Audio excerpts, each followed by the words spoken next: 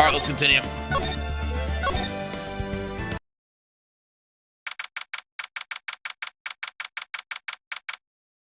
December 26th. Detention Center Visitors Room. Alright, so last time we were able to deduce that Mr. Edgeworth may not have killed the dude, but the dude may have killed himself. Somehow, some way. We're gonna figure out how, though. Yo, Zalote! We got a new sub, dude! Zalote, thank you for the Twitch Prime subscribe. Enjoy the best emotes on Twitch TV, my man. Much appreciated, dude. Much appreciated. Welcome, welcome. Enjoy your stay, homie. Maya! Hey, Nick, it's you. I'm glad Mr. Edgeworth made it through the day, okay? It's a relief. Hey. Why did you do that anyway? Dude, this fucking, this case is really good. I don't know. I just knew I had to do something. I know I'm not the lawyer my sister was. I'm sorry. Well, you did save the trial. Just behave from now on, okay? Oh, okay. Wait, oh, she's actually in... She's locked up. Oh yeah, she was held in contempt of court, that's right. So now she's locked up. Have you been questioned yet? No, not yet. Detective Gumshoe was here just now. He said, seeing as this is your first offense, we'll let you go after questioning. Oh, and he wanted me to get bail money ready. You could pay for me, okay? Huh? How much? I don't know. I guess they'll send you a bill or something. Why do I picture giant bales of money every time I hear the word bail? God, Maya. Any luck with Mia? None. I can't get through to her at all. I tried. I really did. I don't know what to do. I think I probably shouldn't have stopped my training. She sounds like she really did do her best. I should check and see if there are any waterfalls in the local area. I wonder if I'll ever be able to see my sister again. Damn, that's so sad. Fuck. We have so much evidence for this fucking case. God, alright, I gotta remember what happened. Yeah, I gotta remember what happened. Oh, I remember that dumbass country K-Kona girl betrayed us, right? She was our friend, and she was really nice to us, and then she was like, oh, wow, I witnessed a murder? After she gave us the picture that we used to literally fuck over like 5 times, and then she was like, I'm gonna go to the police and confess everything I saw, but fuck you, motherfucker. Right? And she sided with the prosecutor, what's his name, Karma? And all that bullshit happened, and we were able to 5-head a lot of things. If I remember correctly, we were able to 5-head a lot of things, actually. Like a lot of things. With the camera and figuring out that K-Kona lady wasn't actually taking pictures of shooting stars, but she was looking for Gordy. And that she wasn't watching the boat the entire time. Because why would she watch a single boat if she had a chance to see Gordy? So she actually didn't see what happened. And then this photo, I remember this photo was real 5-headed. When we zoomed in on the photo, we were able to determine that the shooter used his left hand, not his right hand. So it couldn't have been Edgeworth because the fingerprints are from Edgeworth's right hand, not his left hand, and the shooter's shooting with his left hand in the picture. So that was really cool. What is this game? It's Phoenix Wright Ace Attorney. It's like a what would you call this type of game? It's like a critical thinking game of some sort. Oh, 161. Try hard. Hell yeah. Visual novel. Visual novel detective game. Yeah, it's a visual novel detective game. It's really fun. I like it a lot. I actually like it a lot. Anything to present? My mother. Now that I've shown her the picture, I'm not so sure it was the right thing to do. No, I'm pretty sure it was the wrong thing to do. Oh no. Shit. Whoops. I just want to strike conversation, man. My bad. Alright, well, let's get the fuck out of here.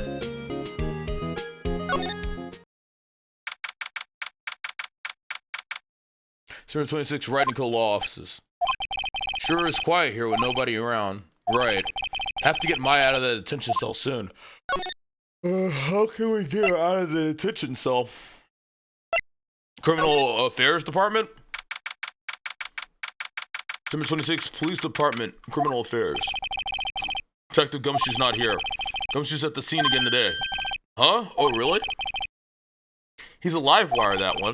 Got into a fight with the chief for not following protocol. I bet he wouldn't help them build the case against Edgeworth. Wow, Gumshoe really likes Edgeworth, huh? That's cool. December 26th, Gourd Lake Park entrance. There are fewer than there were yesterday, but the cops are still around in the park. I wonder if Detective Gumshoe is here today? Probably. Let's go deeper in. Haven't seen Larry around today at all. Probably off paying through the nose on a date with the lovely Keontae. Fucking Keontae. Gumshoe! Hey, Detective Gumshoe. Hey, pal. The trial today, yes? What about the trial? Well, I was going to say good show, but it wasn't really all that. Though you did say Mr. Edgeworth, I guess. I just wasn't sure how to thank you, you know? Thanks. Oh, strong. Detective Gumshoe? Any idea what strategy Von Karma is planning for tomorrow? It sounds like he's bringing in another witness. Another witness? Oh, right. He said something about that in the trial today. There were 2 witnesses. Yeah, he did say there were 2 witnesses. I was wondering who that other witness was. Who was it? Sorry, pal. As much as I like to, I'm not at liberty to divulge that information. Right. Alright, I wanted to ask something about Edgeworth. What's up? Is he afraid of earthquakes? I never heard anything about that before. Mr. Edgeworth doesn't talk about himself too much, see? But there's one thing that's clear as day. Him hating crime the way he does, and him becoming a prosecutor, and him being scared of earthquakes, it all started with that incident. The DL6 incident? Yep, that's the one. Hating crime, becoming a prosecutor, and hating earthquakes. Hating crime. Wait, hold on. This is going to be important to remember. Edgeworth hates crime, became a prosecutor, and hates earthquakes, all for the same reason. 15 years ago, when he saw his father shot before his very eyes, he still feels the pain now. You can see it in his eyes. I wanted to talk to you about Maya Fey, huh? She's not out on bail yet? That's strange. I told him to let her go as soon as they had their report written up. Man, I don't know what would have happened in that courtroom today if it weren't for her. Seeing her get dragged out by the bailiff, I'll be honest with you, pal, I shed a tear or two. Mr. Edgeworth, he was so moved I saw his lips trembling. Wait, really? Cold as ice Edgeworth? Trembling over Maya getting taken out? Aw. He was really grateful for what she did, you know? Going to head back to the station. I'll get the report on Maya and get her out of there as soon as I can. Thank you. Oh wait, I was wondering how much is bail going to be? Don't worry about that. Mr. Edgeworth is posting the whole amount. What? Edgeworth? Didn't I tell you? He's grateful to her for what she did. All right, pal. Well, don't forget to go pick her up, okay? Maybe I can get Edgeworth to pay this month's rent too.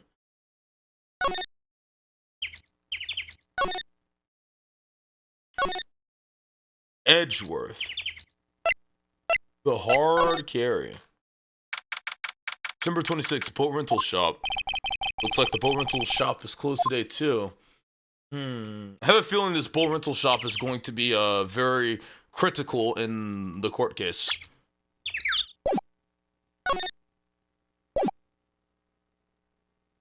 Alright, let's get the hell out of here. Don't think there's anything else left here. Let's see if they're gonna let Maya out, finally. Hey, Nick! You finally came! They just finished the paperwork. I'm free to go. Free at last, eh? Those interrogations were really mean. They were like, okay, what did you do this time? Like I was some kind of criminal. Can you believe it? Well, they let you out in the end, didn't they? Oh, that reminds me. Thanks for bail. Thank Edgeworth. Huh? He posted bail for you. Said he was grateful for what you did. Mr. Edgeworth did that? Have to make it up to him. We've got to win this case, Nick. Of course. What to do? What do you think we should do next? We're kind of lacking in the clues department. We could go to the park and look for Gordy. I was kidding. Still, if there are any clues out there, the park's as good a bet as any. What do you say? Shall we head down there? Sure. All right, let's go. Boom, boom, boom. I love this music. It's a good song. There aren't many cops around here today, are there? They're probably back at the precinct, working up the case against Edgeworth. Hey, y'all! It's Lona! Hey, it's Lona! Y'all really did it today. What did we do now? Nah, I'm not complaining. See, I did a little thinking, a little self-reflection, you might say. I realized that being a witness is a mighty big responsibility, but I just went up there and started blabbling any old thing that came to mind. Lona! So, you see, I want to make it up to y'all. Make it up? Making it up. Lona, what do you mean by making it up to us? Well, you see, actually, I got a bit of information. Oh, shit! That Von Karma didn't want me to say nothing about it. Well, what information? Now we're getting to the heart of it. See, I reckon we might be able to do ourselves a little exchange. Exchange? Thought this was to make it up to us. Right. I propose a little exchange to make it up to you. What? Information don't come cheap, my friend. Hey! I see you thinking, my, how unsophisticated these southern folks are. It's written all over your face. Let me tell you, most southerners are way more sophisticated than you. I'm just an exception, okay? Well, what'll it be? We got a deal or not? What do we do, Nick? Sure. Don't have any other leads, so I don't think we have a choice here. Okay, how much? Huh? You completely off your rocker? I may not be sophisticated, but I'm not trying to rob the poor. Huh? The only fair exchange for information is information. Listen good. What I need from you is information about Gordy. Whoa, Gordy? But Gordy doesn't, Gordy might not exist. And bring me proof that shows he don't. I'll be keeping watch from the car, okay? You see something? Y'all come to me first, got it? Okay. Right, see y'all later. Okay, Nick, let's get hunting. Hunting? You don't seriously mean Gordy? I sure do. What about Edgeworth? We're searching for Gordy. We're searching for Gordy for him. Nick, don't you get it? Okay. And how exactly do we search for a make-believe monster? Maybe we can find a monster myth specialist? Alright, let's go deeper into the fucking park. What the hell? This thing wasn't here before. December 26th. What's that?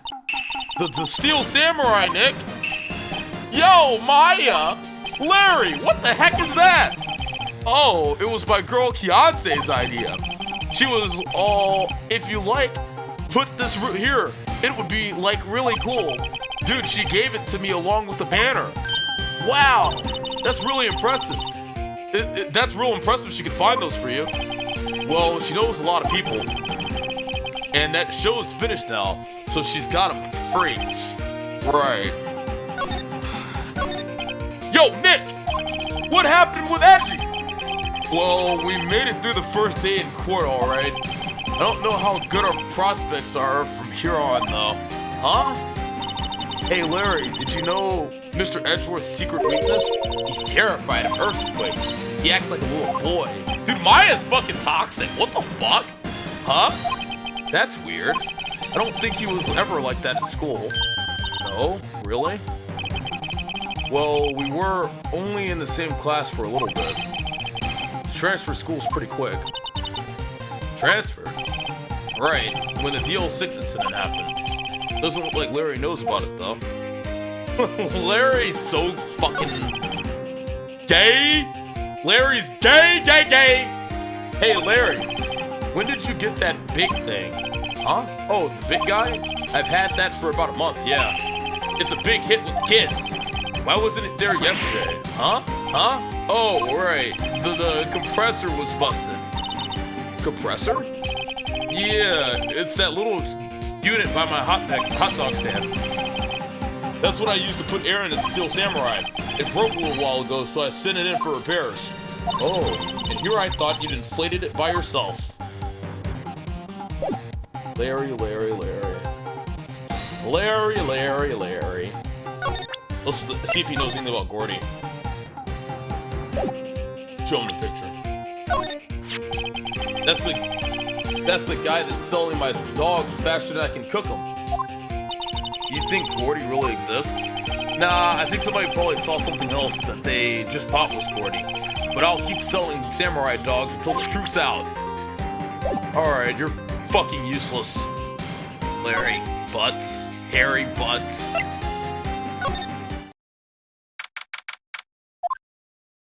Oh, hey.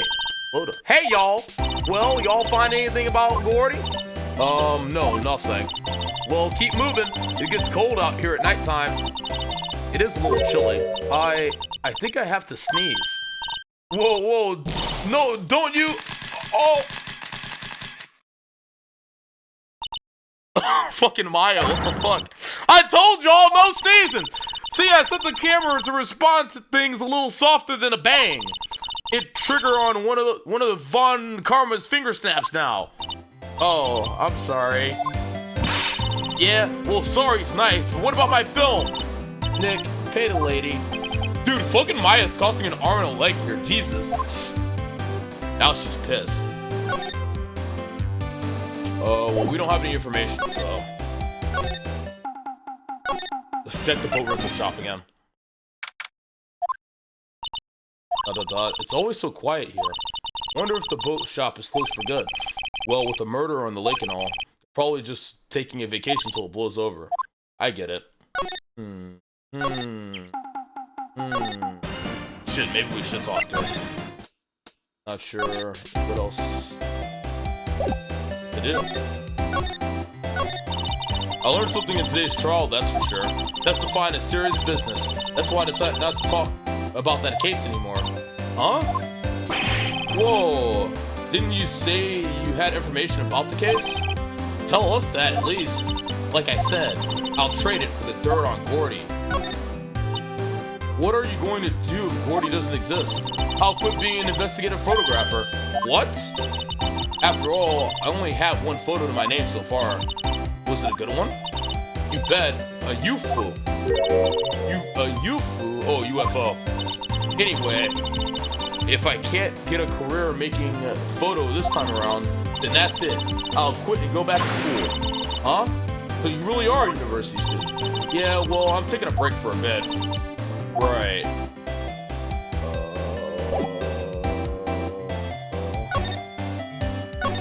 Proof that Gordy doesn't exist, huh?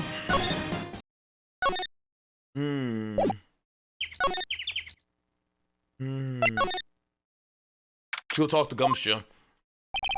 Hey there, pal. What's up? You look all out of sorts. Wait, you didn't go and do something that's gonna hurt Mr. Edgeworth's case again? What do you mean again? Whatever. Have a seat, pal. I'm here for you if you need anything. Besides money, that is. Oh, something about Gordy. Say, Detective Gumshoe, do you know Gordy? The monster down in Gourd Lake? Not personally, no. Well, we're looking for it. Huh? Are you out of your minds? You got time to go wild monster hunter? How about doing a little questioning for me then? Oh, Detective Gumshoe is scaring me, Nick. Poor Maya. I told Detective Gumshoe about the deal with Loda. Nick, try telling him sooner next time. Sorry. Maya's sad face is really sad, like with the tears. It's just so sad. Tagging online sucks. What happened, Gosley? I see, pal. Sorry for shouting at you. Gosley, what character do you actually mean? Okay. I, Detective Gumshoe, will aid in your search for Gordy. Huh? I'll loan you one of our newest secret weapons for finding evidence. Ooh, really? You can take whichever one you like. Oh, hell yeah. Give me, motherfucker. Okay, give us the goods. Hold on now. Everything in due time. First, let me show them to you. These are our best and brightest. Introducing secret weapon number 1, Missile. Missile? He's a K9 police dog, still in training. Missile? Missile! Here, boy! Aww! Here he is. He's cute! Look, Nick, cute dog! A cute dog, and this will help us out? Next secret weapon number 2, a fishing pole. Here, this is my own personal fishing pole. Detective Gumshoe, we're looking for a monster. Yeah! How are we supposed to catch a whole sea monster with a fishing pole? Never know till you try, pal! Okay, this next one is the last one. No, please, I'm already overwhelmed by our choices. Secret number 3, a metal detector. Here. Detective Gumshoe, we're looking for something alive. Right! How are we supposed to find it with a metal detector? Hey, you never know. It might have been eating soda cans. Well, which will it be? Can't make up my mind, Nick. They all seem so perfect. Can't make up my mind either. For the totally opposite reason. Oh, well, I suppose it can't hurt to borrow one of them. If I want to fight a Loch Ness monster, what would be the best one to take? I could take the fishing pole and go fishing.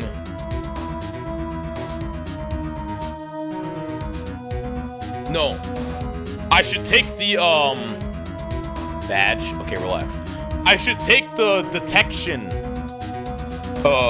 choices first. So, the dog can sniff things out, and the metal detector will go beep, beep, boop, boop. Maybe I'd take the metal detector first. Can we borrow the metal detector? Sure, pal. Sure thing, pal.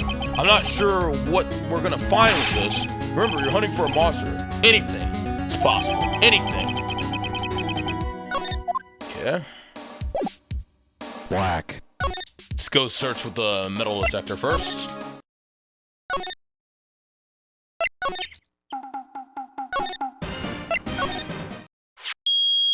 Ooh! Beep, beep, beep! Nick! It's beeping! The metal detector found something. Sure is loud enough about it. Whatever it is, it must be in those bushes. Go check it out, Maya. Why do I have to check it out? ...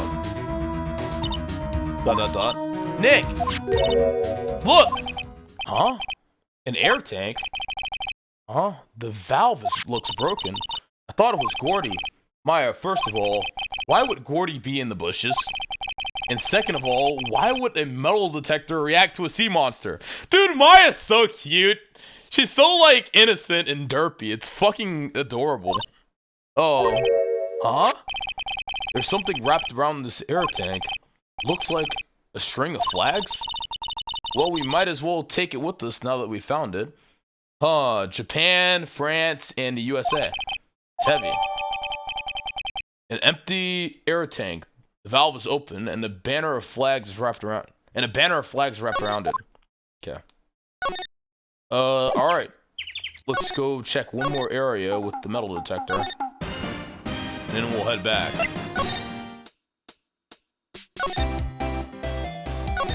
Okay. Alright, let's go borrow the dog now. We didn't find anything. Don't tell him, Pepe laugh. He doesn't know Pepe laugh, Pepe laugh, Pepe laugh. Let me go back to my place first. Ah, fresh air. I gotta say, freedom feels great. Behave yourself in the courtroom tomorrow, okay?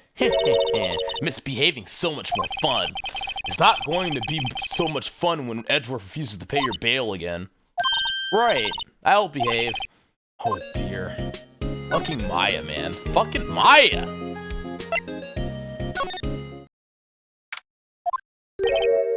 Detective Gumshoe's in here. Now that you mention it, didn't he say he had a meeting to go to? Oh, that's right. Let's come back later. But I need to borrow a new item. The fuck? Maybe I show this banner of Valve and... Oh, wait! Wasn't, Didn't Larry say something about... Didn't Larry say something about this thing? This, air tank? What? An air tank? What about it? Larry, I wanted to ask you about this tank. Have you seen it before?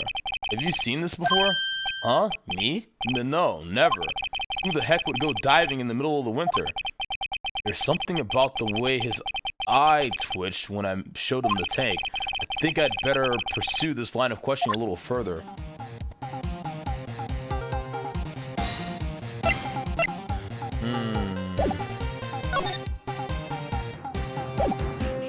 Pursue this line of questioning a little further? Maybe I can show him this.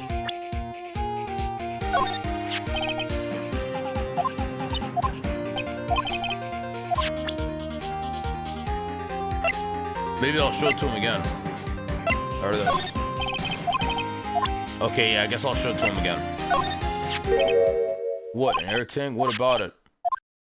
Is it yours? Say, is this air tank yours? Well, why would I have a thing like that? Look, see how there's a string of flags around the tank valve? It's just like the string of flags around your steel samurai there. Oh! We caught him! Must be a coincidence. There's strings of flags everywhere these days. Like elementary schools. And used car dealerships. But look, why would I need an air tank anyway?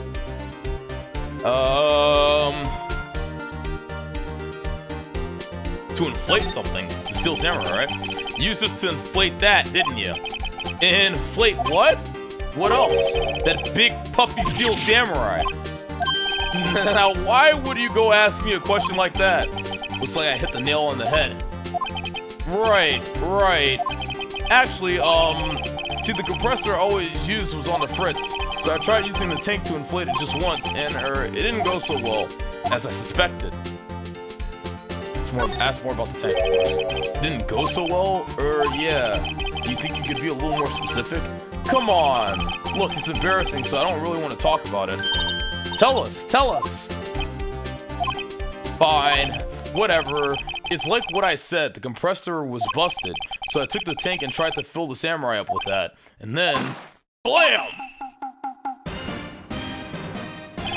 The valve busted open and it made this incredible noise. And that tank there took off like a rocket. And it took my poor deflated steel samurai with it. What? Off in a gourd lake?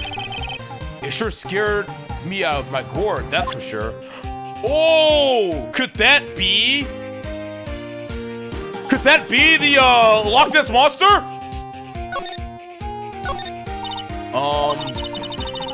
So the tank and the steel samurai you were trying to fill up flew away. What happened next? Well, all that happened on the 20th or so. The 20th, a week ago. Now, as far as I could see, the tank went flying out into the lake. So I went out every night in a boat looking for it. I mean, Keontae gave me that steel samurai after all. And when did you find it? Just the night before the last. It flew way out there. It took me 4 whole days to find it. The night before last was the night of the murder. Sorry for not telling you, Nick. Actually, I was here on the night of the murder. But you see, I went home before midnight. Wait, chat, this is really important. That explosion is the 3rd gunshot. That explosion is the 3rd. You know how it says... You know how the gun says there's only 3 gunshots? But, what's her name? K-Kona Girl only talks about hearing 2. What the fuck is wrong with this streamer? What the fuck is wrong with you, huh? What do you mean, what the fuck is wrong with this streamer? Explain yourself! What am I doing? Larry's the killer? Larry's not the killer.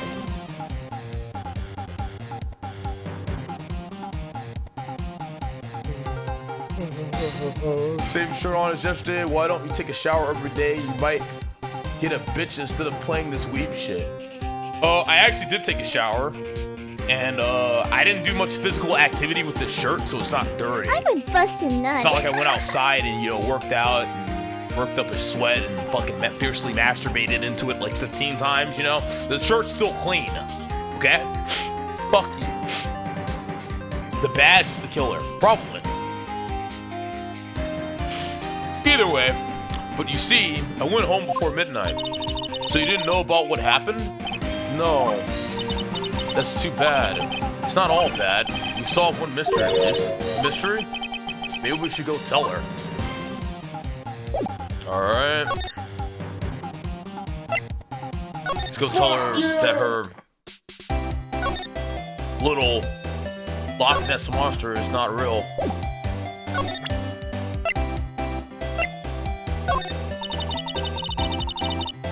Yep, I have to say I know exactly squat about that.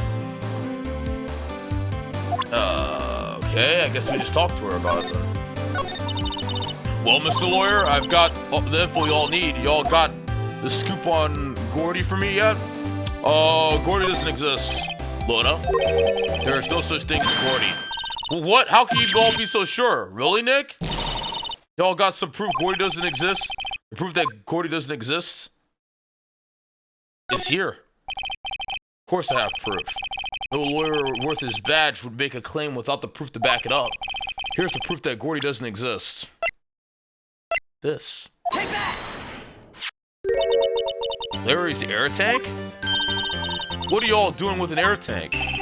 This is Gordy. Excuse me? What exactly are you saying, Nick? There's a stand near here, a hot dog stand. There's a giant inflatable samurai doll there. About a week ago, an idiot who happens to be my friend, who happens to be a friend of mine, tried to fill it. He used this air tank, and when the valve blew, the tank flew into the lake. Apparently, it made a pretty loud bang when it flew. A bang? The tank, along with the deflated samurai, fell into the lake. At the same time, oh, a couple was taking a photograph of the lake. Ah! You guys see? Ah! This photo.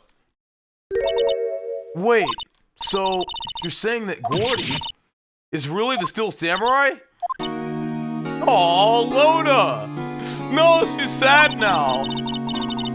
Well, that's a fine way to ruin a gal's dreams. I'm sorry, Loda. Nah, it's okay. You win. I'll give you the info like I promised. Poor Loda.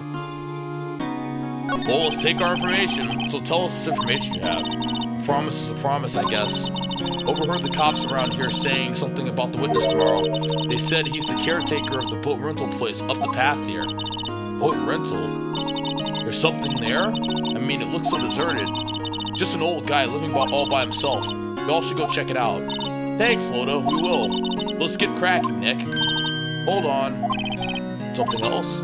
Yeah, the night of the murder, my camera clicked twice, you know. Wait, so you have another photo? Well, yeah, but there's nothing in it at all, just a lake.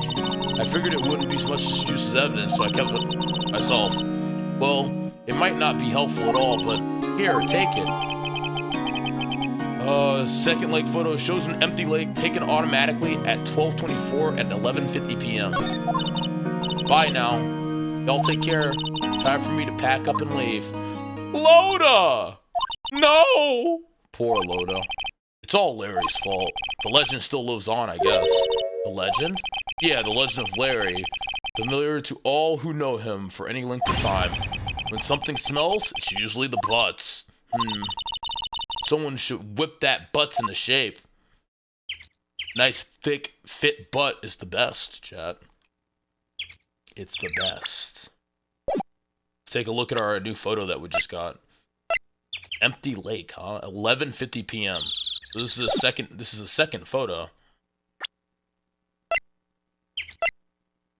Oh, I can't look at it. What the fuck?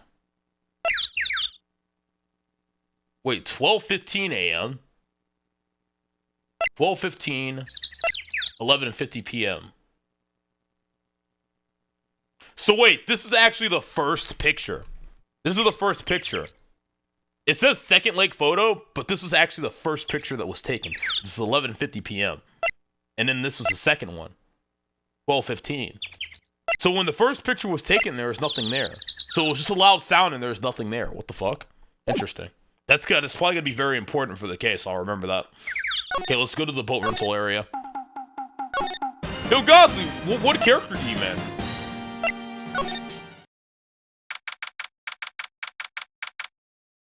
Was Dragonoff your man? I don't think I saw. Y'all stop complaining like some hoes. Y'all stop complaining like some hoes. Lack evil. Why won't you tell me what your main character is? What the fuck? Hey Nick, this is the boat shop that Loda was talking about. You're right. Doesn't seem to be anyone around at all. Well, let's go check it out anyway. Let's go. Caretaker Shack. Number 26, Caretaker Shack. Meg, that you? Whoa, that timing! What the fuck? He was even doing the fucking rock to the fucking hose mad. Hey, is that Keith with you? Where have you two been? I've been worried sick. Nick, you handle this. I think I'll leave this one up to you, Maya. Meg! Yes? Finally made up your mind, have you? My mind? You'll run the pasta shop when I'm gone? Pasta? Glad to hear it. Glad to hear it. You make your old man proud. When you kids left the house, I didn't know what to think. How am I supposed to keep the place running? An old man like me. Polly, kids are home. Hello? Hello? Ah! Nick, what was that? The parrot, the one on the perch. Keith, yes? I'll leave the wet noodle in your capable hands, sonny. Nick, what's the wet noodle? Based on the available evidence, I'd say it's the name of his pasta shop. That's a relief, isn't it, Polly? Hello, hello. Barbecue. Yep. He fell asleep. He fell asleep. I guess he's relieved. Gutter trash. Let's look around.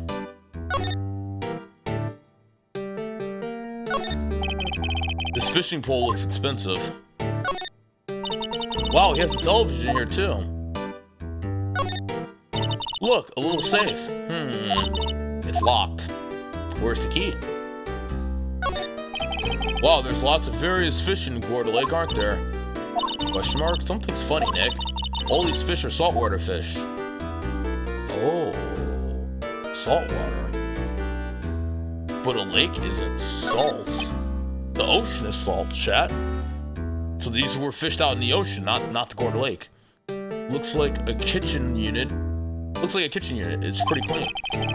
Funny, he doesn't look like the type who'd keep things tidy like that. You're forgetting, Nick. He's running a pasta shop here. Wow, what an amazing parrot that is. Take the TV, Lacari. Cool, dude. Oh, look, it's a Russell viewer. Salumi D. Using his Russell emotes in my chat. Imagine being a Russell sub. How are Russell's emotes? Russell's emotes are actually good.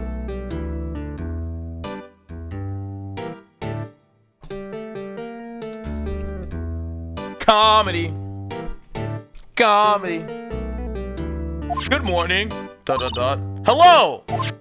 It ignored me. Oh, he woke up. What? You forget Meg? You gotta call her name first. Her name?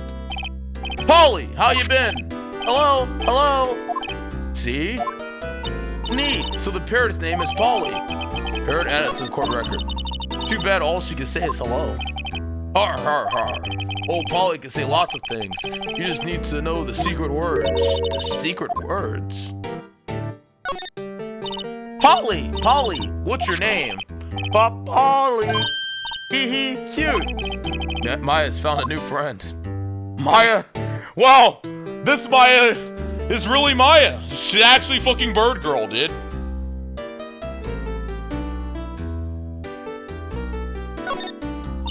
Look, Nick, he has an electric blanket on his table. Looks warm. That's a great idea. We should do that at the office. We can sit down with our clients snug and warm, drink hot cocoa. And what? Talk about murders? Oh, you're a party pooper, Nick.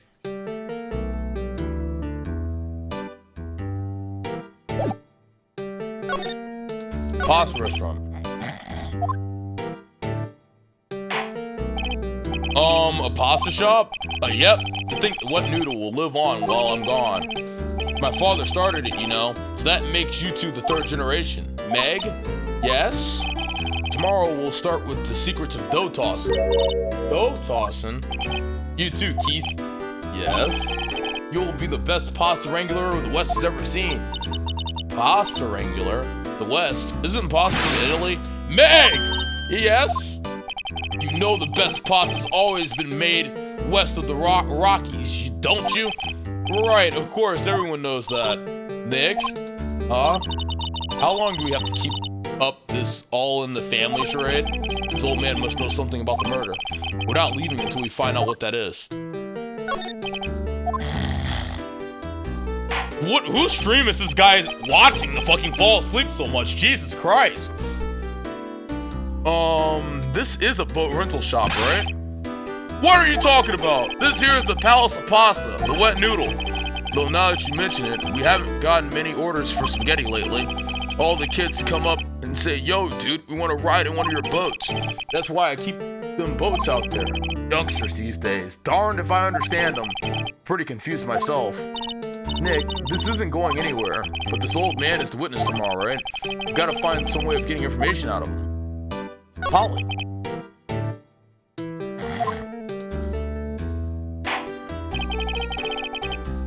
Heck, my memory's gotten worse of late. That's why I just tell everything important to old Polly here. Everything important. I wonder. Polly, what's the number to the safe? 1228. All right. Hey, Polly, watch it, will you? See, Nick? All it takes is a little clever thinking and a criminal mind. Quick, Nick, write that number down. Hey, don't get me involved in your little heist schemes. Good job, Maya. A true tryhard. Look a little safe. It's locked. Don't we have the code? We have the code, Maya. You just got it for us. Maybe we come to steal later. We steal when he's not here.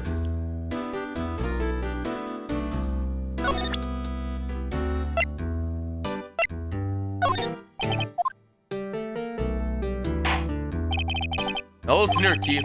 Remember that tricolor pasta we were talking about? Our rainbow. I figured out the last color we should use. Indigo blue. Indigo blue? That didn't seem to work the way I thought it might.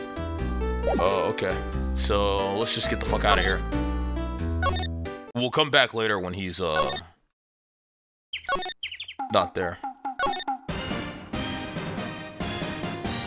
Let's check and see where...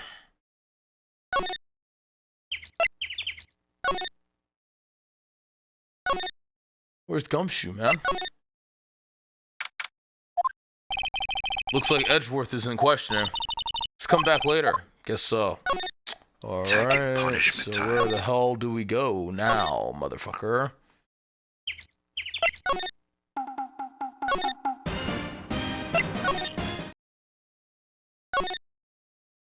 Damn, she's not here anymore. Lotta's gone. I guess there's something else in the boat rental shop that we can do.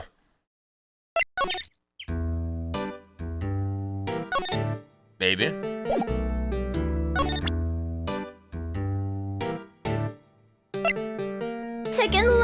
Maybe he knows about... No. Pretty sure that's over.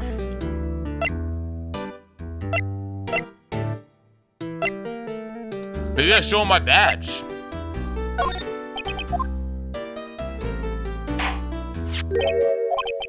That's a lawyer's badge. Yes, it is. I don't believe it. This old guy is the first person to recognize my badge. I get it. Huh? Yep. I got you figured out now. You're not, Keith. Nick. Now's our chance to clear things up. Sir? The badge actually worked. The badge actually worked, chat. It was the badge.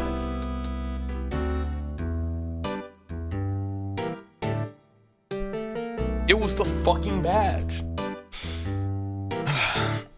No, I'm not Keith. And I'm not Meg either. We're here investigating a murder that took place on this lake the other night. Please help us. A lawyer, huh? Please, mister. Alright, I'll help, but on one condition. What's that?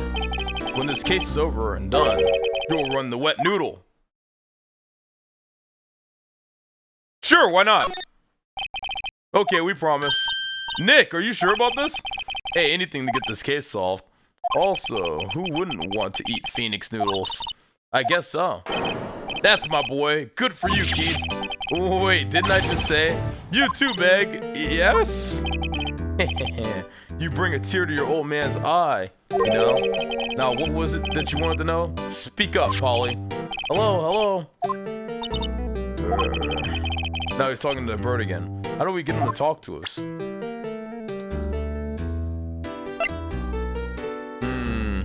How do we get this old man to talk to us? Let's show him the photo.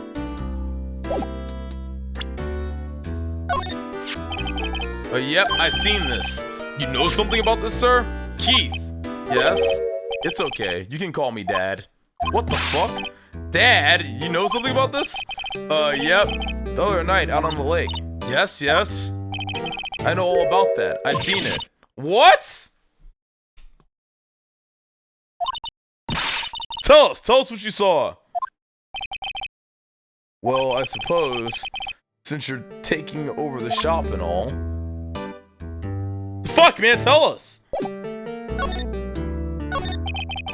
I forget the time, but it was pretty dark outside. Probably night.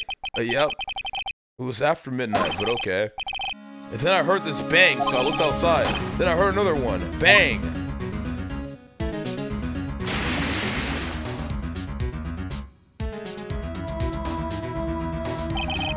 A little while later, this boat comes back.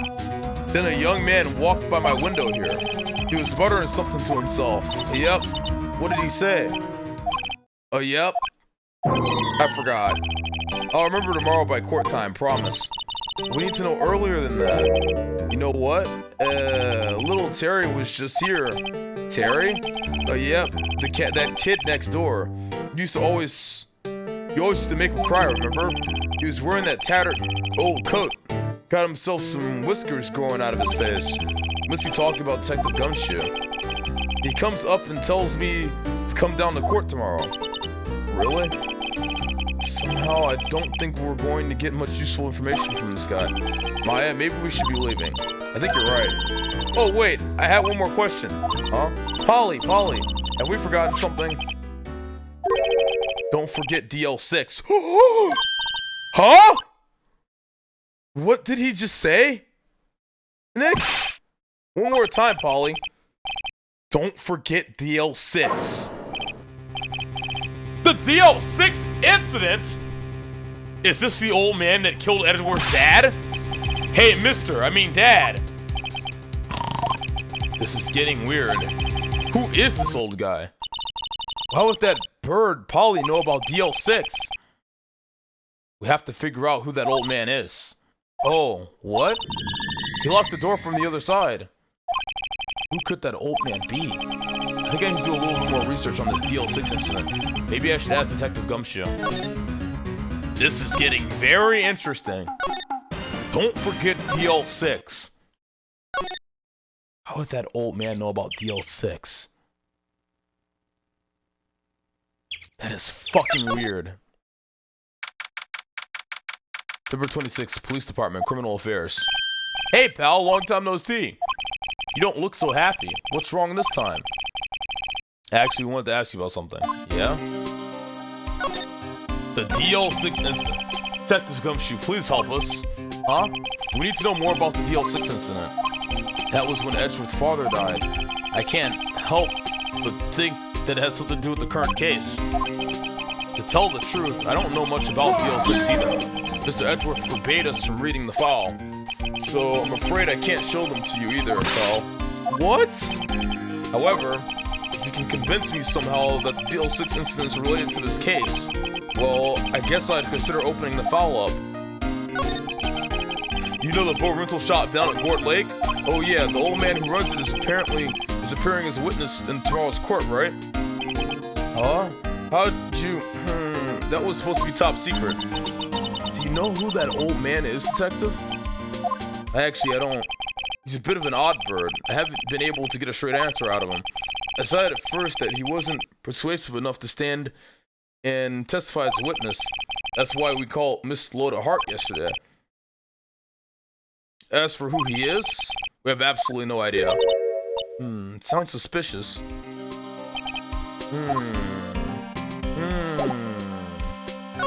Let's tell him about the bird that said DL6. What's that? Parrot? Old man at the boat rental shop's parrot. Parrot knew about that incident. That incident? DL6. What? Polly, have we forgotten something? Maya's cute gay? nature. Exposed this motherfucker. Give rage, Lacari. I like how the old man 1 didn't say anything million about the bird saying DL6 though. That's interesting. Give rage, Lacari. Give 1 million rage. Plea! It's Plea! Please here! Hey, Plea, do you like this game? This seems like your type of game, Plea. I'm pretty sure that old man must have taught her that word. Yeah, but how would that old man know about the DL6 incident? Wait, what if that old man was connected to DL6? Nick, you think he might be? I get you. Sounds like you need information on the DL6 incident. Though, through there is the station's record room. I'll give you special permission to go in and find what you need. Alright, way to go, Gumshoe. Okay, Nick, to the records room. I guess it's time we faced Edgeworth's past. Dude, we're gonna learn what happened in DL6, dude! Oh my god, let's do it. This is very fucking pog. December 26th, Police Department Records Room. Wow, it's amazingly dusty. 10 years of files and 10 years of dust, I guess. Let's find that DL6 stuff quick. 15 years ago, both me and Edgeworth were 9 years old. We were almost through with 4th grade when he suddenly transferred. Because of DL6? Nick, I found out where the file is. Oh, thanks. Just let me know what you want to know about the DL6 incident. Now go get the file. Go get the right file. The case summary. Well, first I have to get a handle on the main facts, like a summary. Right. Summary. Found it. Here you go. December 28th, 2001. That's exactly 15 years ago from the day after tomorrow. It's exactly 15 years ago from the day after tomorrow. Okay, that's really confusing. That's exactly 15 years back from the day after tomorrow. So after tomorrow, the day after tomorrow, 15 years back. It's gonna be exactly 15 years and 2 days. So in 2 days, the case is closed. The incident took place in the elevator of the district courthouse. The elevator in the elevator of the district courthouse. What? Is this the same district courthouse where we're holding the trial now? Looks like it. There was a large earthquake at 2 p.m. on that day. Part of the courtroom building collapsed, and all the lights went out. That's why he's afraid of earthquakes. Makes sense. Wow, that was some earthquake. At the time, 3 people were trapped in the elevator. It took 5 hours for them to be rescued. 5 hours? That would be scary like that in the dark.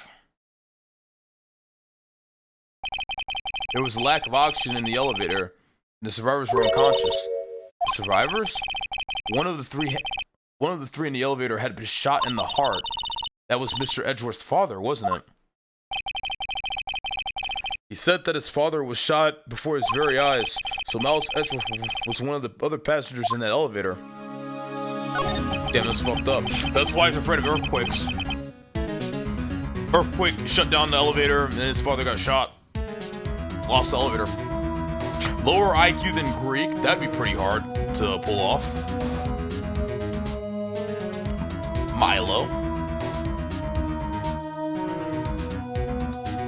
Do you have data on the victim, Edward's father? Yeah, hold on. Victim. Here, found it. Gregory Edgeworth, 35-year-old defense attorney. If he were still alive, he'd be 50. He had lost that day's case in court and got in an elevator with his son, Miles. Miles Edgeworth, of course. So he was in the elevator with his father. Damn, he lost and got shot. That's fucked up. From the angle of the bullet and other evidence, it could have not been a suicide. The murder weapon and pistol was found in the elevator. The pistol had been fired 2 times. Where have I heard this before? The same case. The pistol was fired 2 times at the lake. The boat.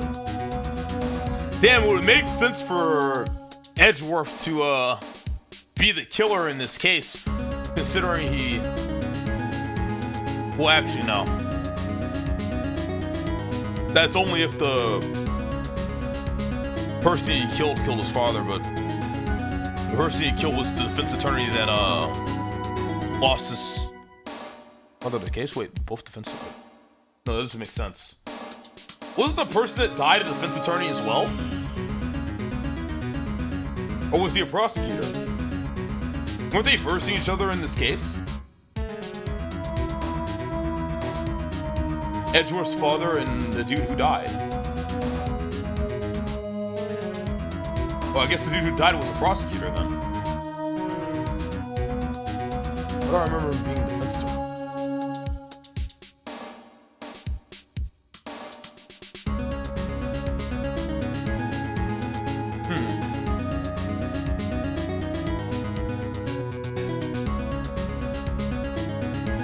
I know his father was the defense attorney who died in the elevator. I'm talking about the other guy. I'm talking about the guy who died in the current case. He was killed the same way Edgeworth's father was killed. Know what I mean? Yeah. That's what I'm talking about right now. Whoever heard that? Did we learn that? I don't remember. We learned it. We learned it day 1.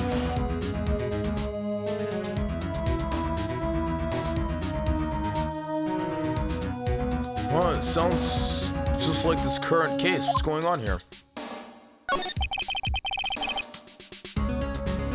Got any data on the suspect in there? That would be the guy that got my mom arrested. Hold on. This is it. The man arrested as a suspect in the DL6 was Yanni Yogi. He was a clerk in the court, apparently. So he must have been the 3rd person in the elevator. Well, then he had to have done it, but he was found innocent, thanks to the defense lawyer Robert Hammond, who was killed. Hammond, the victim in our case. Right. The suspect, Mr. Yogi, was oxygen deprived, so much so he had brain damage. He lost all memory of being in the elevator. After he was declared innocent, he disappeared. I'm surprised he suffered brain damage and Miles Edgeworth was okay and Edgeworth is a little kid. What the fuck? Where could Yogi have gone to, I wonder? Maybe closer than we think. Yogi might be that old man. Maybe that's why the old man is so fucking Pepega. Would make sense. I guess I know generally what happened in DL6 now. I still don't know what sort of impact the whole thing had on Edgeworth. Nick, are we going to take the whole file? There's too much. We'll never get it out. You're right. How about we just take what we think we'll need?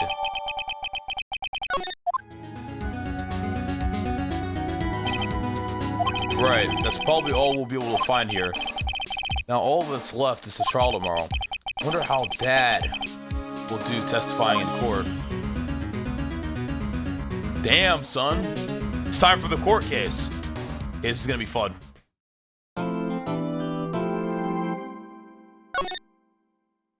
Simp Gary, how am I simping?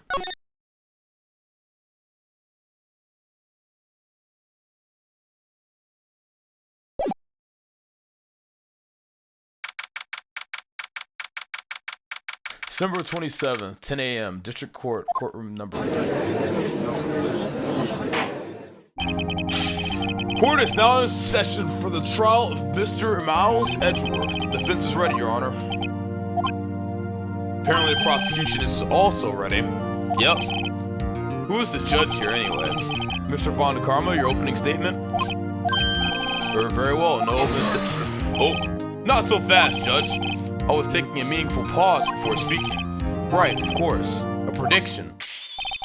Today's trial will end in 3 minutes from now.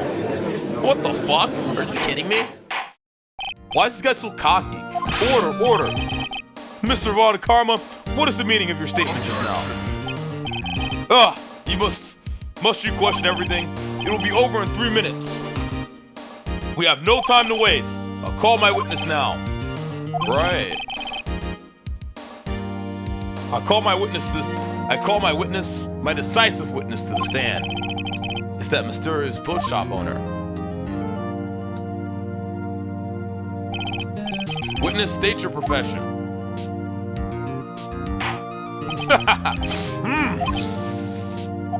I am the proprietor of the restaurant, The Wet Noodle at Gourd Lake. And I also rent boats. The night of the incident, you were in the boat rental shop, correct? Yep, I was. Please testify. This old man looks like a hobo. Wait a second. Still haven't heard who this old guy is.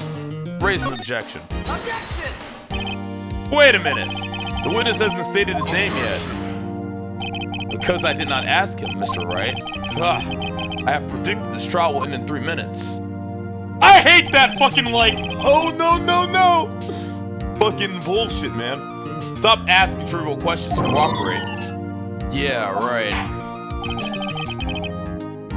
He's like, I feel like Karma's always Pepe laughing at me. It pisses me off. The witness will state his name. Well, I'm not really sure. What do you mean? My memory. Your Honor, the witness does not remember anything beyond the last several years. Ago, he cannot recall his own name. He's the clerk who shot He's the clerk who was declared innocent in DL6, I'm almost positive. You can't recall, you said? Yes, but the incident in question took place 3 years ago. He can testify. Very well. Let's hear his testimony then. Shall we? Witness? Oh, here we go. The night of the murder.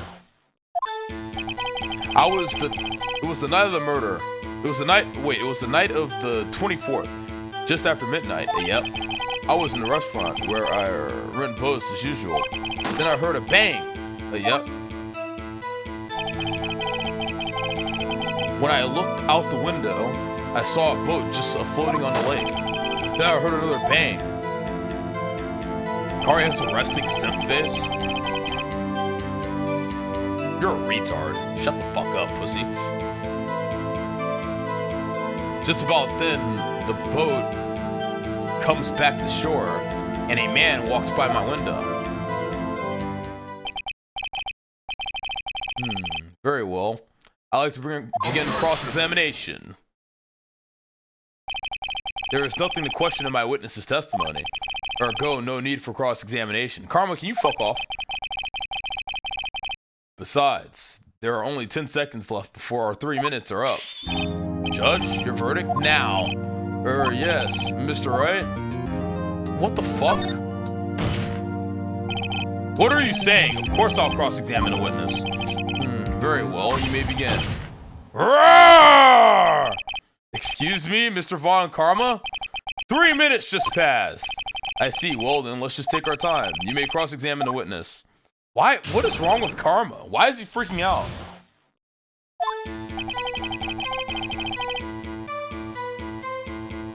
It was the night of the 24th, just after midnight. Yup. Just after midnight, you say?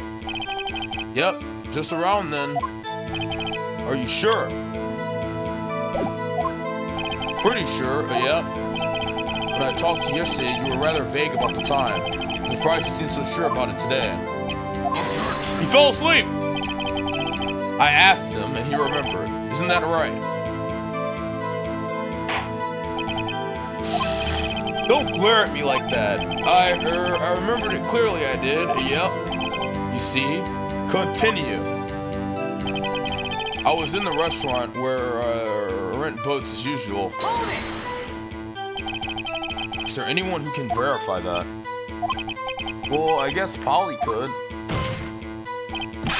That's not good enough for a court of law. Mr. Wright, exactly what's not good enough? Your Honor, this Polly's a parrot. A parrot? Don't be so hard on the girl, Kiki boy. Keith? The prosecution concedes that we cannot prove the witness was in the shop. Witness, please continue. Then I heard a bang. Yep. What about the bang? And where did the bang seem to come from? From the lake, I figured. Are you certain? Yep. Good. Continue. When I looked out the window, I saw a boat just floating on the lake. Was there someone in the boat? It was pretty far out there. I couldn't see clearly, but I figured there was 2 men out there. Yep. But you couldn't see them clearly. Oh, yep. At the time, that is. At the time. Then I heard another bang. So you heard 2 gunshots total. Oh, yep. That's what Lotus said in her testimony yesterday. Just about then the boat comes back to shore and a man walks by my window. What man though? By your window? Yep, by my window, right outside the window of my little shack. And could you see the man's face? Well, the fog was pretty darn thick, but he was right there in front of me. I saw him. This is a rather important detail. Please add it to your testimony. Tisk tisk. I have a bad feeling about this. That man was the defendant.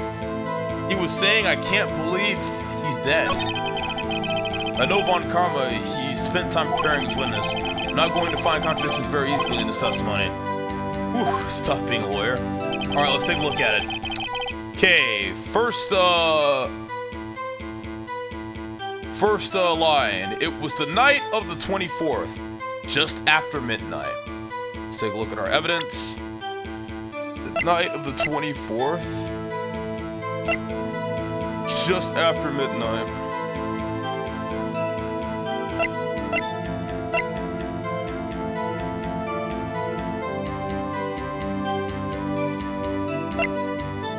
So it was just after midnight, night of the 24th. I have a general idea of what I can go for.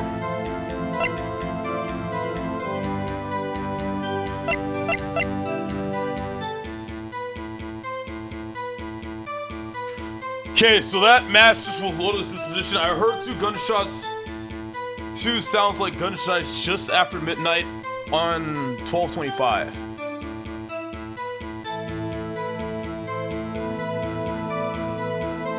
Matches up. I was in the restaurant where I rent boats as usual. Then I heard a bang. Yep. Then I heard a bang. So we heard one bang. Taken automatically on 12/24. Wait, but if you heard a bang after midnight, why does this photo say it was taken 12/24 before midnight? You know what I mean? I feel like the contradiction is here in this second lake photo that Loda gave us. He said he heard it after midnight, but this photo shows that this is like the first photo that was taken. It shows an empty lake before midnight. Pretty sure that's what it is. When I looked out the window, I saw a boat just floating on the lake. Then I heard another bang, and that's when the second shots. That's when the second photo was taken. Just about then, the boat comes back to the shore, and a man walks by my window. That man was the defendant. He was saying, I can't believe he's dead. Okay. Let's see. Pretty sure it's the picture of the empty leg.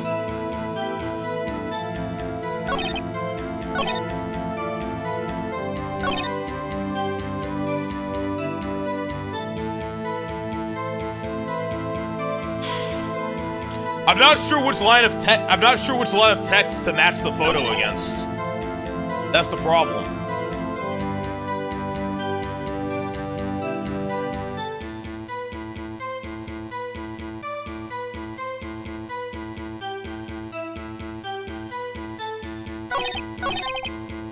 Oh, I haven't pressed this new line. I'll press this. Are you sure? Uh-oh. Dad! Dead certain, Keith. He said, I can't believe he's dead, as he was walking by, too. Witness, are you sure the person you saw was Miles Edgeworth? It was him, that Edgeworth boy. Oh, he fell down. This sounds like decisive evidence indeed. I see no room for doubt. On karma, he lured me into a cross-examining so he could set me up for a fall. Tisk, tisk, tisk. Nick, I don't like the way things are going here. Everyone in the courtroom is just glaring at us. I better act quick or this trial is going to be over. Whoa, we'll have to raise an objection. Your Honor, we proved in yesterday's trial that it could not have been Edgeworth who fired that gun. True? Mr. Wright, are you referring to the fingerprints from Edgeworth's right hand found on the gun? And the photograph showing a man firing with his left hand? Exactly. Oh, no. That is easily explainable. He could have wiped his prints after he fired. You are ignoring the truth of the matter here. Everything in this witness testimony is true. The judge is lost in thought. What should I do? Raise another objection. Objection! Your Honor, this witness claims that Edgeworth said, I can't believe he's dead. This witness claims that Edgeworth said, I can't believe he's dead. But his word is all we have. If he were telling a lie, Mr. Wright, in a court of law, the evidence tells all. Apparently you have yet to realize even this basic fact. If you say his testimony is a lie, show us proof. Nick, do we have evidence? It's no good. There's nothing I can do. Are you sure? To be honest, I don't know what to do anymore. Please. Can you hear me, sis? Please. We need your help. Nick needs you. Tisk, tisk, tisk. 3 minutes was perhaps too high an expectation. However, 15 minutes isn't bad. This must be a new record. Enough! The witness may leave the stand. He fell asleep.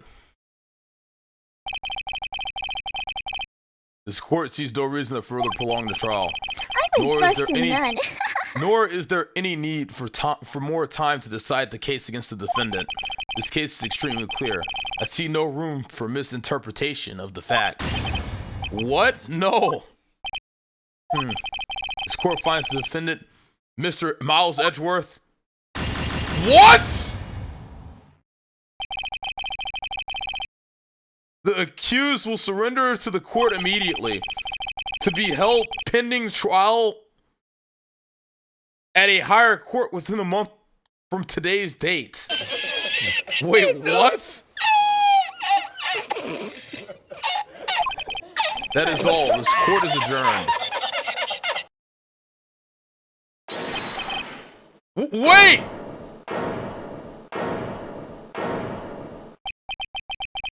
Who was that just now? Me! Huh? What? Larry! What are you doing here? Listen, you gotta listen to me. Yo, Saint Snow, thank you for the sub. I was there in the park the night of the murder. Larry's coming to carry. I wasn't sure about it until just yesterday. But today I remembered it. Remembered what? The gunshot. I heard it too. Order! What is the meaning of this? The verdict has been decided. I call for an adjournment. One moment, Mr. Von Karma. So you say you heard a gunshot? Yeah, I did. A gunshot that night. I was sitting here in the audience listening to the testimony. Then I realized something he said was different from what I remember. Anyhow, I can't just sit here and let you call Edge a murderer. It's just not right. I'll testify. Let me testify. You're getting carried again. Order! Well, this is the first time something has happened like this in my court. I'm not quite sure how to proceed. Judge, you've already given your decision. The trial is over. Nick, this is it. Larry's given us one final chance at this. She's right. If only it wasn't Larry. He could make things even worse. Mr. Edgeworth was just declared guilty, Nick. It doesn't get any worse. You're right. Okay. Your Honor, if there's another witness, it's our duty to hear him speak. Right here, right now. A waste of time. The verdict cannot be overturned. Allow me to speak my opinion. In all court proceedings, it is our duty to prevent an inaccurate verdict. In order to make sure no mistake has been made, every witness should be heard. Well, what is this? I withdraw my previous verdict of guilty. He withdrew his verdict! Mr. Von Karma, I order you to call this new witness to testify. Oh, he didn't gravel it, yeah. He has to gravel it, right, for it to be final? Isn't that how it works? I order you to call this new witness to testify. Now. What?!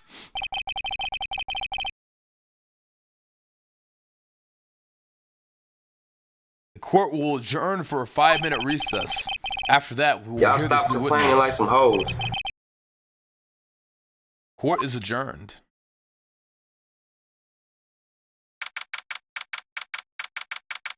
December 27th, 10:28 a.m. District Court, Defendant Lobby Number 2. Oh, that was too close. Sorry to keep you on the edge of your seat like that, Edgeworth. I've seen worse. Yeah, right, Edgeworth. You're sweating bullets. Fuck you! I just wonder what Larry plans to say in there. Larry was at the lake that night? Yes. He said he was looking for the Steel Samurai balloon that flew into the lake. Oh, right. And he found the balloon in the air tank that night. Dodge Charger. Yeah. Hey, Edgeworth. Huh? You say something right? Yeah, a lot of things. You seem out of it. What's wrong? It's nothing. Mr. Edgeworth, there's something I've been meaning to ask you. What's that? Why are your fingerprints on the murder weapon? Oh.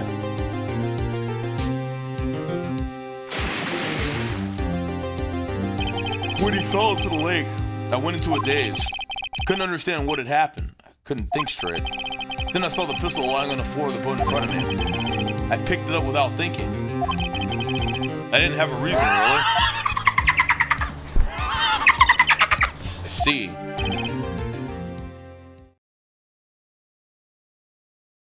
Right? Literal retard. No, Edgeworth. I mean, he was probably in shock. Yeah? This might be our chance. Our chance? Von Karma has only ever run perfect trials. Perfect trials? Perfectly prepared witnesses, perfectly complete evidence. That's the secret to success. This is the first time he's ever had to deal with something unexpected. He has to let someone he hasn't even talked to testify before the court, and that someone is Larry. What are you getting at? It's likely his testimony will be full of holes, right? That's right, Nick. No 10-minute trial this time. We'll milk this one for all it's worth. Hey, it was 15 minutes. 15! Everything's on Larry now. Alright, Larry.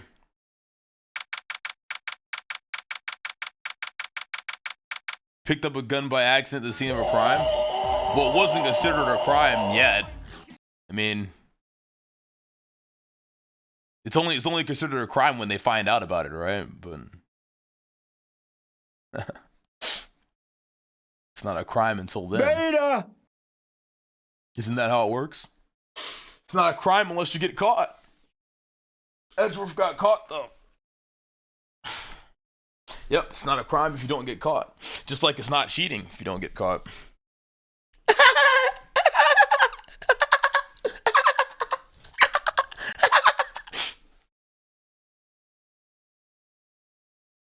Innocent until proven guilty. Court is now back in session. Witness, please testify to the court about everything that you saw on the night of December 24th. Right, leave it to me. Please, Larry, don't mess this one up. I hate to admit it, but you're our last chance. Varner Karma didn't even have time to prep his witness. I told Edgeworth was right about this being our big break.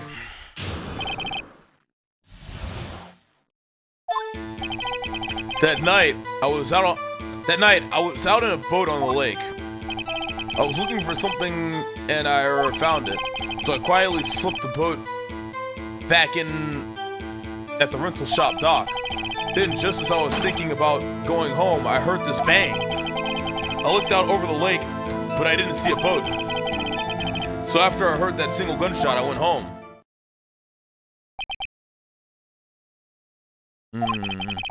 That was an unusually vague testimony, even for this court. In any case, Mr. Wright, you may begin your cross-examination. Yes, Your Honor. What's wrong, Nick? It's Larry. I have no idea what he's going to say if I press him. I'm a little scared. Well, we've come this far. There's no way to go before it, Nick. Oh, God. All right, let's press him. Fuck it. Let's press him all the way. That night, I was out in a boat on the lake. Something wrong, Mr. Wright? There were so many things wrong, I don't know where to begin. Well, okay, first of all, what time was it? Oh, it was after 11 when I went out in the boat. But by that time, everyone had gone home for the night. So I waited until the coast was clear, so to speak. And why were you out on the boat at such a late hour? I was looking for something and I found it. What were you looking for, Larry? Tell us about what were you looking for? Looking for something? Yeah. Mr. Butts, what was it you were looking for? What the witness was searching for is irrelevant. Most likely he was hunting for this Gordy. That's surprisingly close to the truth in a sense. This is all irrelevant. Let's get it over with. So I quietly slipped the boat back in at the rental shop dock. Around what time was that? Oh, well, let's see. I figure I was out searching for about an hour. I guess it was around 12, yeah? Midnight. You're not sure? Hey, don't give me that face. I'm not some sort of human sundial, okay? People use watches these days, Larry. Then, just as I was thinking about going home, I heard this bang. Where did the sound come from? Yeah, well, I wasn't too sure about that. I looked around, you know. Did you look at the lake? Yeah, I looked. I looked out over the lake, but I didn't see a boat. Wasn't there a boat on the lake? There's no boat on the lake, apparently. Order! Well, Mr. Butts? Whoa. Everybody just calm down, okay? I mean, it was real foggy that night. I'm not sure whether there was a boat out there or not. Oh, okay, no problem. That's just the most important part of this case. So after I heard that single gunshot, I went home. So you only heard one bang, correct? Yeah. Huh. Well, Nick? It was a pretty wishy-washy testimony, wasn't it? I guess I should start working on the contradictions. Sorry, I wish I could be more helpful. I wish I could call my sister. You only heard one shot, but there were two. So after I heard that single gunshot, I went home. Oh, he only says there's a single gunshot, but the murder weapon was fired 3 times. Also, loaded suspicion. I heard 2 sounds like gunshots just after midnight, so it could be this position. It could be the murder weapon that is the gun. Not sure which one.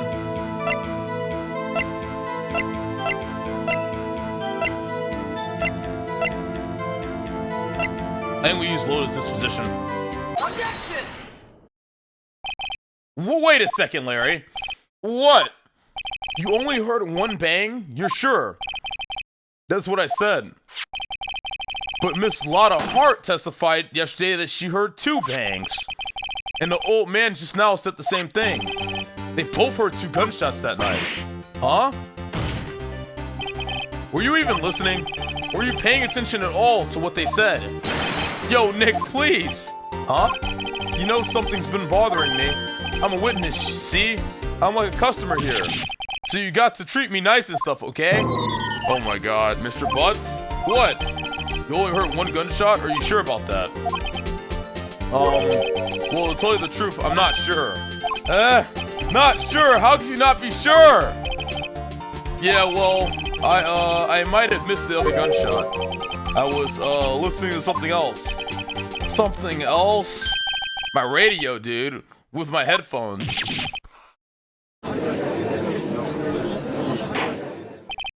Order! Order! And stop that booing! Mr. Butts!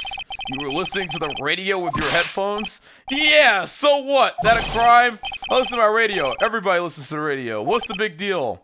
Mr. Von Karma, your opinion? Waste of time. I do not accept this witness nor his shoddy testimony. Well, Mr. Wright, should he continue the testimony? Oh, fucking hell. I want to say that's enough, but... Continue. Your Honor, please allow the witness to continue his testimony. Ugh, nothing is more pitiful than a lawyer who doesn't know when he's lost. Very well, Mr. Butts. Please give your testimony and be sure to include details like your radio. Right, leave it to me. I wouldn't if there were any other way out of this, believe me. Oh, God. It's lonely being alone on Christmas Eve. That's why I was listening to an all-request show on the radio, you see. I was listening to it real booming loud like, but I'm sure I heard that gunshot. I remember exactly what the DJ was saying when I heard it too. You were listening to your radio at high volume? Yeah, what's the big problem? Can't a man listen to his radio in peace? Isn't this a free country? I truly believe Larry has no idea what the problem here is. Dude, we have to put on Larry Butts, man. We're so fucked, man. Can I get a new witness, please? Holy shit, this feels so... This is like the most uncomfortable fucking cross-examination I've ever done in my life. I truly believe Larry has no idea what the problem here is. Judge, can you believe a word this witness says? What he heard was probably nothing more than a drum beat from the radio. True enough, it is difficult to believe this testimony. Wait, Your Honor.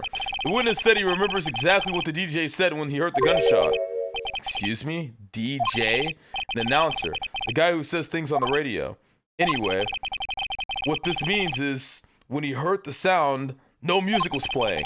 The DJ only talks between songs, so he could have heard the gunshot from the lake. I'd like to cross-examine a witness, Your Honor. Oh, true. Very well, Mr. Wright. I can't believe I'm continuing this charade. God damn it, Larry. It's lonely being alone on Christmas Eve. Let's just press this for the meme. So you turned on the radio. Right. I just want to hear someone's voice, you know. You don't know what it's like out there, alone on Christmas Eve, alone. I shouldn't have said anything. True. That's why I was listening to an all-request show on the radio, see? You, by any chance, remember the name of the program you're listening to? This has nothing to do with the case, Your Honor. Objection sustained. Witness was listening to the radio. That's all we need to know. Tell us, Mr. Butts, how loud was your radio set to that night? I was listening to a real booming loud, like... Real booming loud? Yeah, you know. And you had headphones on? Yep. I wouldn't think you could hear anything going on outside at all. But I'm sure I heard a gunshot. Can you prove that? No, of course you can't. No, I can't prove it. But I remember that moment real clear. I mean, while I was talking about it, it came back real clear to me, you know? I remember exactly what the DJ was saying when I heard it too. What was the DJ saying? What did she say? Come on, Karma! Karma, can you fuck off? Seriously, you're really fucking pissing me the fuck off! Like, seriously, man! God, I hate Karma! Mr. Wright, please cease these pointless questions. What possible good could it know? Knowing what a radio DJ said to us? Indeed, Mr. Von Karma has a point.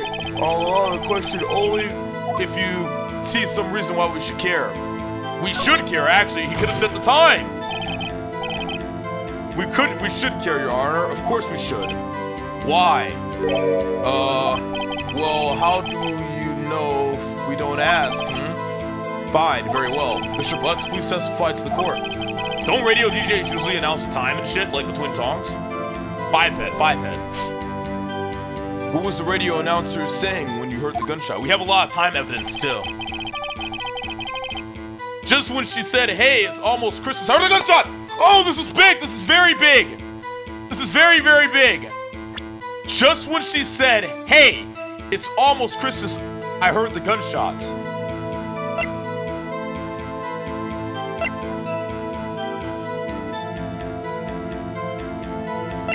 There it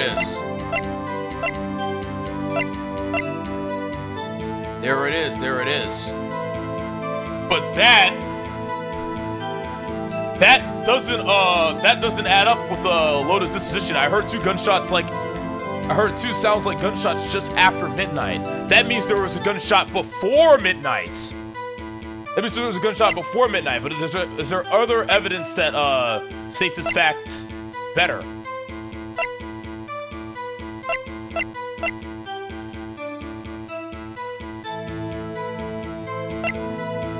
That actually adds up with the second lake photo. Right? Empty lake.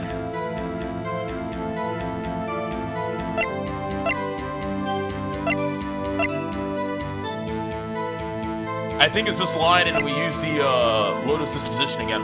Objection! Yep. Larry, are you absolutely sure what you're saying is correct? Huh? What's with that face? You look scary, dude.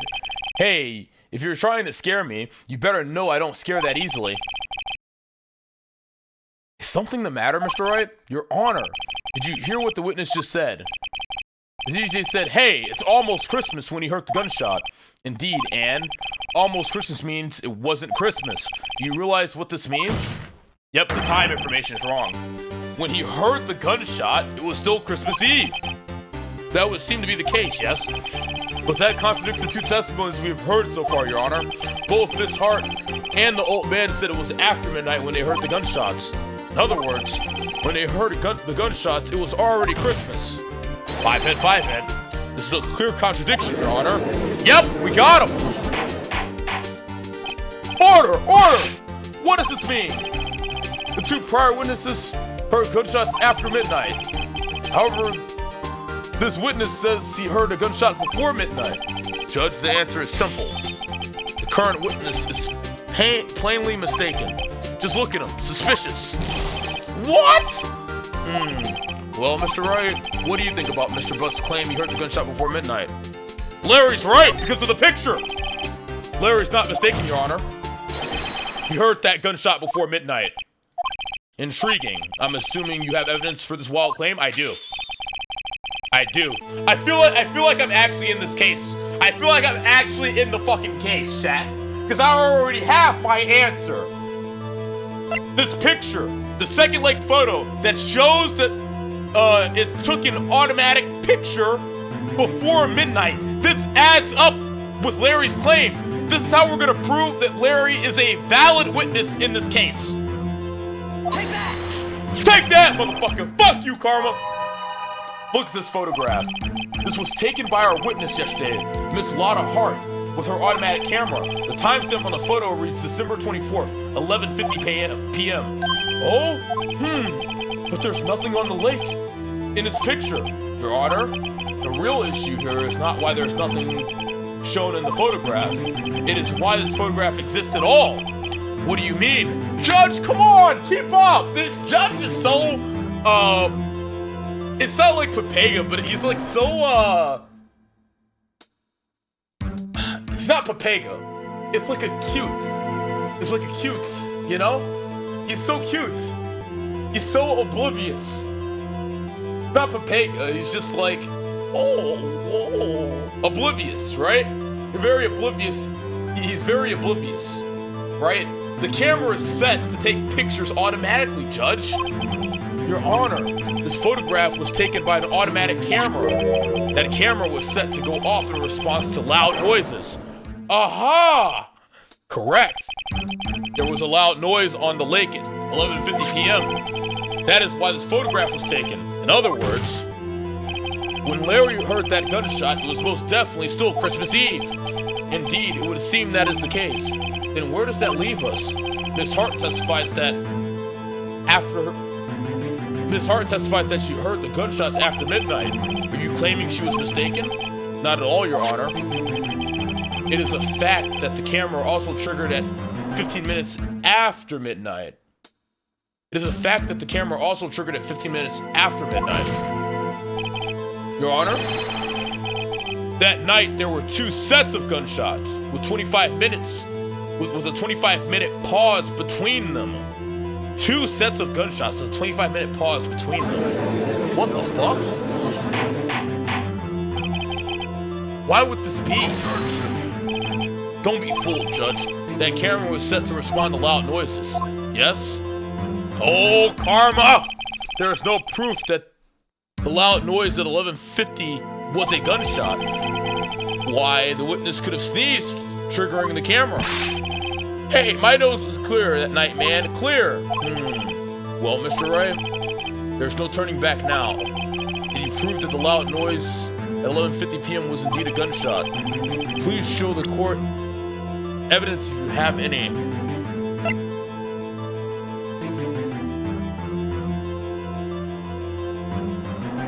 Well, I mean, the camera is set to only detect extremely loud noises, right?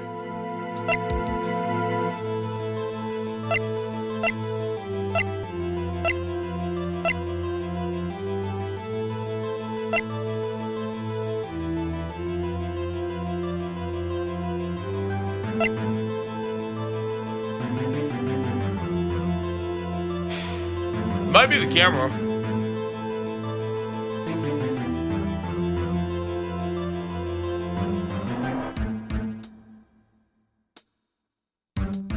Can you prove that it was a gunshot? I think it's the camera.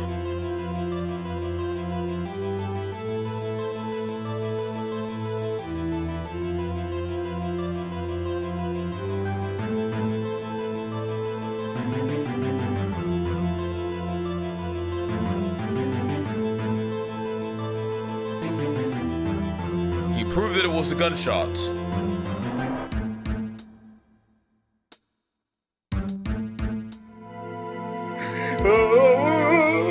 I'm pretty sure it's the camera, right? Because remember, Loda only set the camera to go off for quieter noises, right? The sneezing gives this away. The camera was set to only detect extremely loud noises. Something like a sneeze wouldn't have been able to set the camera off. I'm pretty sure it's the camera.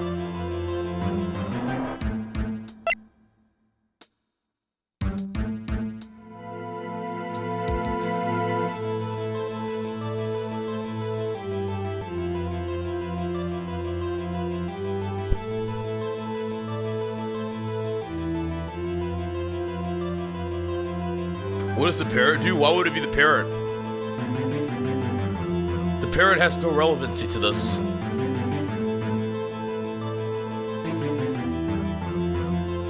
The parrot only talks.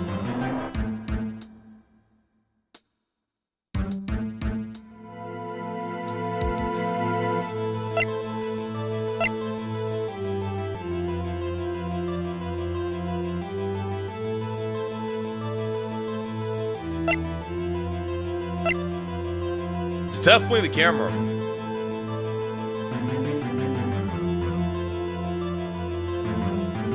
Just go with your gut? Yeah, that's what I'm thinking.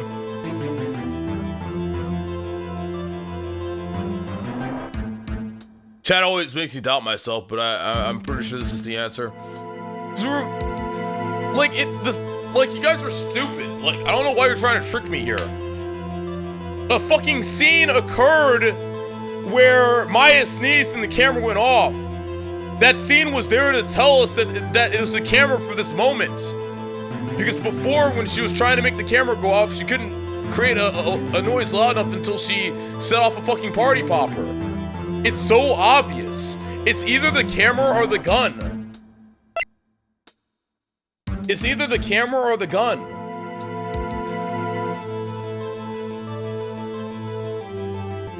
Wait, the gun was fired 3 times. I think it's the gun, actually. I think the game wants us to say the gun. Because it says the gun was fired 3 times, and we're trying to argue that it was but no, it's the camera. Dude, you guys are so fucking retarded. It has to be the camera. I mean, it's either the camera or the gun. I mean, whatever. We don't have to get this right the first time. That's why they give you a life bar. It's the gun. So we're trying to prove that there are 2 sets of bullets that went off.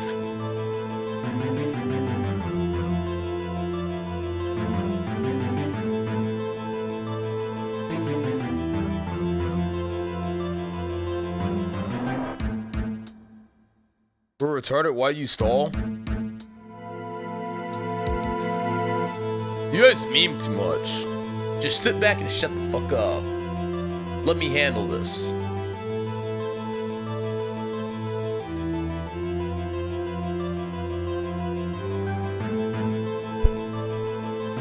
So one of those, alright, so it's still one of those things where there's 2 right answers. Or there could possibly be 2 right answers, right? It could be that, like, the camera makes sense, and the gun makes sense. They both make sense in this situation.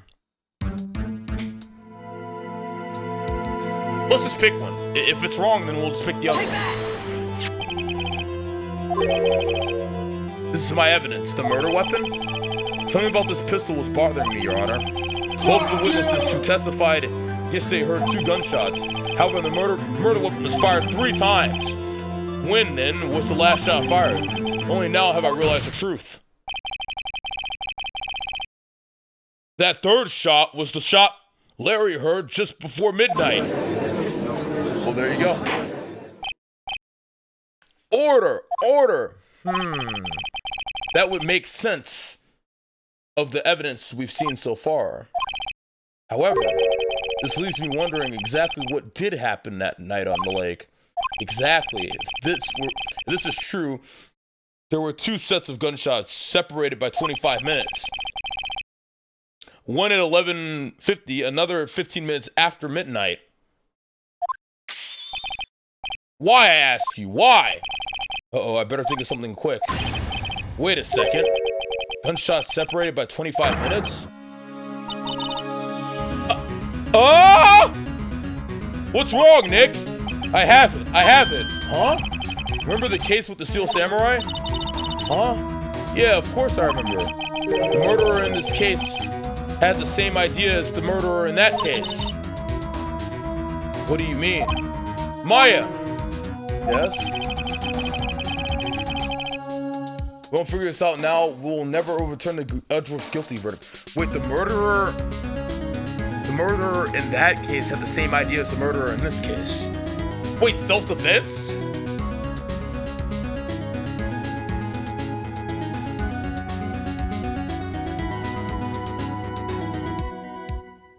Self-defense? What does he mean, same idea? The murderer in the Steel Samurai case had the same idea as the murderer in this case. The murderer in the Steel Samurai case was, Van Quees. She killed the dude because the dude was trying to kill her.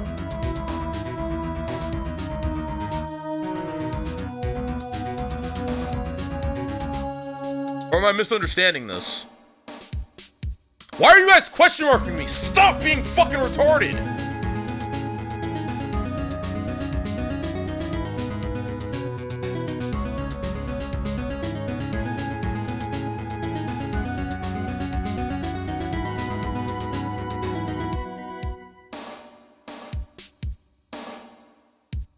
That's literally what they mean by same idea, right? Like, what does it mean by idea? I got a hunch I'm going to run with it. Right. I mean, is this safe? Safe? We've already gotten a guilty verdict. We have nothing to lose.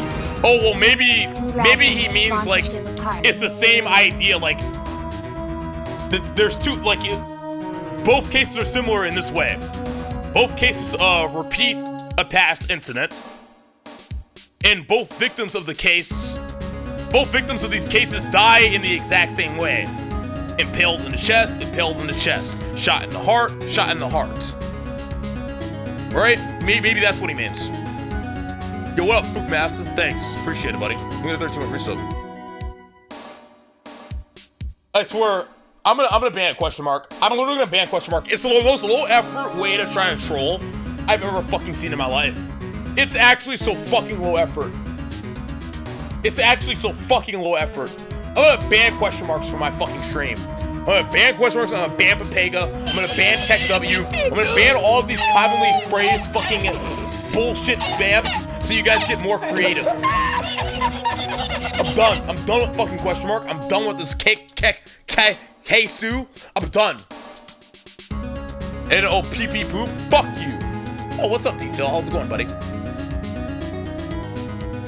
Molding. Whatever. You know what? Have fun then, chat. I'm gonna fucking 5-up this case. Safe. We've already gotten a guilty verdict. We have nothing to lose. You just watch and let me know if I say anything that sounds fishy, okay? Right, Nick. Your Honor. Yes, Mr. Wright? The testimony just now cleared up... The testimony just now has cleared up this entire case. What do you mean, Mr. Wright? So you finally realized the truth. There could be no other murderer than Mr. Miles Edgeworth himself. Wrong, Von Karma. A man was shot that night, but it wasn't Edgeworth who did the shooting. Listen, rookie. Take a deep breath and consider the facts. At the time of the murder, one boat was on the lake. That boat... This was shown by the witness's photograph. The defendant, Edgeworth, and the victim, Robert Hammond, were on the boat.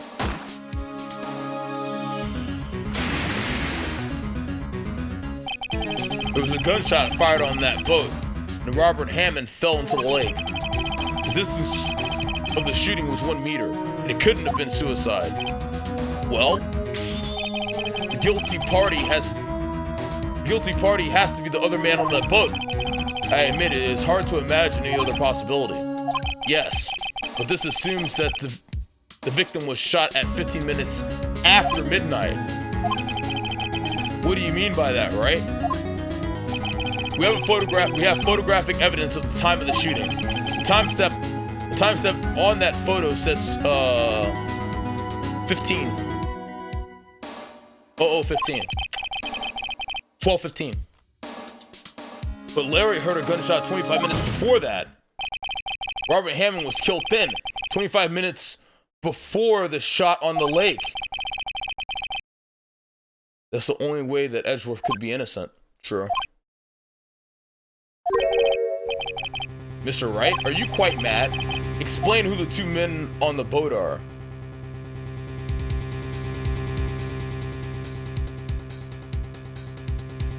Edgeworth and the murderer.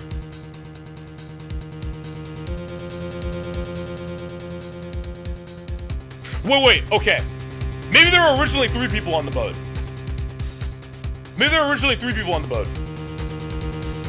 Murderer kills Hammond. Falls in the water. Boom bam. Badge. Then Edgeworth kills the murderer. Boom bam. Murderer falls in the ocean. Nah, then there would be two bodies. That's not right.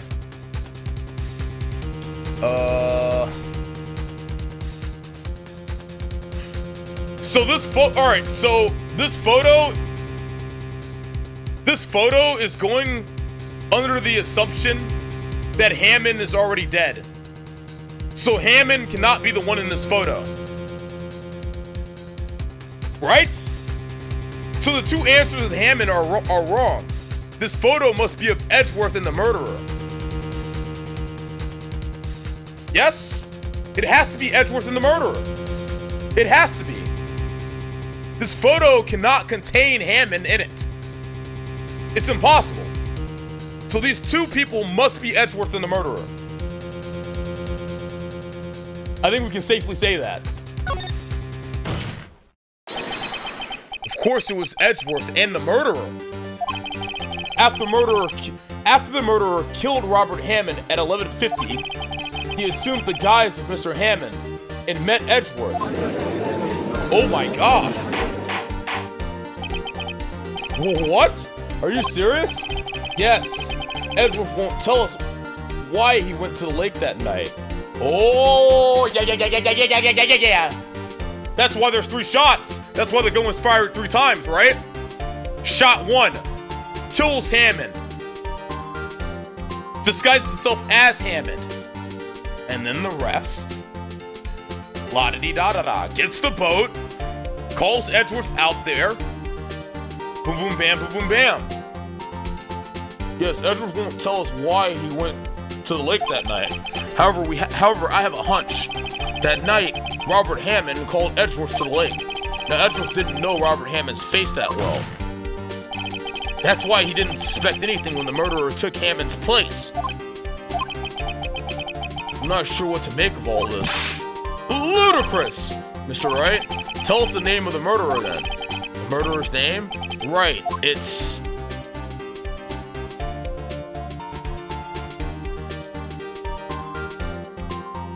Load of Hearts? It can't be. In saying Miles Edgeworth, I must not know them.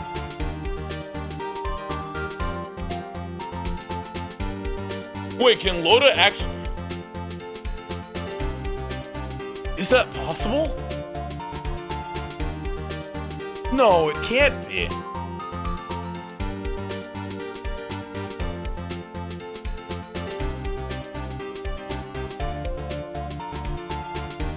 I don't think we know.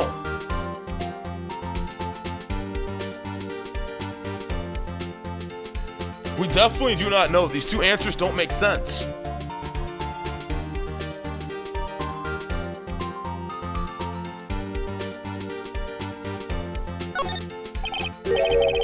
Actually, I don't know the murderer's name. You don't know? Bah! Again, you waste my time. I don't know because he never told us.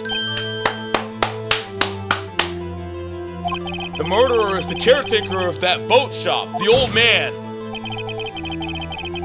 At 11:50, he was the one who killed Robert Hammond. The caretaker of the boat shop? Where did he do this? There wasn't any boats on the lake then. Why would he have to go to the lake? Why would he have to go all the way out on the lake just to shoot someone? May I suggest that the real scene of this crime was not on a boat? What? Well then, where did the murder take place? Show the judge where the murder actually took place. Ah, inside the boat shop. Take that! Here, of course, the boat shop where he lives. That way he could meet with the victim without anyone seeing. Do you have proof that the boat shop was the scene of the crime? Recall Larry's testimony, if you will.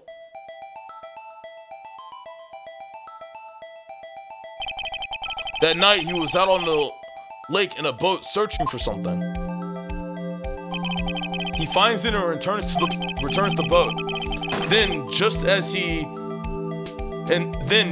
he's starting to head for home, he hears a gunshot. He heard a gunshot, Your Honor. Even though he was wearing headphones at the time. In other words, the gunshot was very, very close by. Oh, that makes sense. And where would that be if he had just returned the boat? The boat shop! Ah, Phoenix carrying! Mr. Wright, what happened that night on Gourd Lake? Please tell the court from the beginning. Yes, Your Honor.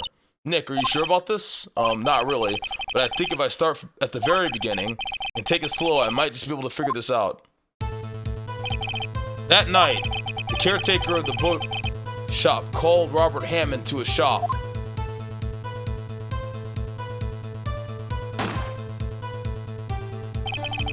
This was around 11:50. That was when the gunshot that Larry heard was fired. After that, the caretaker put on Robert Hammond's coat. He became Robert Hammond. Then he got in the boat with Edgeworth and went out into the middle of the lake. And who fired the pistol? Then who fired the pistol on the boat, Mr. Wright? The boat shop caretaker. Of course it was the murderer who shot the pistol. Yep, with his left hand. This all makes sense! He shot twice, both missed Edgeworth on purpose. Wait a minute. Yes? Why would he shoot twice if he didn't mean to hit anyone? Details. Know this, Mr. Wright. The moment you run out of explanations, the moment you lose. Tell us why the murderer had to fire twice. To create a witness, of course. He knew the lady was looking for Gordy. The dude's 5-head, he knew. I believe he shot twice to create a witness, Your Honor. Create a witness? This dude is 5-head. The murderer lifts his pistol and fires one shot. That ensures that anyone who heard the shot will look at the lake. Indeed, Miss Hart did exactly that after hearing the first gunshot. Next, the murderer waits a bit, and he fires his pistol again, drops the pistol on the boat, falls into the lake. That's when Edgeworth picks up the gun and freaks out. Then, the murderer jumps from the boat himself, leaving the pistol in the boat behind him. I see. There's someone looking from the edge of the lake. It would appear that one of the men on the boat had shot the other. The murderer didn't know about the automatic camera, of course. That's why he shot twice, to draw attention to the boat. Once you realize that everything else falls into place. The boat shop caretaker swam back to his shop. Then he put Mr. Hammond's wet coat back on the body and threw the body into the lake. This is what happened, Your Honor. These are the events that transpired that night on Gourd Lake. ...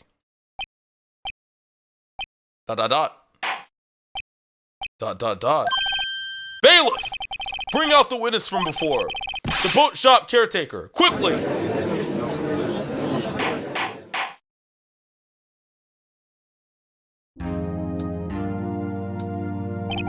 Very well.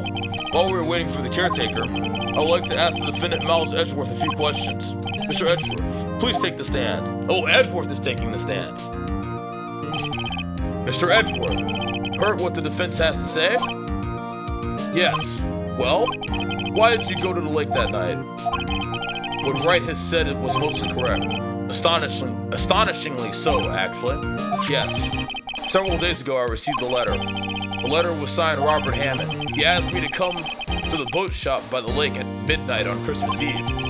He said he had something very important to discuss with me. Something important? Sorry, I can't say what it was. Your Honor, sir!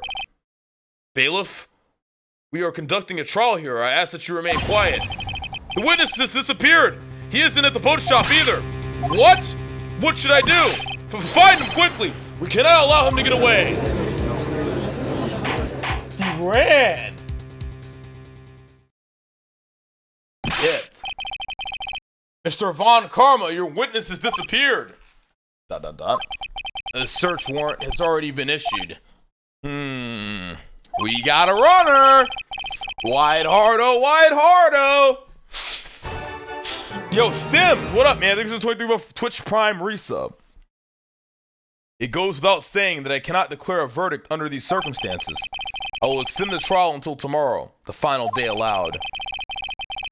I request that the police department utilize all its forces to find that witness. Am I understood? One more thing. Just who is that boat shop caretaker? I think his identity has become very important to this trial. I want him, and I want to know who he is. Very well, this court is adjourned.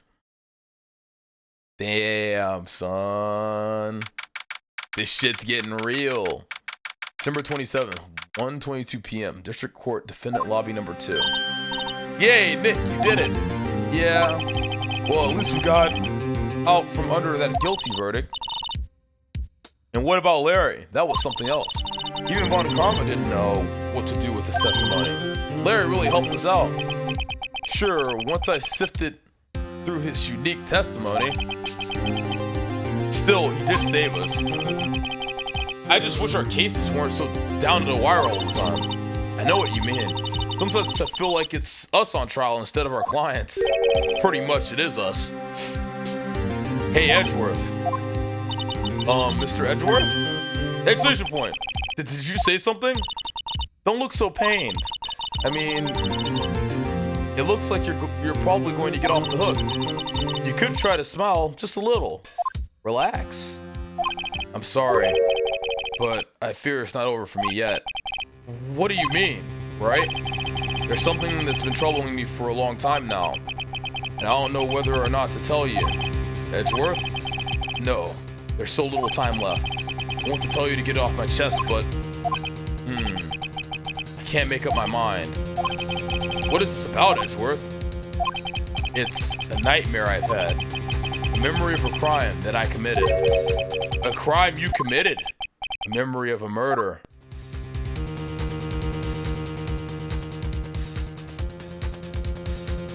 Did Edgeworth kill his father?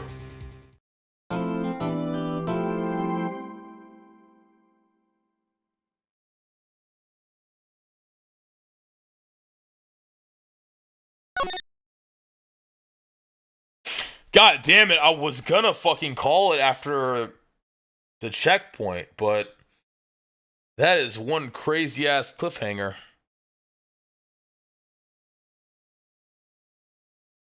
Find out next time on the next exciting episode of Dragon Ball Z.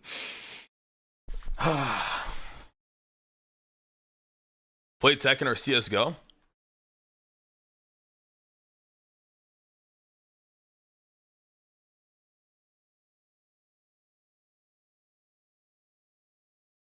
I could play Yakuza.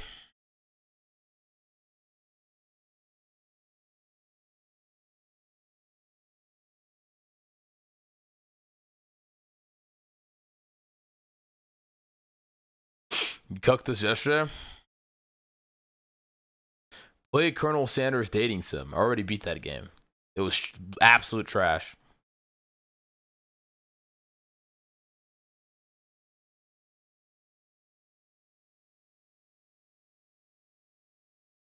We are immersed, Lacari. I know I'm immersed too. Damn, maybe we should keep going. Maybe we wrap this case up like a Domi and then we play some Tekken. Lacari, please finish me, please. Finish it right now, bold man, or Orlick. Sounds like a plan. Let's do it. Let's wrap this case up like a Domi. Let's do it. December 27th, 2:11 p.m. Wright and Co-Law offices. The case is too good to not finish. What was Mr. Edgeworth talking about? Dude, Maya's so cute. I can't handle it. A memory of a crime that I committed. A memory of a murder. He killed his father, didn't he? Do you really think Mr. Edgeworth killed? I don't believe it. Not Edgeworth. Some painful memory has been troubling him recently. But he never takes someone's life. Never. Nick. Yo, it's Larry! Yo, how's everyone doing? What do you think of my performance today? I had him sooning in... Wait, what the fuck? I don't understand what the fuck he's saying here. I had him sooning in the ice... Aceless? Aceless? Swooning? Swooning in the Ace Assless? Aceless?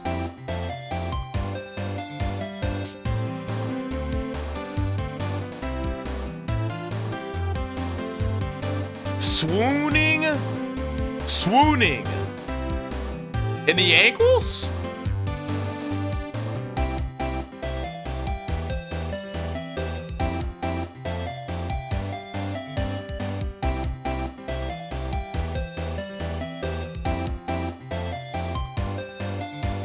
Swooning in the aisles? Is that how you spell aisles? What the fuck?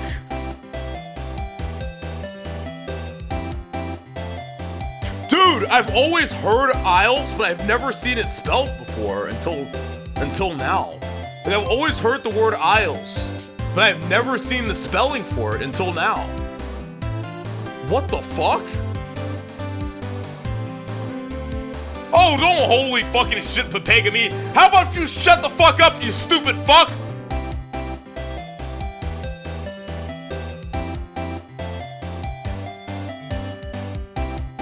Suck my cock! I had him swooning in the owls, huh, Maya? Swooning? Me? Oh, yes, I do remember feeling faint. Right on. Tell me the truth. It was like love at first sight, right? Right, Nick? Huh? Me? Well, maybe my heart skipped a beat or two. I think you can do better than that. Come on. I say Edgeworth in there, dude. Edgy. You guys should be bowing before me. Yeah, bow before your hero. Larry, you really helped out in today's trial. You did. If you weren't there, Larry, I'm sure Mr. Edgeworth would have been found guilty.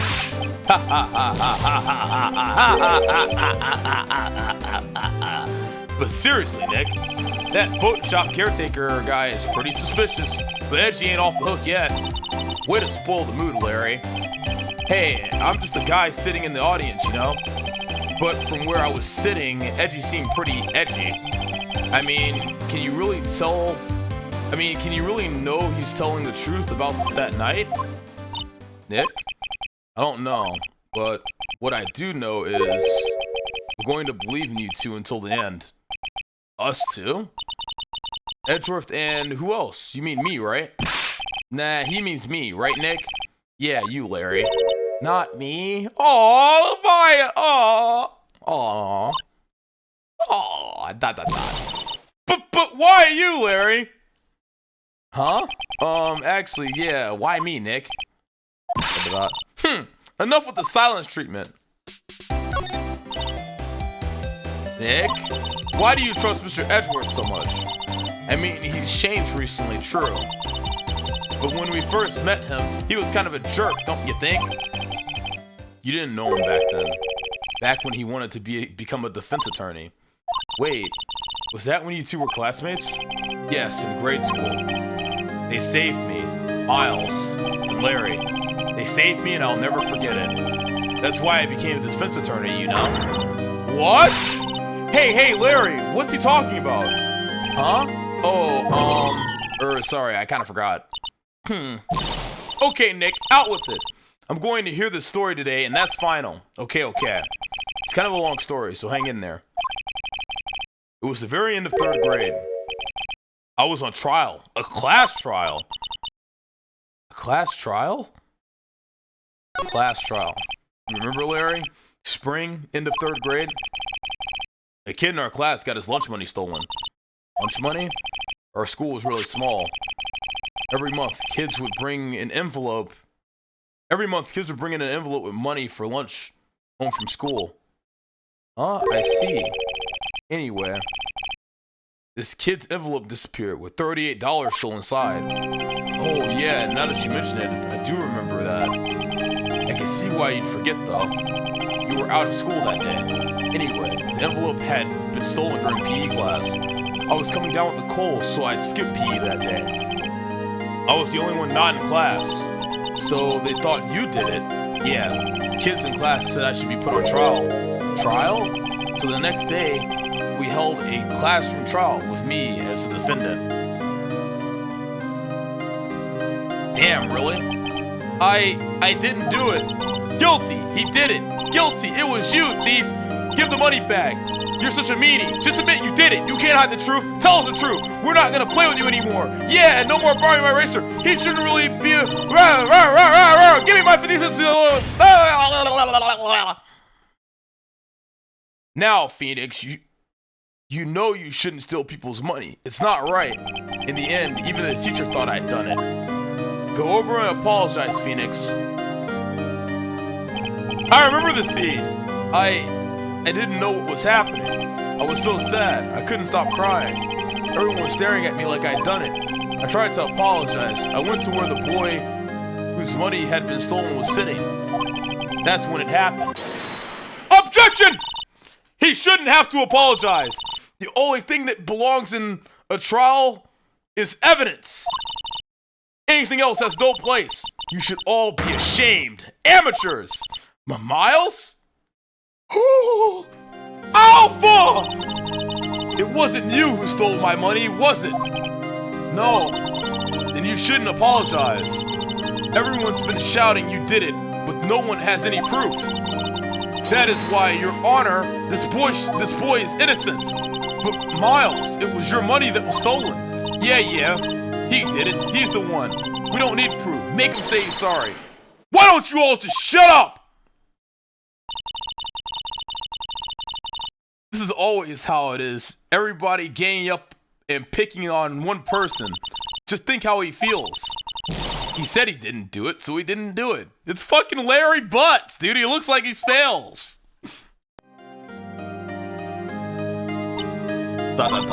Very well. I will replace the money myself. This class trial is over. Did they ever figure out who stole the money? That's how it happened. After that, the three of us were best friends. Wow, I had no idea. Maya, can you stop crying? Can you please stop tearing up like that and looking at me all sad? Can you please just cut it out? Fucking Peepo sad, man. Replace Peepo sad with just a fucking wide Maya sad, dude. Jesus. Yeah, I had no idea. Yeah, I had no idea either. I mean, I forgot. That's when I learned what it meant to be alone. Totally alone, without a friend in the world. Who said she was 15? Some dumbass trying to farm lag peas. She's not fucking 15. You did a good thing, Larry. Yeah, well, I was just lucky that I took the day off from school. If I had been there, they would have thought I'd done it. So I took it kind of personally, see? When something smells, it's usually the butts. Anyway, Edward and I talked after that class trial. That's when I heard his father was a defense attorney. I remember his eyes would shine when he talked about his father. I'm going to become a defense attorney, just like my father. A famous defense attorney. Then he became a prosecutor. Damn, that's kind of sad. Then, a few months later, he suddenly transferred to another school. The DL6 incident. Right, I'm not sure, but the transfer probably had to do with his father's death. That's so sad. It was several years later when I heard Edgeworth's name again. There was an article about him in a newspaper. The headline was something like, Dark Suspicions of a Demon Attorney. Fabricating evidence, manipulating testimonies, covering up facts. Damn, Edgeworth became evil! Edgeworth is an anti-hero. He's a fucking anti-hero, dude. That's crazy, man. What the fuck?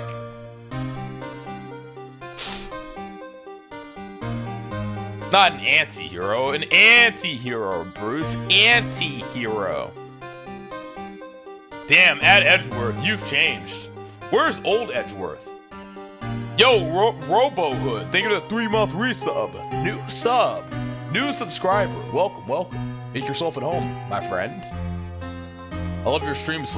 I love your streams, Lacari. You're different. Oh, thanks, man. I really appreciate that. It's good to be different. And liked. That's good. That's actually a big compliment. Manipulating facts, fabricating evidence. The article said he'd do anything to get a guilty verdict. Anything. But why? What happened? I mean, that's not the edgy I used to know at all. That's what I thought too. I like how this game makes defense attorneys seem good and prosecutors seem bad, but at the end of the day, all lawyers are evil.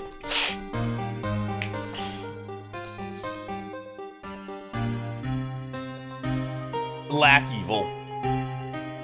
Give rage, Lacari. Give 1 million rage, please. Give rage, Lacari. Give 1 million a rage, please. That's what I thought too. I tried to get in touch with him I don't know how many times. He never replied. I guess he didn't want to see his old friends. I couldn't just drop it though. I wanted to meet him, to learn why he'd become who he'd become.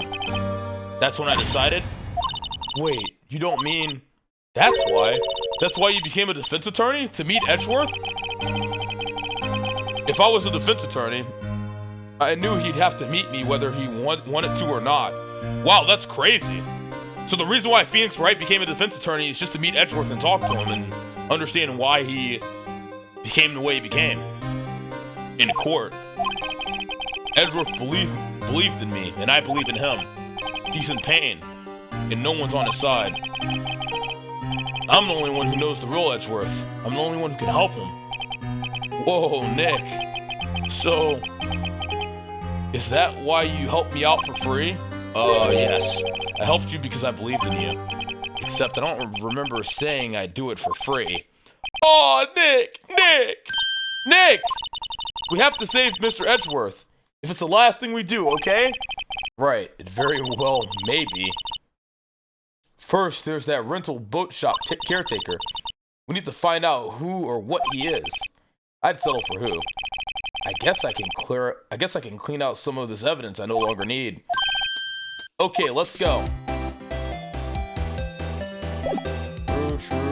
True.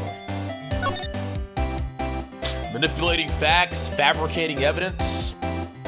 Fucking Edgeworth, you've changed.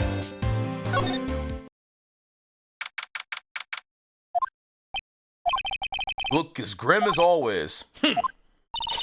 Mr. Edgeworth, I heard the story about the class trial. Class trial? What do you mean? You don't remember? No, I don't. Your lunch money was stolen, wasn't it? In 3rd grade. Lunch money? Oh, right. Yes, I seem to remember something like that. Nick, I think you're the only one who really remembers. Well, it probably only really mattered to me anyway. Mr. Edgeworth, didn't you know? That trial was the reason Nick became a defense attorney.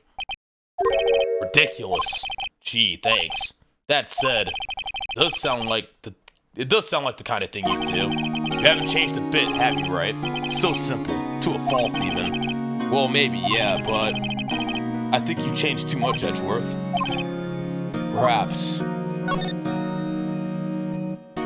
Why prosecute? Hey, Edgeworth, why'd you become a prosecutor anyway? You used to look up to your dad.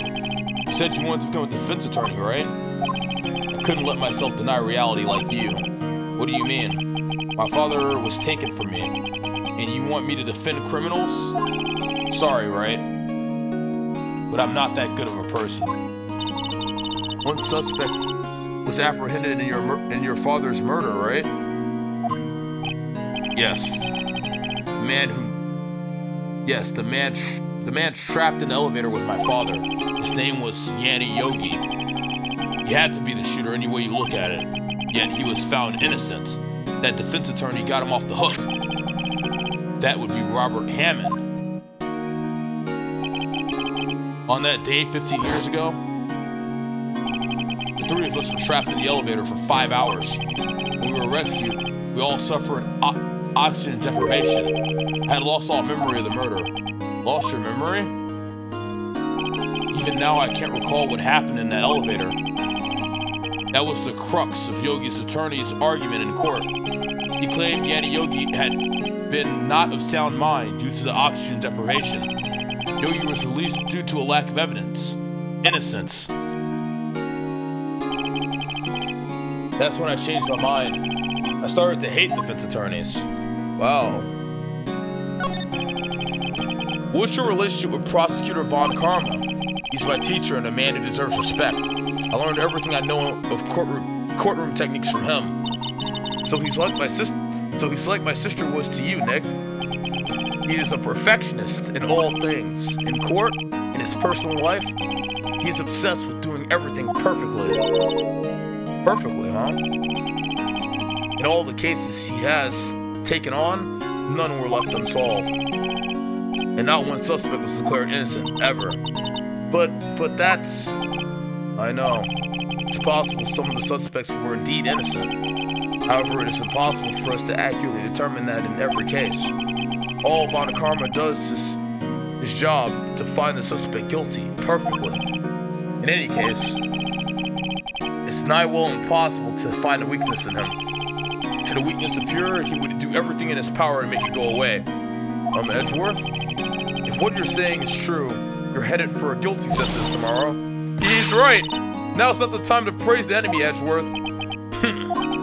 It's a strange situation in which I find myself, I'll admit. No kidding.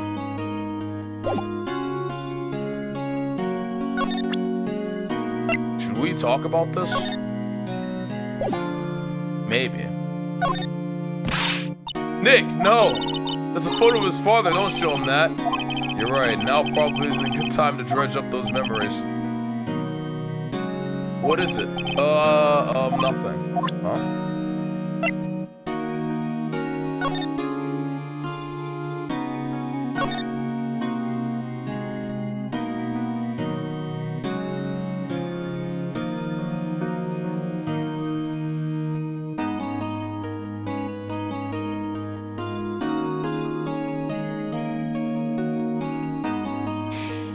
So the trial...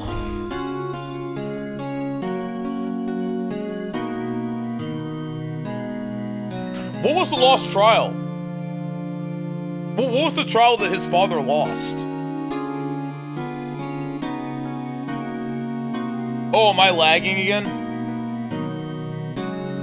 Uh-oh.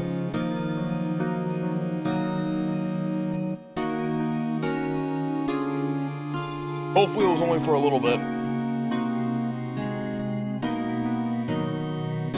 It might have just been a short lag.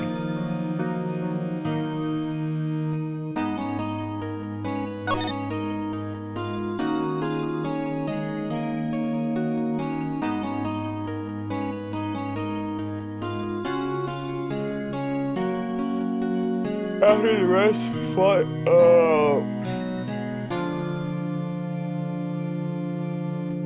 Polly Jenkins committed suicide after he got arrested? His fiance? It was that case that changed my life. And tomorrow on December 28th, its statute of limitations runs out. Tomorrow? Could that be a coincidence? But even if the case is finally closed on paper, it'll never be erased from my memory. Never. Poor Mr. Edgeworth. So sad.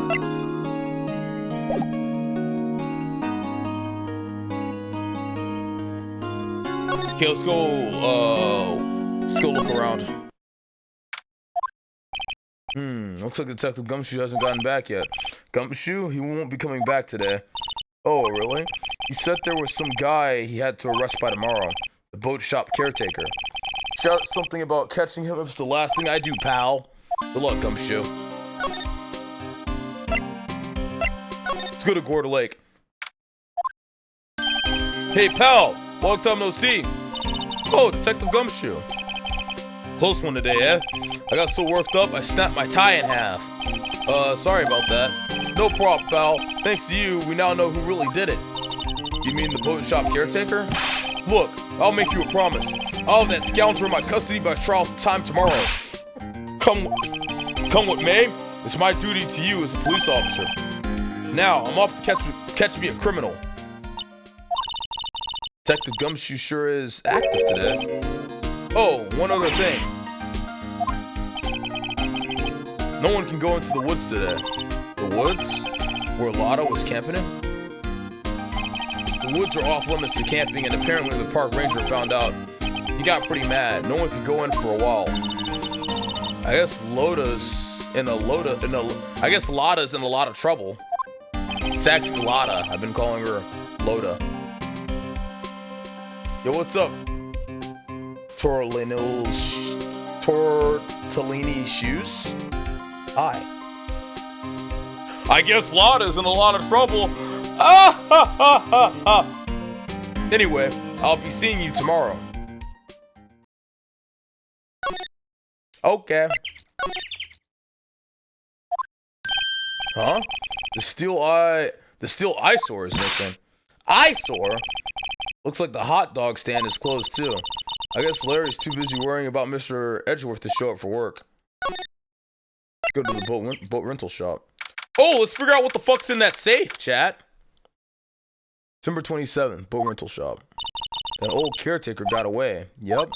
I never imagined he might be the real murderer. Ahem! I didn't know that clearing of the throat anywhere. Oh, it's Grossberg! Hello. What might you be doing here? Out for a walk, the days of my youth. Like the scent of a fresh lemon, you see? Mr. Grossberg, this is no time for idle reminiscing. Mr. Edgeworth trial ends tomorrow. That is true, yes. But from what I saw of today's trial, Edgeworth should be fine, right?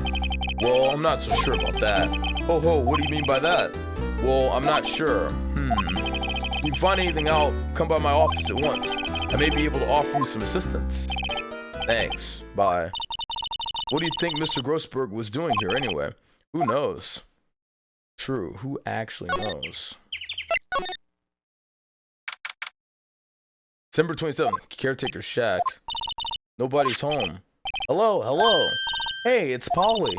I wonder where your owner's gone, Polly. Hello. I can't believe he'd run off and leave his poor parrot to fend for herself. Hello.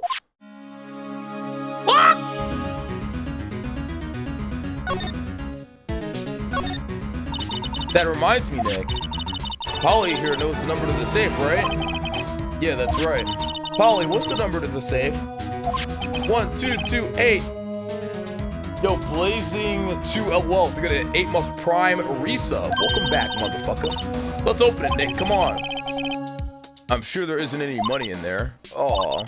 But hey, keeps it locked, right? So there must be something of value in there. I'm not so sure. Okay, Nick, let's see what's in there. Guess there might be a clue or two. The only thing in here is a letter. A letter? Aw, boring. There's no name or signature on this thing. It's handwritten in very precise, clear letters. Get your revenge on Miles Edgeworth. Oh! Edgeworth! Nick! Why would Mr. Edgeworth's name be on here? How should I know? I'm going to read the whole thing. Get your revenge on Miles Edgeworth. It also says this is your last chance. Now is the time to get revenge on the 2 men who ruined your life. The rest of the letter goes on to describe the murder plot in detail. How to kill Robert Hammond and frame Edgeworth. Hauling Edgeworth out to the lake, getting on the boat, firing twice. This is exactly what I figured out today in court. It's all here in perfect detail. What do you think it means, Nick? I don't know, but it looks like these are instructions for that caretaker. When he killed Robert Hammond and called out Edgeworth, he was following instructions. Wait, so the caretaker isn't the true criminal? There's an even greater criminal. Beyond even the caretaker. The caretaker is just a hitman, he's not the mastermind. When he killed Robert Hammond and called out Edgeworth, he was following instructions. But who could have written that letter? And what does it mean to get revenge on Miles Edgeworth? Look, I don't know, okay? One thing's for certain. This letter is an amazing clue. Letter from the safe added to the court record. Oh my god.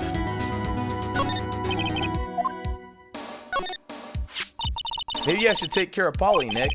You probably shouldn't just kidnap her. The police know about her anyway. I'm sure they'll do something. Well, okay. Sorry, Polly. He says I can't take you. Right now, the bird's gonna hate me. It doesn't look like you use this kitchen much. You're right. What? You thought he was telling the truth? Oh, Maya said the restaurant thing's a lie. Fishing pole looks expensive. Maybe we should bring it to Detective Gumshoe. Don't you think the caretaker would mind? Well, we can just leave him the metal detector in exchange. Maybe we'd better not. Metal detector for a fishing rod. Seems like a good trade. Something left inside the safe. I wonder why the caretaker didn't take the letter with him. He left in a hurry, right? I don't think he even came back here after the trial. Hey, let's take the TV. Ah! Well, what's wrong? Huh? Oh, never mind. What? What? Tell me. Just when I saw the TV, I remembered. They're showing a Pink Princess special this week. Maya, I swear to God. Oh, see? That's why I didn't want to tell you.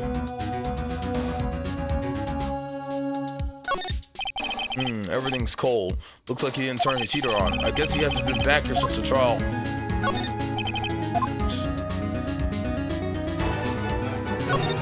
You're working, Kara. What up, man? What day is BDO punishment on?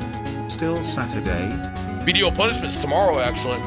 Say, Nick, don't people usually put pictures of fish up on the wall to boast about them? Right, but don't all the fish on the wall here look really puny to you? Well, you know what they say. You should have seen the one that got away. Except the one that got away from us was the caretaker, and we did see him. Why do I feel like we're having two different conversations here? Fucking Maya. Let's get the fuck out of here.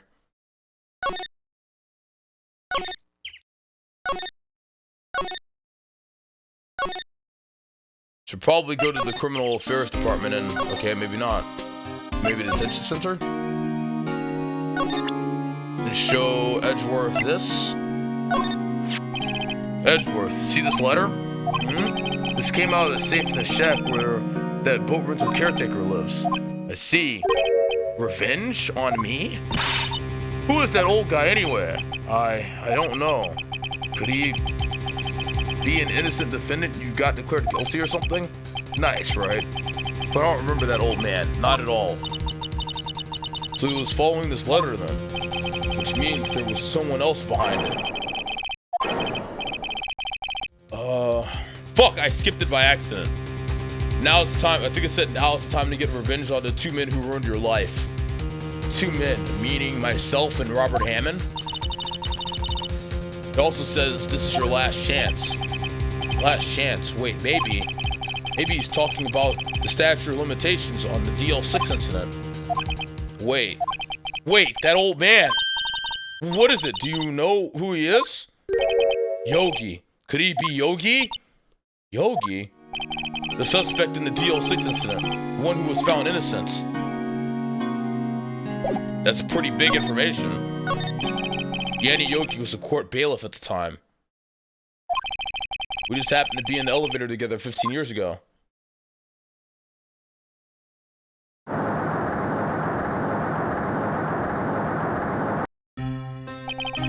The quake was incredibly strong.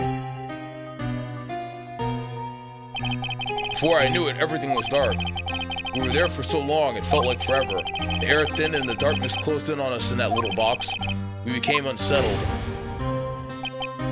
Help! I can't breathe! Quiet, I said quiet. You're not making this any easier. I want to get out. Help, get us out. Don't shout, you'll just use up more oxygen. That's all I remember. When I came to, I was in a hospital bed, staring up at the ceiling. In court, Yanni Yogi's mental condition was called into question. They claimed the oxygen deprivation and stress had caused temporary insanity. In the end, the claim passed, and the court and Yogi, the court, in the end, the claim passed the court, and Yogi was found innocent. Had to read that properly. Little Papega, sorry. Huh? But isn't this strange? This letter tells him to get revenge on Edgeworth. Why would he want to take revenge on you? Right? Yeah? There's something that's been troubling me these last few days. I didn't know whether or not I should tell you. You mean the nightmare? It's a nightmare I've had. A memory of a crime that I committed. Crime you committed? The memory of a murder. What murder? Tell us! What happened, Edgeworth? I think the time has come to tell all. For the last 15 years, I've had the same dream almost every night. I wake up in a fearful sweat every time. What kind of dream? It's a dream about my father's killing in the dark. Help! I can't breathe. Quiet, I said quiet. You're not making this any easier. I want to get out. Help, get us out. Shout, you'll use up more oxygen. I can't breathe. You're using up my air. What? Stop breathing my air. I'll stop you. Oh, what are you? Stop breathing my air! No, father! He's attacking father! Then I see the pistol lying by my feet. I don't know if it was evidence from that day in the court or the bailiffs. In the days I pick up the pistol. Get away! Get away from my father! He threw the pistol? And with that scream, I wake. It's a bone-chilling scream. A scream that has rung in my ear for the past 15 years. But, that's just a dream, right? Right? That thought is the only thing that has kept me sane for the last 15 years. But what if I'm wrong? What if it's real? They say that sometimes people shut out memories in self-defense. Is Edgeworth Papega? Why would he throw a gun? Maybe it was I who killed my father. What? No, there's something wrong with what he remembers. There's something wrong with what he remembers. If you think about it that way, this letter does make sense. Get your revenge on Miles Edgeworth. Think about it. Yogi was really innocent. That's why he wanted his revenge against me. Wait, Edgeworth, you mean it was me? I was the true criminal of DL6. I shot my father. This is bad. What are we going to do, Nick? What can we do? I don't know. I don't think there was anything we can do. Like it or not. Why would he shoot his father if he wanted him to get away from his father? Wouldn't he have shot the other guy? It doesn't make any sense.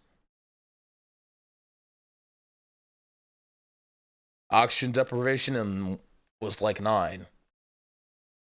He was in 3rd grade, Lacari. Oh, now you guys are gonna Papega me? No matter, I mean, I don't know. Throwing a gun. Threw the gun and it went off. Lights are off. Can't shoot his father if he doesn't have a father.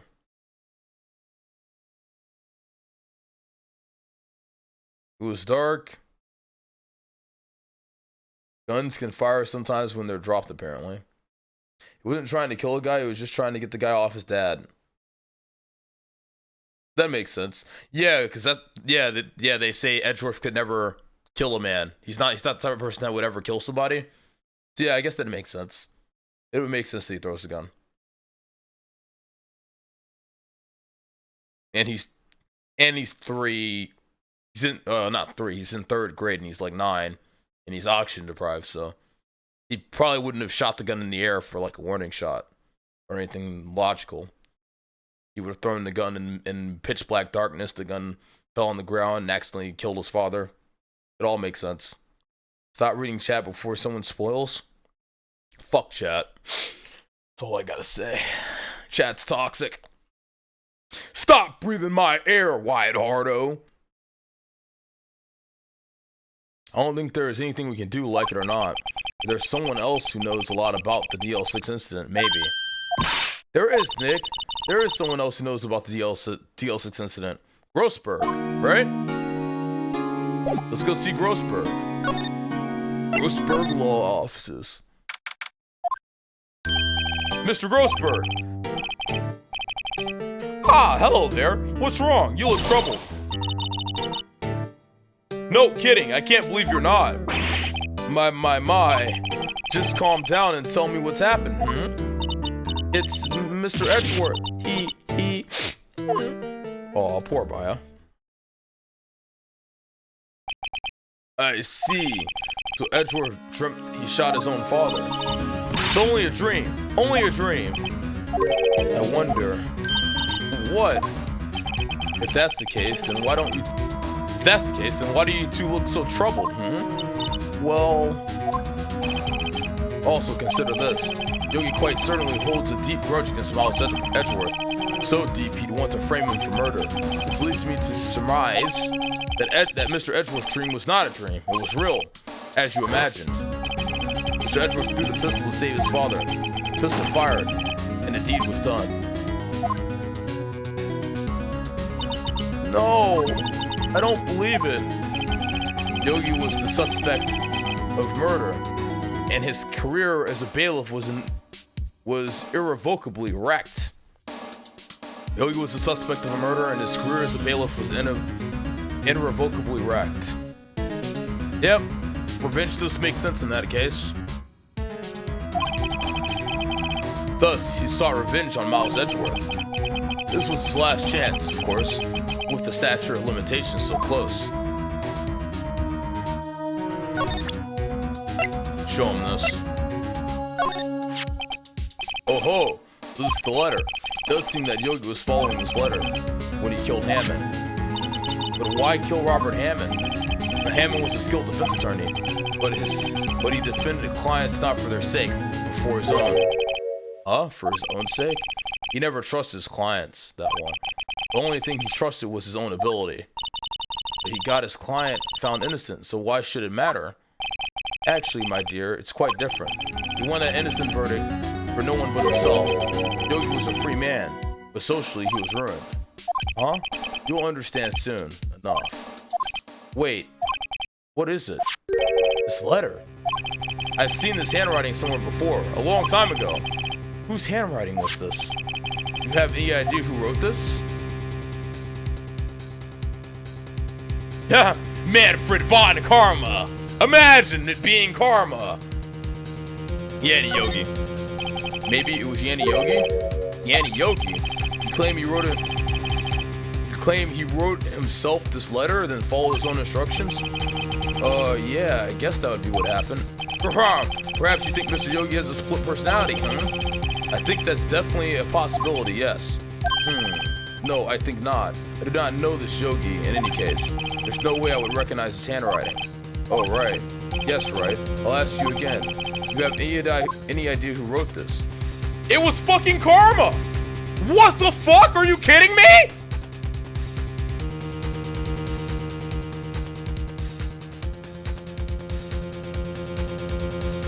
Instant brain reasoning?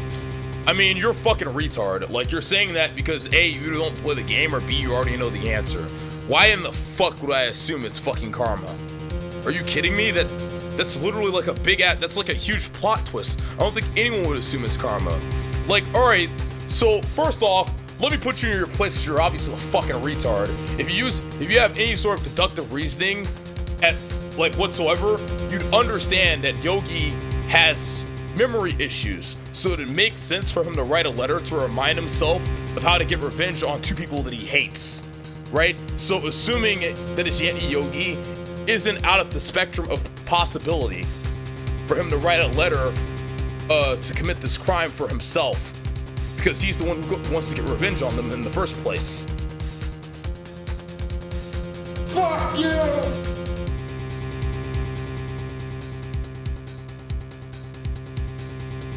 Karma's, you literally just spoiled something. We didn't know that. I'm gonna ban you. You're a fucking idiot. 5-minute timeout. Fucking retard. They didn't talk about that, by the way, but you've obviously already played the game, so you're assuming something that I don't know. If you're gonna call me a fucking retard, you should assume based on the information that I'm given, not the information that you've gotten from fucking Google / already playing the game, fucking dumbass. That's why I hate chat. You should just ban him. He's a fucking, like, it's not his fault. Like, this is the thing, it's not his fault he's this fucking stupid. He's probably banned. He's probably one of the viewers Train talks about being banned from literally every Twitch chat. You know what I mean? He's one of the fucking rejects. I want to try to reform him though, so I'll only give him a 5-minute fucking timeout because he's a fucking idiot.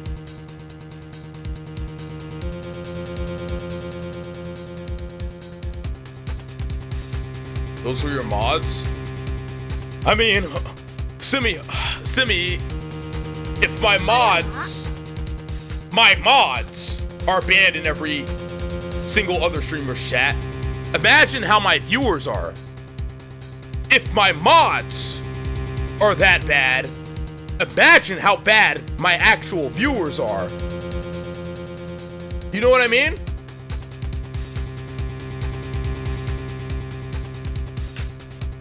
The shit I have to deal with, man.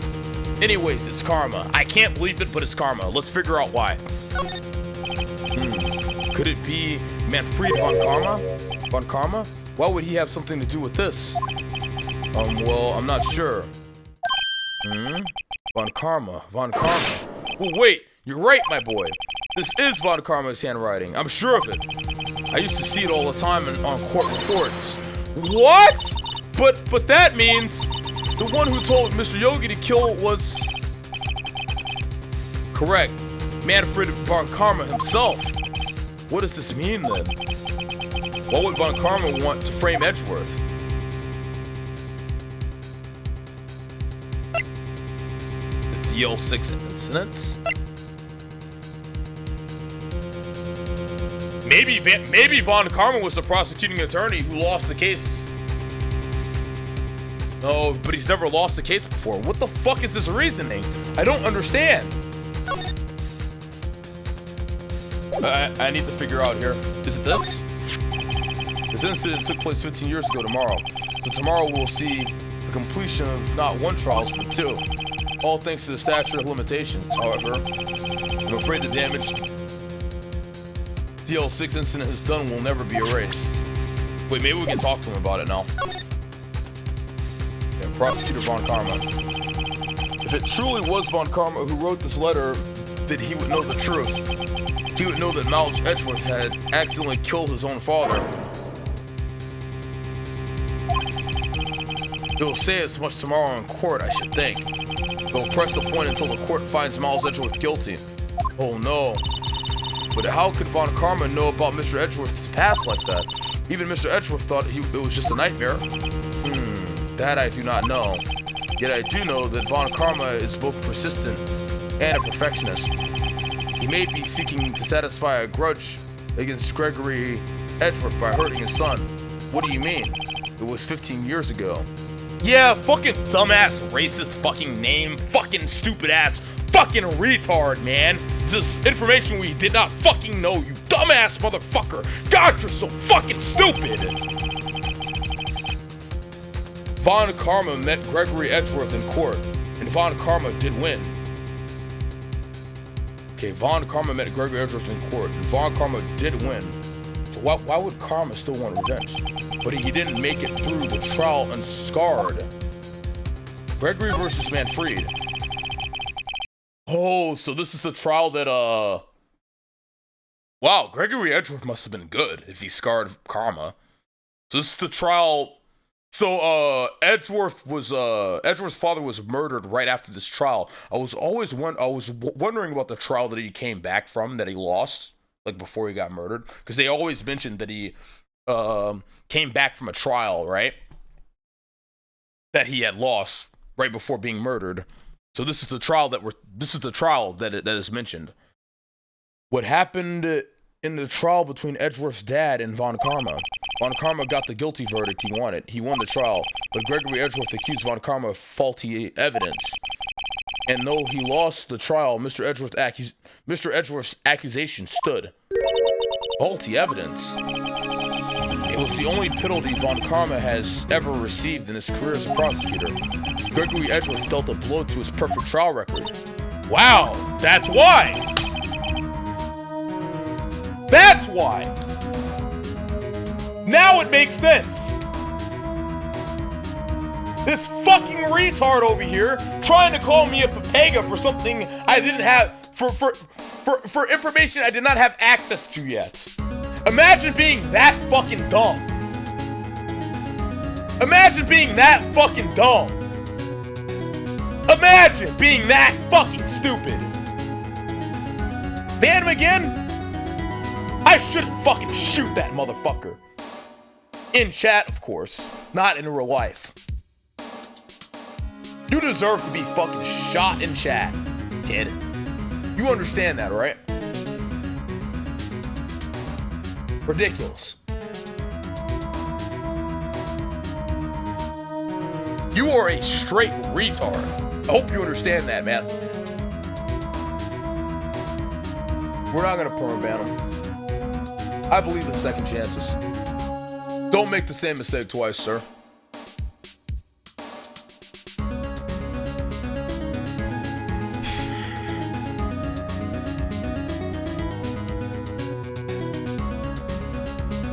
He's one of the dudes that got banned during the subathon and later unbanned. So this is his third chance, huh? Give him a longer sentence.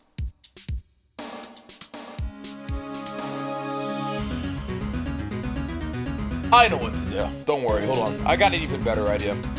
Here's what we'll do.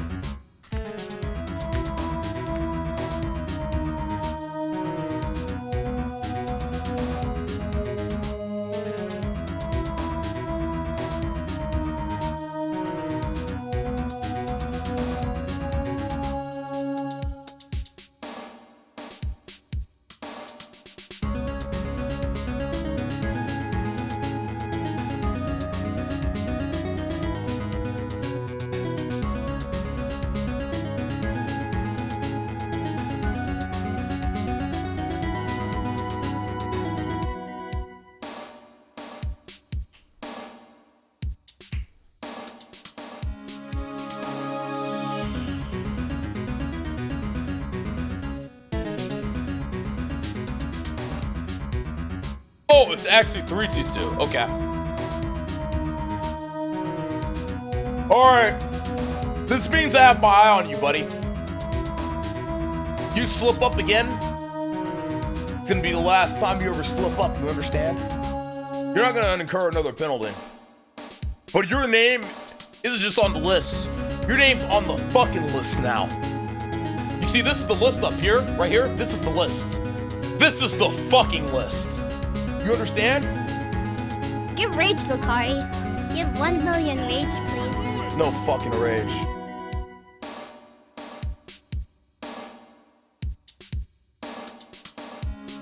I'm gonna keep my eye on you, buddy. I'm gonna keep my eye on you. Better reform. Better reform quickly. It must have been quite a shock for Von Karma. He took a vacation for several months after that, you see. A vacation. Yes, an unusual event for that man. That was the first and the last vacation he's taken in his many years of prosecuting. Really? He doesn't take vacations? Like go to the sea or to the mountains? Don't tell me he's never been to Europe. You have strange ideas about vacations, Maya. In any case, that was the only time he took a vacation from work. I believe the penalty upset him quite a lot. Odd. If he wanted to keep a perfect record so badly, why would he take such a long vacation? What do we do, Nick? Von Karma is going to bring up DL6. You can bet on it. What if Mr. Edgeworth pleads guilty to DL6? I won't let him. Yes, Mr. Wright. I hate to say this, but even accidental murder is murder, you know. I know that. I just believe in Edgeworth's innocence. I can't believe he'd kill someone. But Nick, Mr. Edgeworth admits it himself. His father must have lied to protect him from beyond the grave. I don't care. I know he's not guilty. Don't cry, Maya. Mr. Wright, if you say so, I suppose I could check again. The police files might hold something of interest. Mr. Grossberg, thank you. Can't promise anything. In fact, I think the chances of finding something are slim. I understand. The police materials. What do you know about Edward's father? He was a defense attorney without peer. It sounds trite, but it's true. Well, he may have had one peer now that I think about it. You mentioned Maya Fey. My sister? Gregory Edgeworth was very disapproving of Mr. Von Karma's techniques. That's no surprise. Von Karma is an extreme man. Forged testimonies and evidence are nothing to him. The result, he has a perfect win record in court. To beat him, Gregory Edgeworth tried to call attention to his methods. And he lost and died in despair, as it were. I see. That's really a sad way to go. When Gregory Edgeworth was killed, the police called on a spirit medium. That was your mother, Misty Fey. I am Gregory Edgeworth. I have been killed. The one who shot me was the bailiff, Yanni Yogi. I'm pretty sure here's what happened. Edgeworth threw the gun. The dude was going insane, right? He was like, you're taking my oxygen, you asshole. When he threw the gun, Yogi picked it up and shot his father. Boom, boom, bam, just like that. Shangles, 5 gifted subs. Thank you, Shangles. I really appreciate that, man. Damn, the only gifted subs I'm probably gonna get this stream. Woo! Shangles, you do me great justice, man. Really appreciate it.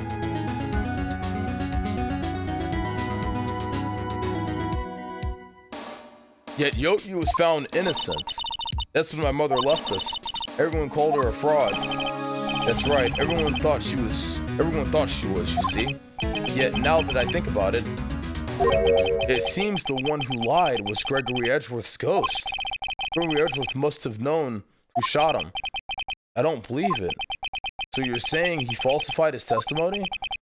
That Edgeworth's dad lied to protect his son? It's the only possibility, mind you. It's only a possibility, mind you, but a possibility nonetheless.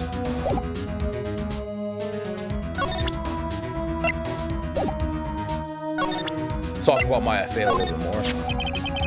She was a beautiful woman. I'm truly sorry about what I did. Huh? Sorry about what? I think I'll stay out of this one.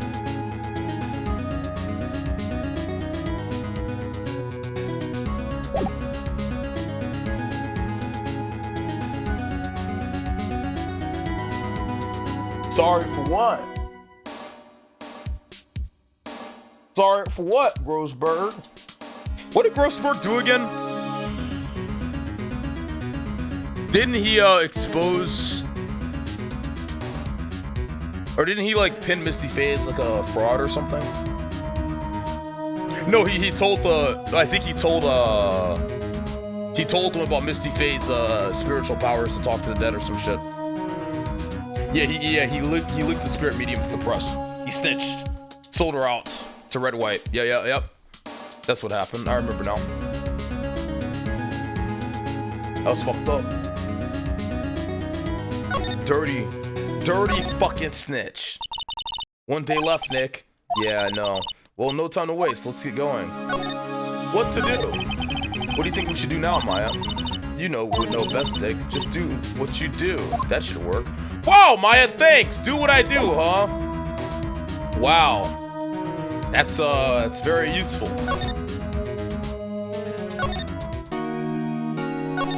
Do what I do.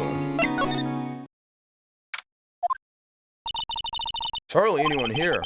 Everyone must be out looking for the older guy, Yogi. Ah, it's you. I don't think Gumshoe will be coming back today. He's staying out late looking for someone. Sounds like Detective Gumshoe's pounding the pavement for real. We were wondering if we could check out the records room again. Hey Lacari, love you bro. Please forgive me for this unskippable donation. Wheelchair symbol, wheelchair symbol, wheelchair symbol, wheelchair symbol, wheelchair symbol, wheelchair symbol, wheelchair symbol,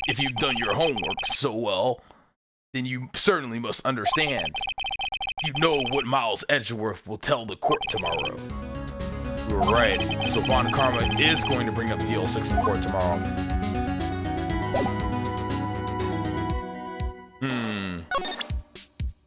Do I show him the letter? I feel like that'd be foolish. I definitely shouldn't show him the information that we have. Let's just shoot him, dude. Fuck it.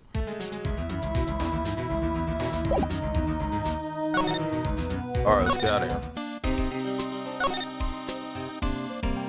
But actually, let's show him the badge.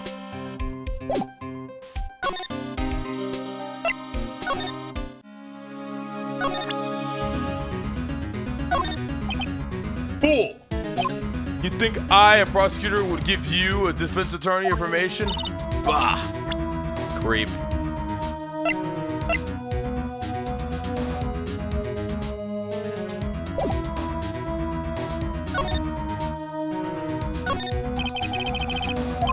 Large drawers have open.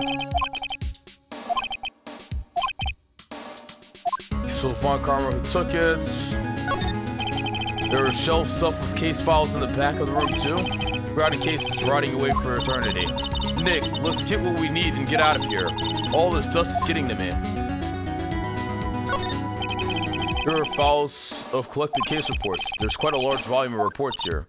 Wow, these are all case reports. Yeah, it's like a graveyard of police cases. I guess my sister's case report is in here too. Quietly gathering dust. Okay, well, what do we need here? Cabinet is where they keep the evidence for current cases. Some of the things are obvious murder weapons. Others are question marks. Most of it just looks like random junk. Nick, what do you think this clothespin is for? Don't touch that. It's evidence. Okay, so what the fuck do we need here? We need something, but how do we get it? Maybe I do show him the,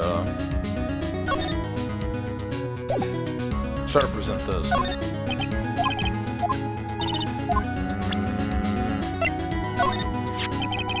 Mr. Von Karma, have a look at this. This was you, wasn't it? You instructed Yanni Yogi to commit murder. Yanni Yogi. How many years has it been since I've heard him called by that name? He's a fool. I told him to burn it after he read it. Oh, he is guilty! So, you admit it! You wrote Mr. Yogi this letter! Yes, my dear defense attorney. Thank you for taking the trouble to bring it to me. You saved me from a lot of needless hassle. What?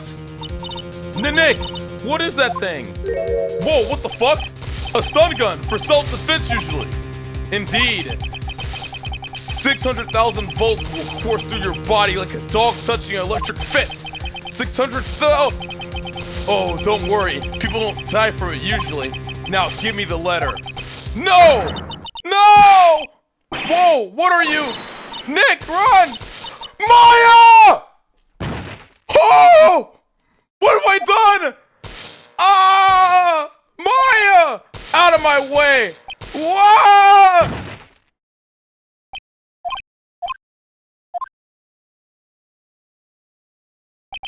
Oh, he got us. The letter's gone, of course. And he took the DL6 evidence, all of it. Back to having no clues. Wait, Maya jumped first. Maya, is she okay? Maya!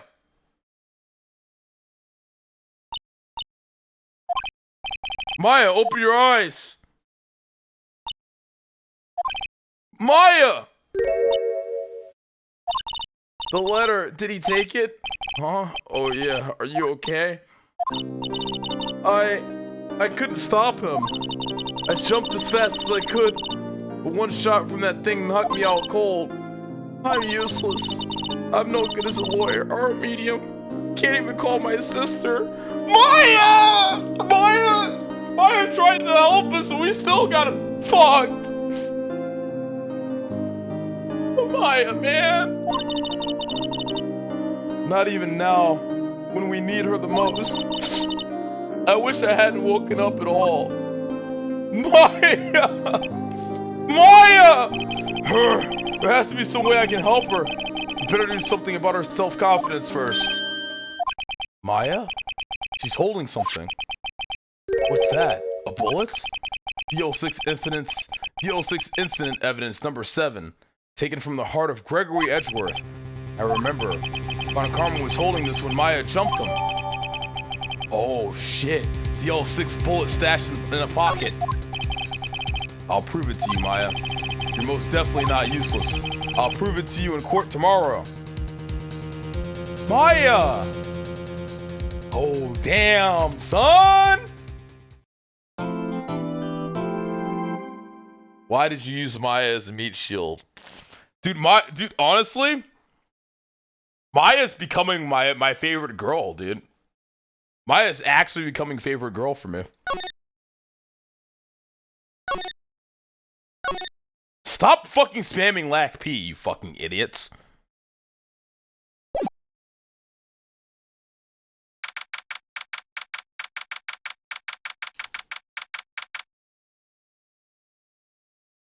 Switching waifus like gloves.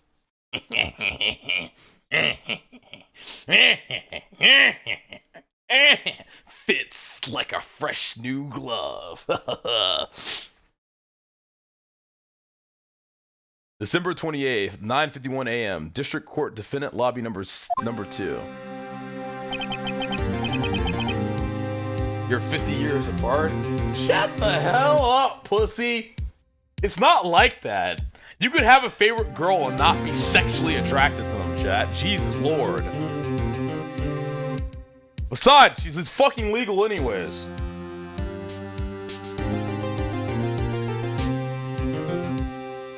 This is it, Judgment Day. Today, things are going to get settled at last. A lot of things. Urgh! What's the big idea? This is sorry, Nick. I only touched your shoulder. I guess the shock still hasn't worn off from my run-in with the stun gun yesterday. Anyhow, today's the last day of the trial. Good luck, Nick. Yeah, thanks, Maya. Edgeworth is looking glum as always. I hope Von Karma doesn't push him too hard. Whoa! What are you doing? Sorry, I'm sorry. I just thought I should cheer you up with a pat on the back. Maya, maybe you should go outside and discharge? Right, good idea. Try not to electrocute anyone on your way out. Warrior pile! It's fucking Gumshoe. Hey, Gumshoe, what up, man? Dude, Detective Gumshoe looks so badass. Man, look at him, man. Look at him. Fucking, I love Gumshoe, dude. Gumshoe, man, you're so fucking cool. He's so funny, dude. Look at him. I'm Gumshoe. He reminds me of Ryuji. What's got into that girl? Detective Gumshoe. Morning, Mr. Edgeworth. Good morning. How did it go, Detective? Have no fear. As promised, I've captured our runaway caretaker.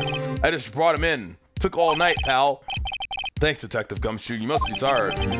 Actually, after that shock I got on the way in, I feel pretty good. Yogi says he's forgotten his own name. But that has to be a lie. Heyo. Hope you're having a good week so far, Lac. I'm having a pretty good week. Thank you, Brandino Worldwide. It's nice to hear from you again.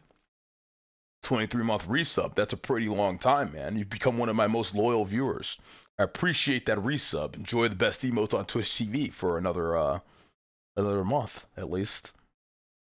Gumshoe has broad-ass shoulders. Gumshoe makes me want to work out again. Why would he want revenge on Edgeworth if he couldn't remember his past? He does remember, and I'm going to prove it.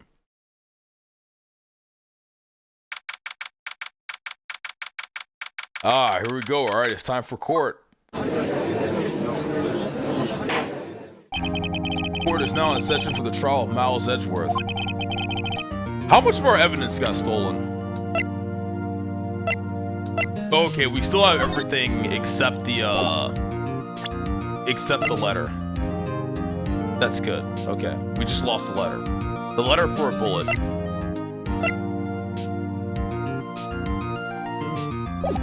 DL6 bullet.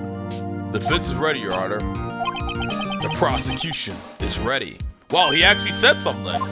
Right, very well. We have reached the final day of our proceedings in this trial. I asked that the prosecution submit decisive evidence. Understood. Come on, don't be awed into silence by every little thing he says. Very well, Mr. Von Karma, your opening statement. Right. Thanks to Detective Gumshoe's efforts, the boat rental shop caretaker has been arrested. In yesterday's trial, the defense asserted that the caretaker was the murderer. However, the caretaker has yet to confirm this. I would like to ask the defense to cross-examine him as much as necessary. Very well. Please bring the witness into the courtroom. Wait, he wants me to cross-examine him? Look at this fucking asshole. Ladies and gentlemen of the court, I believe you all remember our witness. He lives in the boat rental shop on the lake from where he witnessed the incident. In addition, he has currently lost memory of his name and identity. Witness, why did you run away yesterday? How are you gonna object the judge? What the fuck? Did you actually do that? The witness was not running away, as he will now testify. I see. Very well, please begin your testimony.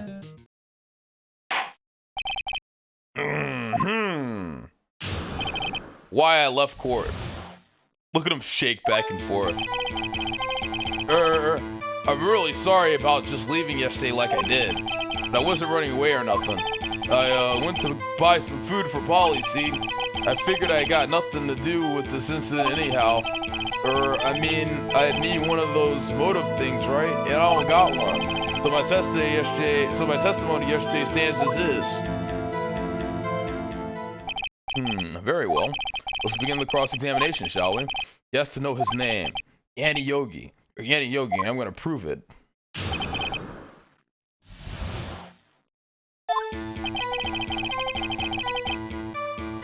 I'm really sorry about just leaving yesterday like I did. Let's press every statement. I'd call what you did running away and not just leaving. You heard Larry's testimony and realized you were in danger. Ah! Every time he does that needs to be an emote. Filthy Suzzy, thank you for the Twitch Prime 23-month resub. Much appreciated. Now, Mr. Wright, there's no need to rush to conclusions. As I said, the witness was not running away. Listen to the testimony. He sure seems relaxed. In fact, they both do. Von Karma and Yanni Yogi. But I wasn't running away or nothing. Then why did you leave? Oh, come on! He's just about to say why. Is it so hard for you to just quietly listen when someone is talking? If I sat quietly, Edgeworth would be guilty in 3 minutes. True. I went to buy some food for Polly, see? Food? Well, Polly is a bit of a gourmand?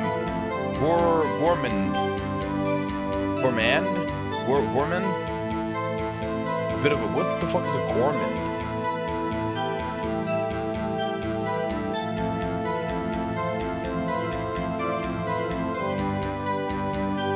A person who enjoys eating and often eats too much. Gourmand. A gourmand. Apparently it's gourmand. Polly is quite the gourmand. What's up less than 3?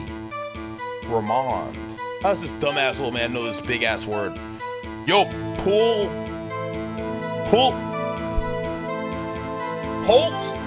CD. What up, man? You get an 8-month resub. Welcome back. She only eats these high-quality bird pellets from France. They only have them in the big pet shop downtown. But you weren't arrested until this morning. Why didn't you go back to the caretaker's shack? Well, I kinda got lost, you see. The witness has trouble remembering things sometimes. When the police apprehended him, he was on his way back to the shack. Yeah, right. Nice try, Von Karma. No one's going to believe that. I see. So he was lost. Please, Your Honor, come to your senses. Figured I got nothing to do with this incident anyhow. You've lost much of your memory, is that correct? Yeah, seems like it. Then how could you know that you didn't have anything to do with this incident? Or maybe you're lying about not having your memory, You know exactly who you are. The witness witness has testified quite clearly that he has no memory of who he is. If you claim he is lying, then show your court and then show the court your proof. How am I supposed to prove what's going on in that old cougar's head? It's impossible. I'm glad you've come to your senses, Mr. Wright. Very well, witness. What up, Please ball continue. boy? Wide hardo 7, wide hardo 7, wide hardo 7. Yo, Slippery Spanish. Thank you for the 8 month free sub. White hardo. I mean, I need one of those motive things, right? And I don't got one. How can you say you had no motive? I say you do. You had a grudge against Edgeworth and the victim, Robert Hammond. That's why you took revenge on him, right? Please don't make me repeat myself, Mr. Wright. This witness has no memory of anything beyond several years ago. You can't hold a grudge. It's impossible. You have to prove he's lying about his memory. Otherwise, it's going to be the same thing over and over again until the trial ends. Might I say something, Mr. Wright? Yes, Your Honor. You've been saying the same thing now over and over. You've been calling the witness's memory of the past, or a lack thereof, into question. Does this really have anything to do with the current case? Of course, Your Honor. The witness has said he has nothing to do with the case, and no motive. Both of these statements are lies. Order! Mr. Wright, there's a serious problem with your claim. Or are you saying you know who this witness is? Of course, Your Honor. Oh ho! Now this is interesting. I would like to know myself, so who is he? Don't play dumb, Von Karma. Mr. Wright, please tell us this witness's name. It's Robert Hammond and Papega. It's a Gregory Edgeworth Papega. Yanni Yogi. His name is Yanni Yogi, a former court bailiff. Yogi? That name seems familiar. Oh! Yanni Yogi! From the DL6 incident. It figures the judge would have heard of it. It was such a famous case. But what does this mean? Your Honor, if this man is Mr. Yogi, then he has a clear motive. Tisk. I hate that!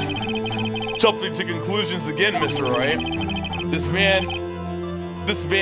This witness is Yanni Yogi. Fascinating. However, how do you propose to prove this to the court?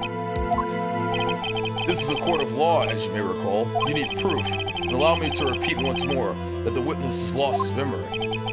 This is it. I have to do this now. If I can't prove he's Yogi right here and right now, then I've got nowhere else to go. Nick, how are you going to prove it? How can you prove that he's Yanni Yogi? It's okay, it's actually quite simple. Your Honor, please take this man's fingerprints. Then we'll compare them to the fingerprints on the file for Yanni Yogi 15 years ago. I see, that makes sense. Tisk. Huh? I'm so very, very sorry, Mr. Wright. Well, why? The witness has no fingerprints. What? What? No fingerprints? You see, before I worked as a caretaker, I worked at a chemical plant. I burnt my fingers working with the stuff. Yep. What? Yogi, you sneak. You burned your fingerprints off to hide your past. Well, the witness has no fingerprints. I guess you will not be able to prove his identity. No. Tisk. What will you do now, Mr. Wright?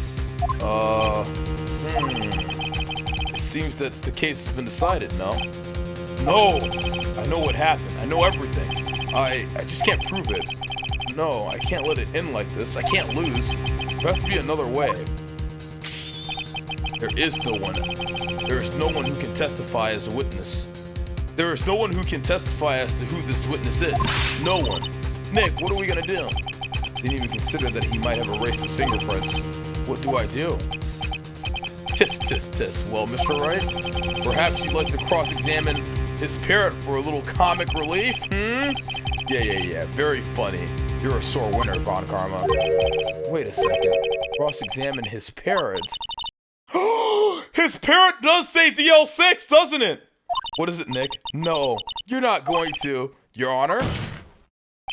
The defense would like to take Mr. Von Karma up on his proposal.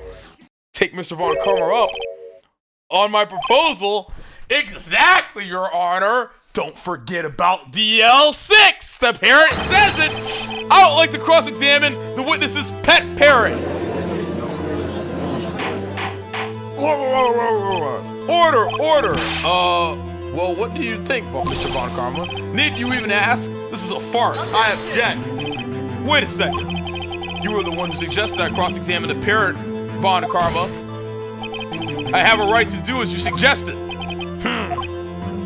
Very well, if you're so desperate, then please be my guest. Of course, should you go through with this, and nothing comes of it, then I hope you're ready for the consequences. Nick, this is crazy. Well, still want to go through with your little game? Fuck yeah, I do! Let the parrot take the stand. I will cross-examine her, Your Honor. This is the most ridiculous thing I've ever heard. Von Karma's rigged every person's testimony, every piece of evidence, except the parrot. She's my last chance. At least I think so. No, 100%. Bailiff, bring in the parrot. Oh, hell yeah. There's the parrot! That's quite a bird. Please tell us your name. Name! The witness is ignoring me. It must hurt to be ignored by a bird.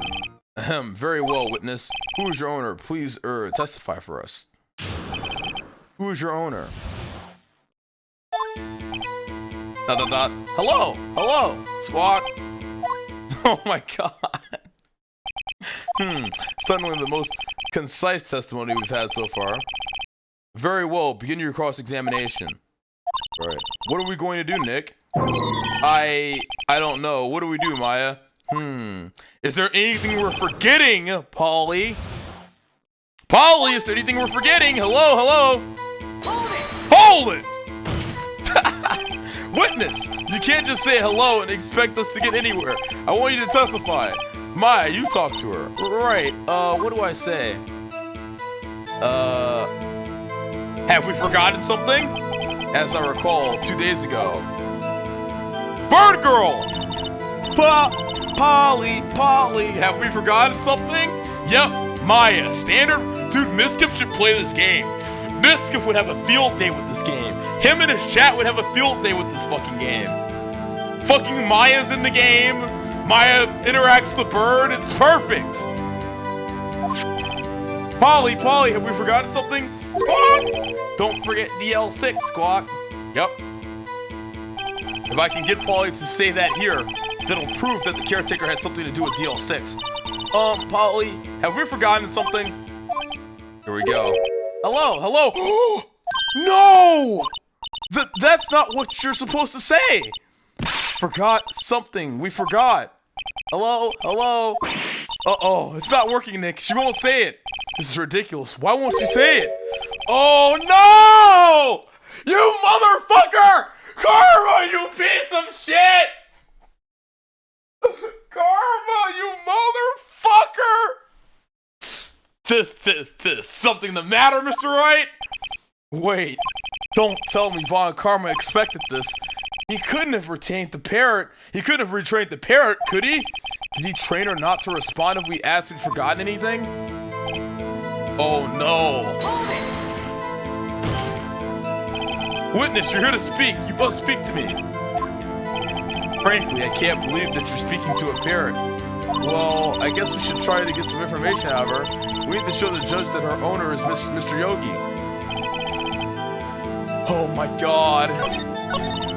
Well, I guess we should try. Oh, fuck.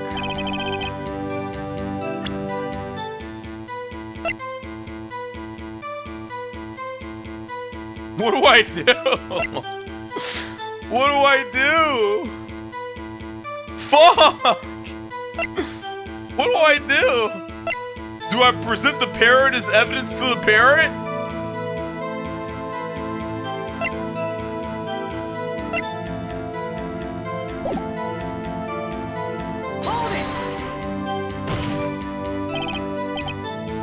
Witness, you can't just say hello and expect us to get anywhere. I want you to testify. Maya, you talk to her. Alright, let's say the other lines. What is your name? Maybe I should get her to say her name. Polly, what's your name? Polly. Squawk, Mr. Wright. I think we've established that this parrot's name is Polly. Does this have anything to do with her owner's identity? Of course it does. Yes, it does. Ha! Fascinating. You claim the parrot's name will prove her owner's identity. Then show us the proof.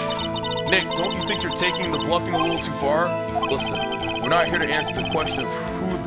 Listen, we're not here to answer the question of who is the caretaker. We're here to prove that he is Yanni Yogi.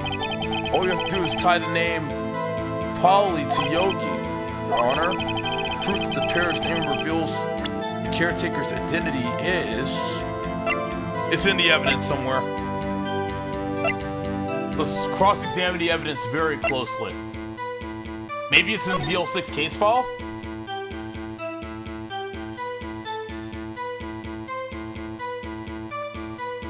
Case summary. Station elevator, district courthouse. Air and the elevator was auction included on the incident. No clues found at the scene. Ashworth. Attorney trapped in the elevator. Attorney from the lost trial with his son.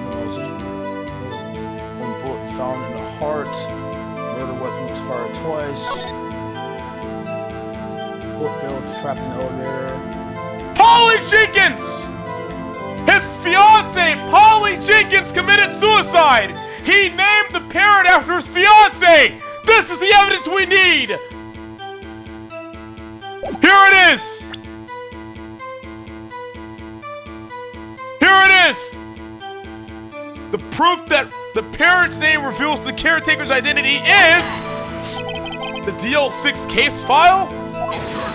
Oh, don't fucking object to this! That's quite a large file you have there. Which page is this proof on then? Show us, or stop wasting our time. Very well, Mr. Wright. Show us the page. Where in the file is the information connected to the parrot's name? Wait, fuck!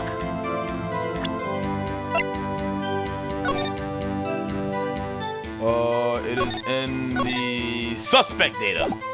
Suspect data, suspect data, suspect data. It's on the suspect data page. Question mark. This page has all the information about Yanni Yogi. Right after he was arrested, his fiancée committed suicide, see? Indeed, it does say that, yes. What was his fiancée's name? Polly Jenkins. Polly! Exactly, Your Honor. He wanted to remember the name of his fiancée who committed suicide. That's why he named his parrot after her. I see. I guess that is possible. Bah, mere coincidence, that's all. My granddaughter has a dog she calls Phoenix.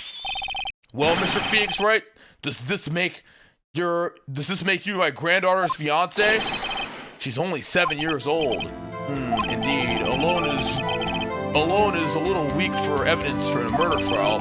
We would need some other corroborating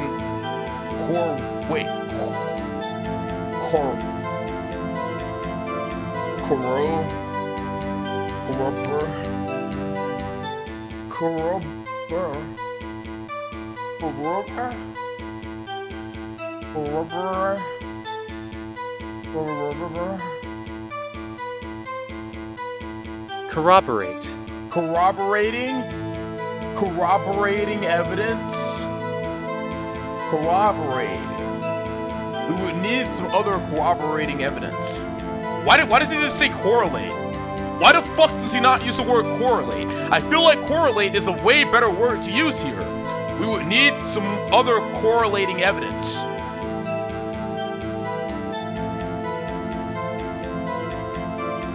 Correlate is a different definition. Confirm or give support to. Okay, so corroborate. Corroborate is confirm or give support to. Let's see if chat's right or wrong. Correlate. I'm pretty sure correlate is the same thing. Have a mutual relationship or connection. It's literally the same thing, chat. Fuck off. It's not the same. It literally is the same definition.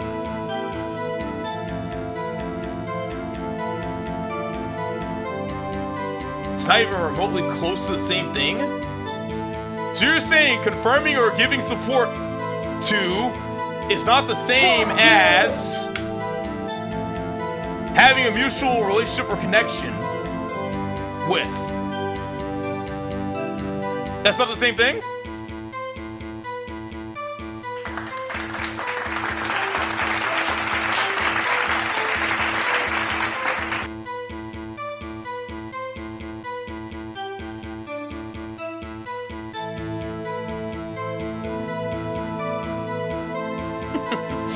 Retard 1 means you're achieve a goal. One person was personal actual retard. Shut Confirming the fuck up. and having a connection are two different things. Confirming and having a connection are two different things. I guess. Confirming and having a connection are two different things.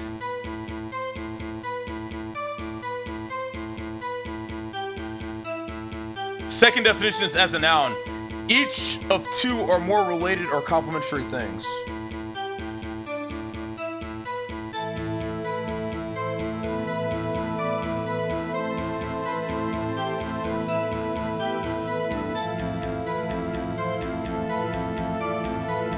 Cooperating with the suspect, you helped him set up the crime correlating with him.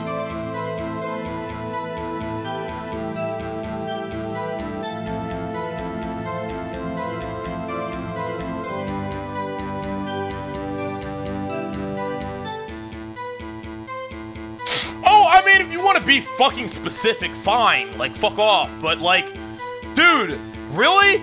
Like, you should be able to tell what you mean. Like, you literally, like, you're literally being. All right, here's what you're doing. You're doing this like super precise. No, actually, it's actually this, dude. From that, you would be able to like tell what the fuck you mean. You know what I mean? Like, dude, bro, you don't have to be this exact. Come on, are you serious? It can actually mean that. It actually can mean that. You can argue this all you want, chat, but it can literally mean. It can actually mean that. It could actually mean that. Like that's actually fucking ridiculous. That is actually fucking ridiculous for you to even try to argue that, chat. This is actually ridiculous.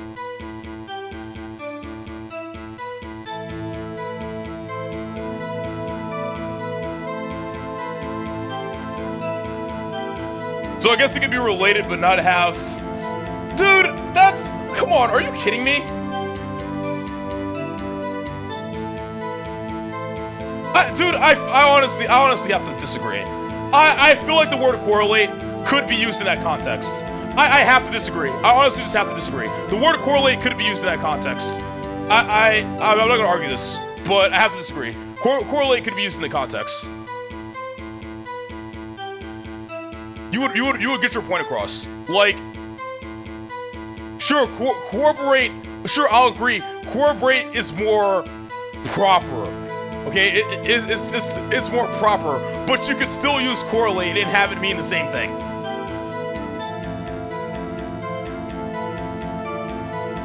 Yes, correlate can be used in this situation. Corroborate is the better word. Yes, corroborate is the better word, but correlate can't be used in this situation.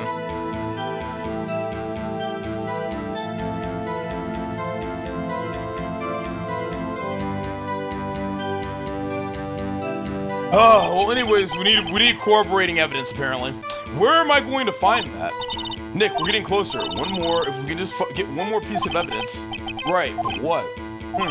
Very well, witness, you may continue. Well, I guess we should try to get some information out of her. We just showed the judge that her owner is Mr. Yogi. Oh, let's have the bird say something else.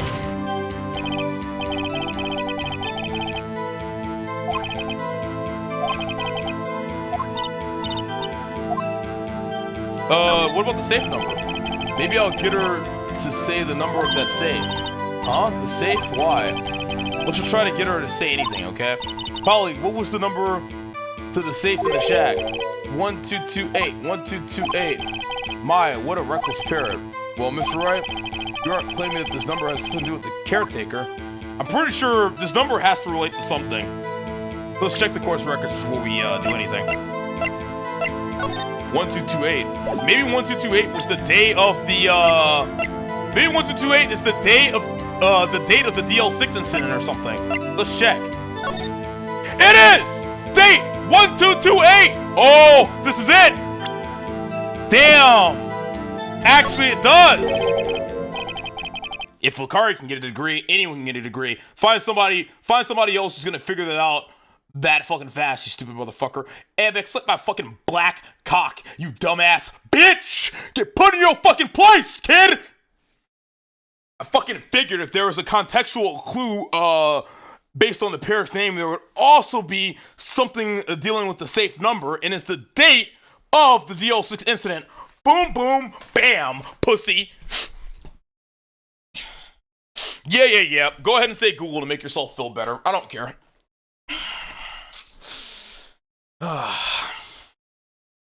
Too easy, dude. Too easy. Put your cock down his throat. Exactly, Zengi. Exactly. It's all about vocabulary to Google case answer.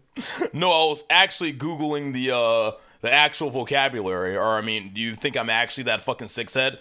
I mean, if you put it that way, you're only making me sound smarter if you say that. Like, if I'm actually smart enough to do that, then, hey, man, you're just making me seem like even more of a six-head, so thanks. Actually, it does. That's why I had her say it. Huh, ridiculous. How can the number to a safe tell us who the caretaker is? It feels so good to be ahead of this motherfucker. We're like 15 steps ahead of this dumbass right now. Smart for cheating. Chat, my genuine excitement can't be fabricated. If I actually cheated, I wouldn't be having fun right now. And exactly that's the reason why I keep subbing to you 5 Head Lock Daddy Smartest Try Hard on Twitch. Hey, thank you, dude. Thank you for the 2 month Prime resub. Much appreciated, buddy. Thank you very much. Show us your proof.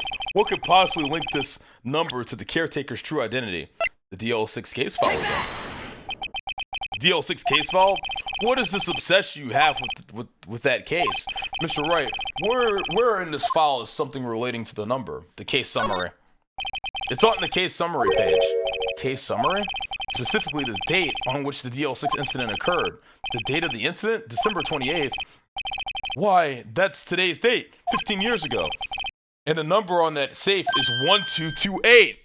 Ah! He used the date of the DL6 incident as the number for a safe, Your Honor. That's how important that date was to him. I see, it certainly is an interesting coincidence. People often do set their secret numbers to dates. Bah! This is not tangible proof. I set my ATM card's number to 0001 because I'm number 1. This has nothing to do with the date. Nothing. Well, now we know his ATM PIN number, chat. Let's rob him. Leaked. That's enough. I think we've reached a conclusion here. This is a mere coincidence, that's all. True, that is a possibility. However, 2 coincidences at the same time seems more like a pattern to me. What are you saying? What? Summon the caretaker of the boot shop. Immediately. Witness? Tell us your name. You can't object the judge! Wait, this witness... He doesn't remember. No, it's okay. I've accomplished what I wanted to do. I'm done. What happened? He woke up! Did Greg's stream end? What the fuck? Nick, he looks totally different. This is the real Yogi. I think, finally, he's been acting feeble to hide his true identity. Acting for 15 years. Well, let me ask you again. Please state your name for the court. My name is Yanni Yogi. 15 years ago, I served as a bailiff in this very court. Oh shit, he faked it. He was pretending. Order, order, Yanni Yogi. So was it you who killed Robert Hammond and tried to frame Miles Edgeworth for his death? Yes, it was me. I did it. They put me on the witness stand 15 years ago. Robert Hammond. He said I was mentally unsound. He told me it would make me innocent, get me off the hook. So I pretended to have brain damage. I was innocent, really, but he didn't believe me. He won the trial, but I lost everything. I lost my job, my fiance, my social standing. Then this year, 15 years later, a package arrived. It was a letter and a pistol. The plan was written out in careful detail. It was a plan for me to take my revenge on the people who ruined my life. I didn't care who sent it. I thought this was my chance after 15 years. This was it. Finally, a chance to have my revenge on Robert Hammond and Miles Edgeworth. I have no regrets. Well, wait a moment. Revenge against Miles Edgeworth? What do you mean? I'm not at liberty to speak on that matter. Why don't you ask Mr. Edgeworth yourself? Anyway, I admit it. I was the one who killed Robert Hammond. He killed Robert Hammond. He admitted it. On karma. Where's Mr. Yogi? Under arrest, Your Honor. I saw no room for error in his confession. Then the defendant, Miles Edgeworth, is innocent. In this case, at least. Very well. Will the defendant please take the stand? Edgeworth, you're innocent! You did it! There are a few mysteries left unsolved, but he can still be considered guilty for DL6. Still, you are cleared of suspicion for this particular case. So I would like to pass judgment on the murder of Mr. Robert Hammond. Any objections? ... I don't believe it. Why isn't Von Karma saying anything? Very well. This court finds the defendant, Mr. Miles Edgeworth, not guilty! See you later, perfect court record! Easy, dude, we won the case! That is all. This court is adjourned. Objection! Oh no. Did someone just say objection? It wasn't Von Karma. Wait, but that means no. Edgeworth! Why? You dumbass! Your Honor, I object to your judgment. What do you mean? I'm not innocent at all. As we have heard, Yanni Yogi killed Robert Hammond in revenge. But revenge for what? Nick! Edgeworth is trying to confess! He's going to say he's guilty! He's going to tell them he was the murderer in the DL6 incident! He's going to tell them he killed his own dad! Oh, what do I do? No! Objection! I won't let you! The judgment has already been passed! I object to Edgeworth's outburst! Didn't something like this happen yesterday too? I believe a certain witness raised an objection after a guilty verdict was passed. That would be Larry. We must hear this new statement. Fuck! We must hear Miles Edgeworth. He's right. We have a duty to hear out Mr. Edgeworth. For 15 years, I have had a reoccurring dream. Nightmare. It's only a nightmare. That's what I told myself. But now, I know it wasn't a dream.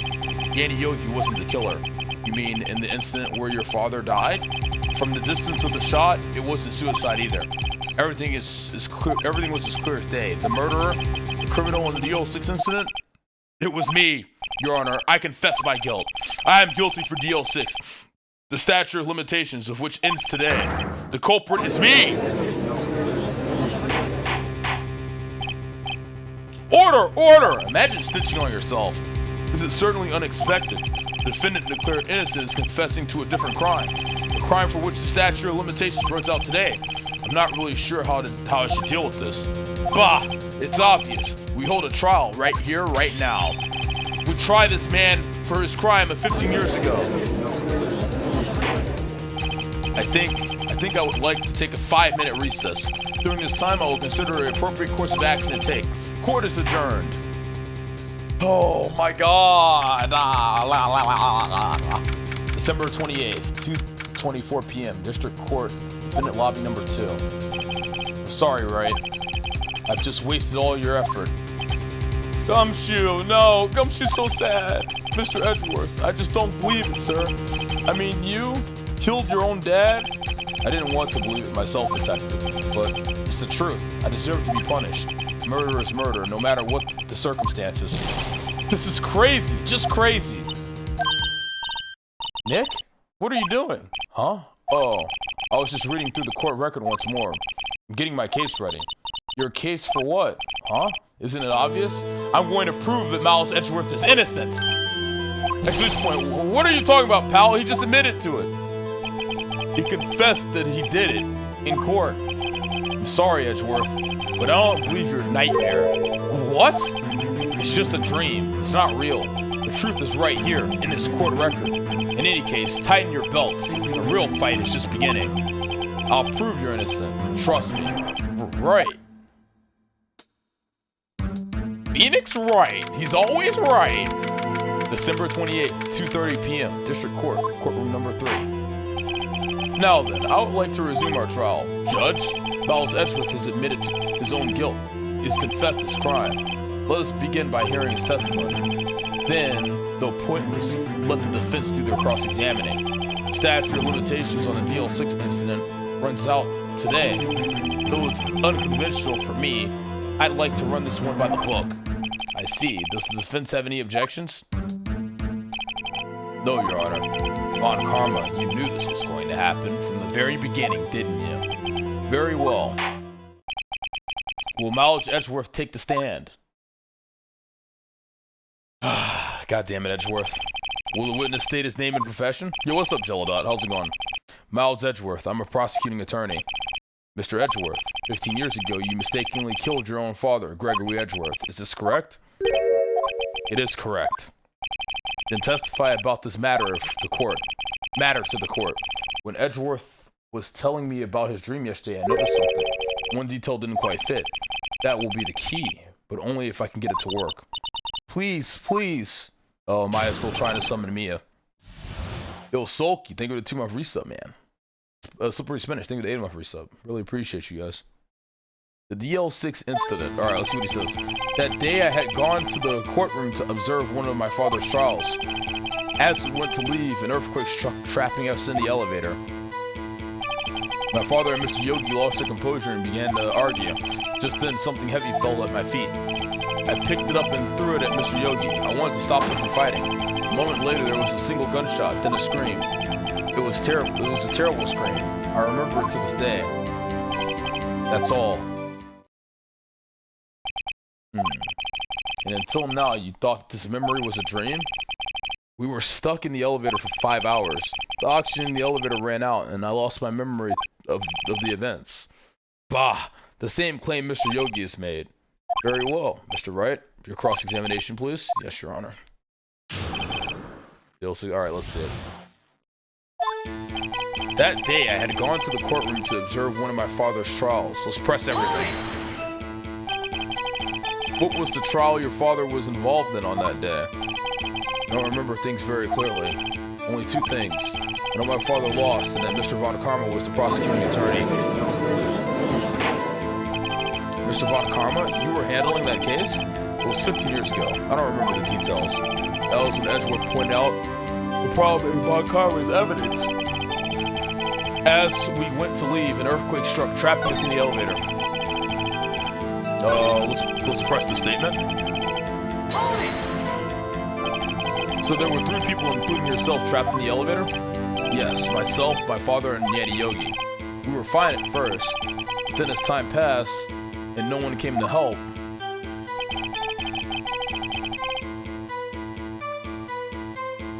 my father and Mr. Yogi lost their composure and began to argue. What did you do then? I was a 9-year-old boy at the time. What could I do? I was scared, trembling in the corner. Just then, something heavy fell at my feet. What was it? A pistol. I assumed it was the bailiff Yanni Yogi's. The safety must have come off when it fell from his holster. And he picked it up. What happened next? I picked it up and threw it at Mr. Yogi. I wanted to stop them from fighting. Did you know it was a pistol when you threw it? I think I knew. I knew it was dangerous, but the air was getting so thick, I panicked. So you're saying that you threw the pistol at Mr. Yogi? I was in a daze. A moment later, there was a single gunshot, then a scream. The gun fired once? Yes. I think after I threw it, I lost consciousness. Since then, they've echoed in my head every day. The gunshot and a horrible scream. The scream. It was a terrible scream. I remember it to this day. Tell me more about the scream. To this day? Yes, I can practically hear it now. I doubt I will ever forget that scream as long as I live. There it is. One part of the testimony that clearly contradicts the evidence. But I don't know what it means. And I better find out, and quick. Wait, it contradicts the evidence?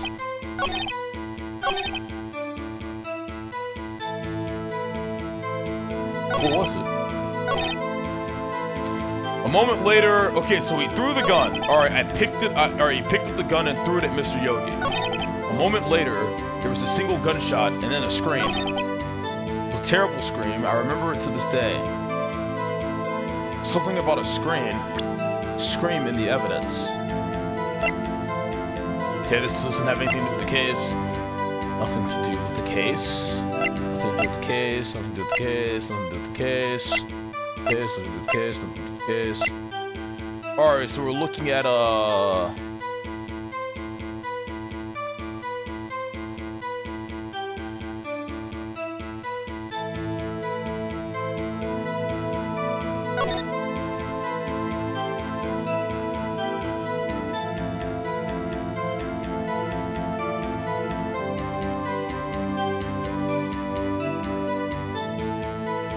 picture has nothing to do with it.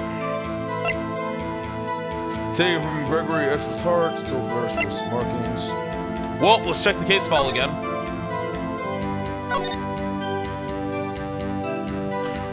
Alright, so what do we got here?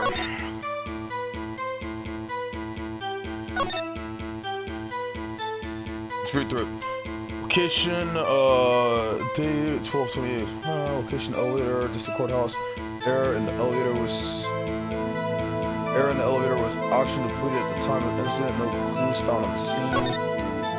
Gregory was age 35. Phoenix Attorney trapped in the elevator, returning from a lost child with son at Miles Edgeworth, age 9. One bullet found in the heart. The murder weapon was fired twice. Okay, so one bullet in the heart. So he was shot once. He was shot once, but the gun was fired twice. Does it say anything about the? Did he say anything about the gun? Did he say anything about how many times? Did he say anything about how many times the gun was fired?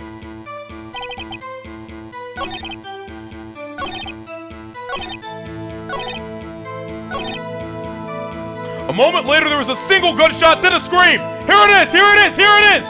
A single gunshot. But the case record states that that the gun was shot twice. This is the contradiction in the evidence.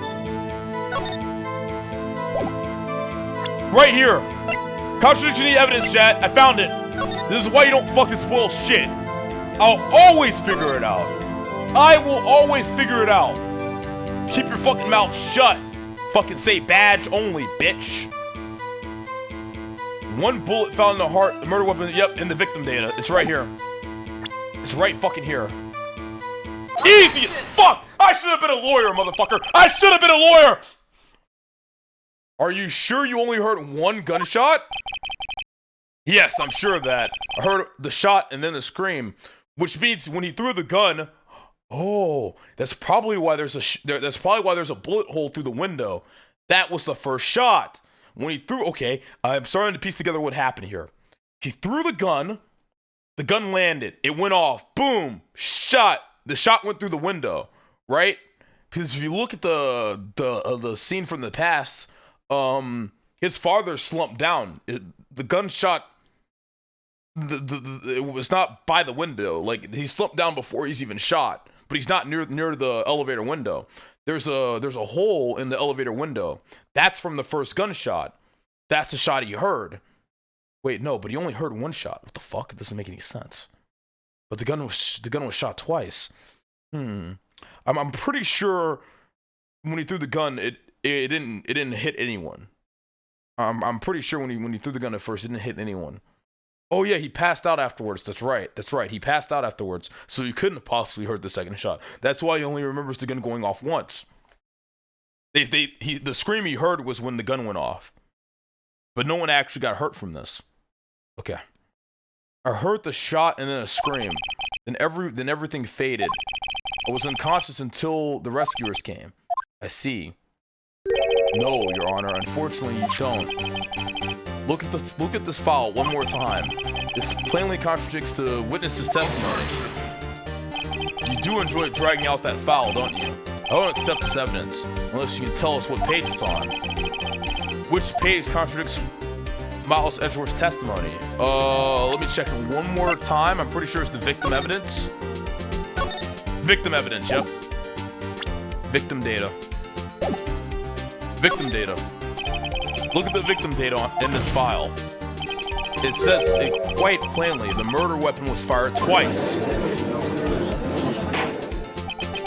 Miles Edgeworth only heard one gunshot, yet the murder weapon was fired twice. The first shot was the accidental firing when the pistol was thrown. So, who fired the remaining shot? Was there perhaps another shooter who fired that second shot? Your Honor, as I am sure you're aware, this incident occurred 15 years ago. The evidence is dated. The pistol did fire twice. However, we do not know when that second shot was fired. Ah, you're good, Karma, you're good, but not good enough. I'll find another contradiction in your bullshit. It might have been fired the day before the incident. There's no proof that the second shot had anything to do with this incident. What? I see. You do have a point, Mr. Wright. The murder weapon was fired twice, as we have heard. One of those shots was fired by the defendant, a boy at the time. Do you have proof that the other shot was fired? Do you have any proof that the other shot fired had something to do with the case? We do have proof that the other shot fired has something to do with the case, chat. You wanna know why? Because in the picture, there's two gunshots. One through the glass window and one through Gregory Edgeworth's heart. Yes. Your Honor, I think I'll be able to show you proof. What? Impossible. Now, Mr. Von Karma, save your surprise for after you've seen the evidence. Very well, Mr. Wright. Show us your proof. You have evidence that the second firing of the pistol is related to this incident?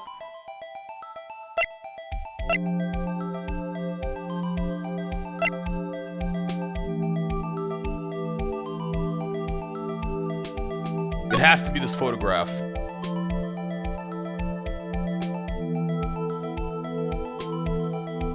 It has to be this photograph. One gunshot here, one gunshot through his heart. Take that! Look at this photograph.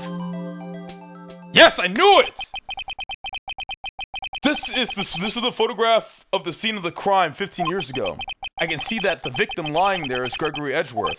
This proves that the murder weapon was fired twice at the time of the incident. This photo proves it.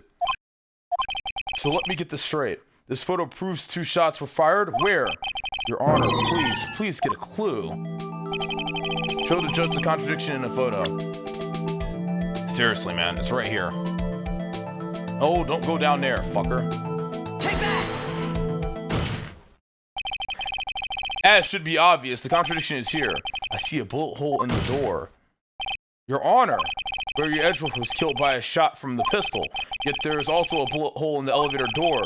We also know that the murder weapon was fired twice. Thus, someone other than Edgeworth fired that second shot.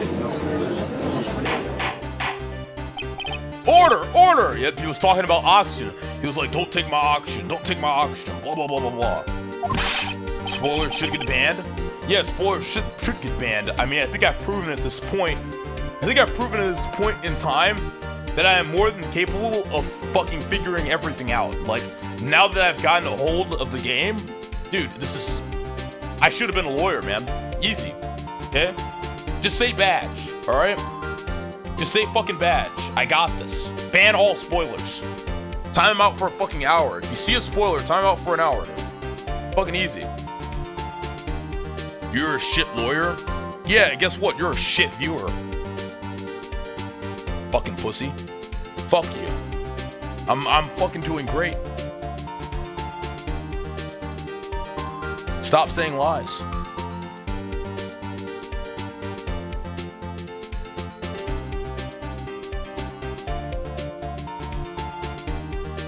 You know everything except how to pronounce words with more than 2 syllables? Syllables?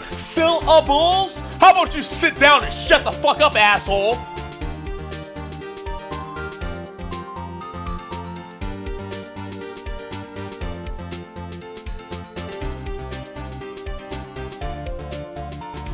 Cause that was 3, pussy. Also, objection! Mr. Wright, what are you driving at? It's simple, Your Honor. At the time of the incident, 2 shots were fired. One went into Gregory Edgeworth's heart. The other hit the elevator door. Remember that the defendant lost consciousness after the shot he fired rang out. In conclusion, we must agree that the second shot was fired by someone else, Mr. Wright. But who could that someone else be? The murderer, of course. I knew I should have stepped in before your wild fantasies got out of hand. Mr. Wright, look once more at the DL6 incident case file. Look closely. Try the case summary page. The case summary? That's on page 1. Look what is written there. Not a single clue was found on the scene. If the pistol had indeed been fired 2 times, then the other bullet would have been discovered on the scene. He does have a point. A second bullet has never been found. Why? Because the second bullet does not exist.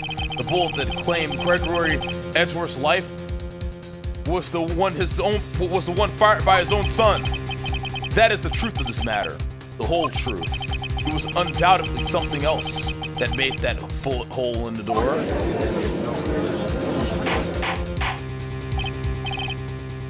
Order! I will have order! Mr. Wright has proven one thing to us quite clearly, that the murder weapon was fired twice at the time of the incident. However, as Mr. Von Karma says, the second bullet fired was not found. It is highly unlikely that the police merely overlooked the second bullet. So all we have is the single bullet fired. I'm afraid I have to discount the defense's claim. Tisk, tisk, tisk. I praise the judge for his wisdom in this matter. Gah, how did this happen? I don't believe that the second bullet didn't exist. Was I wrong? Have I been wrong about this whole incident? What are you doing, Nick? Why aren't you raising an objection? Sorry, Maya. What? It looks like I was wrong. Nick, the second bullet wasn't there, and all my conjectures have been for nothing. No, but you said you'd do it, Nick. You said you'd get Edward declared innocent. I'm sorry. It's just when I saw the photograph, I thought that the shot had been fired. It's just when I saw the photograph, I thought that 2 shots had been fired. I was so certain of it. I thought I'd won. I thought there was another person, someone else who fired the killing shot, but now I was wrong. To think it could be that simple. This case has stood unsolved for 15 years. Nick! Well, it seems that we have finally cleared up this incident. Only 1 bullet was found at the scene of the crime. That shot was fired by Miles Edgeworth. Precisely. I would like to ask one thing of Miles Edgeworth before passing my verdict. Have you been paying attention to the trial so far? Yes, Your Honor. Do you have any objections? No. No, I do not. So you killed your father. Though that was not your intention. Yes, I did. Oh no. He's accepted the guilt. Very well. The statute of limitations on the murder of Gregory Edgeworth runs out today. Therefore, I must pronounce a verdict on the defendant today, right here. Right now! Indeed. Does anyone have any objections? I've been here before. It's just like my first day in the court. There are so many things I know I should be saying, but my mind's gone blank. I can't find the words. Mr. Wright? I have an objection. Objection! Step up, Phoenix! Be a man! Your Honor, I object. Tisk, tisk, tisk. I hate that! Mr. Wright, on what grounds do you object, Oof. Nick? I don't know. His case is perfect. Oh no. It must exist. The second bullet. What? What did you say? Nothing. Second bullet must exist? Where? Someone took it. It seems waiting is not going to produce us any answers. It seems waiting isn't going to produce any answers from Mr. Wright. Wait, Your Honor. The second bullet. It existed. What? But we've just heard proof that it did not. I realize that, Your Honor. I'm really grasping here. It's just someone took it from the scene of the crime. That's what happened. But who? The murderer! The murderer? Then tell us just who this Then tell us just who is this murderer? I'm still thinking about that one. Well, the criminal took the second bullet, but why? Huh? First of all, how would they have found it? It's not easy to find a stray bullet, Mr. Wright. Was there some pressing need for the murderer to search for that bullet?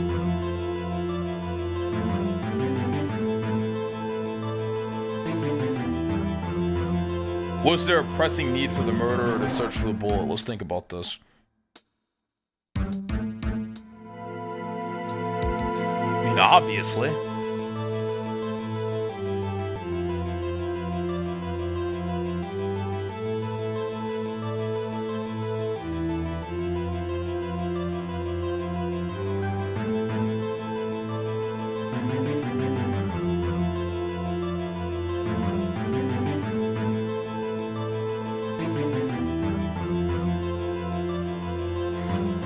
I mean, yeah, I believe so. I believe the murderer had to find it. But why? Let me think about this carefully. There has to be some clue I'm missing. Something that tells me the answer. Maybe we should read the case file again.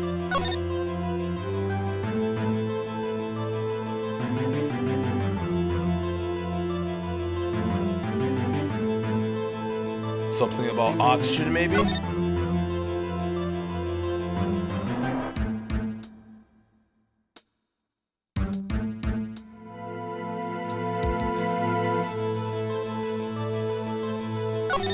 mean, I feel like, yeah.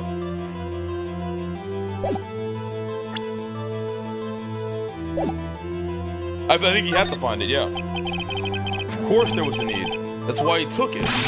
But what possible reason could they have had? Well, the reason the murderer took the bullet away from the scene with them is the murderer was cautious. I mean, the bullet would be proof. That's obvious, right?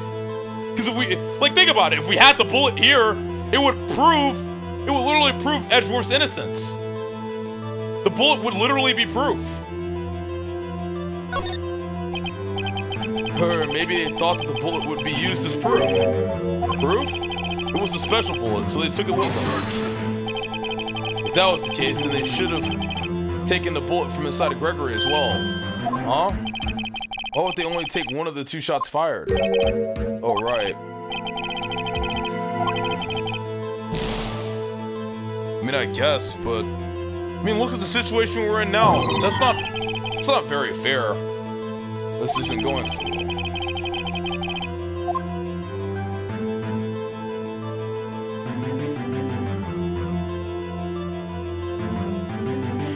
Being cautious is literally the same thing. So I guess the murderer actually didn't need it. Why would the murderer have spent time to look for a stray bullet? Haven't gotten a clue. What's wrong, Mr. Wright? The murderer had no reason to take that bullet. You don't want to admit it, but it's true. Had to take it. Had to take it? The murderer? What does that mean? You're thinking too normal. Think crazy. Don't think why the bullet was taken. Think why the bullet had to be taken.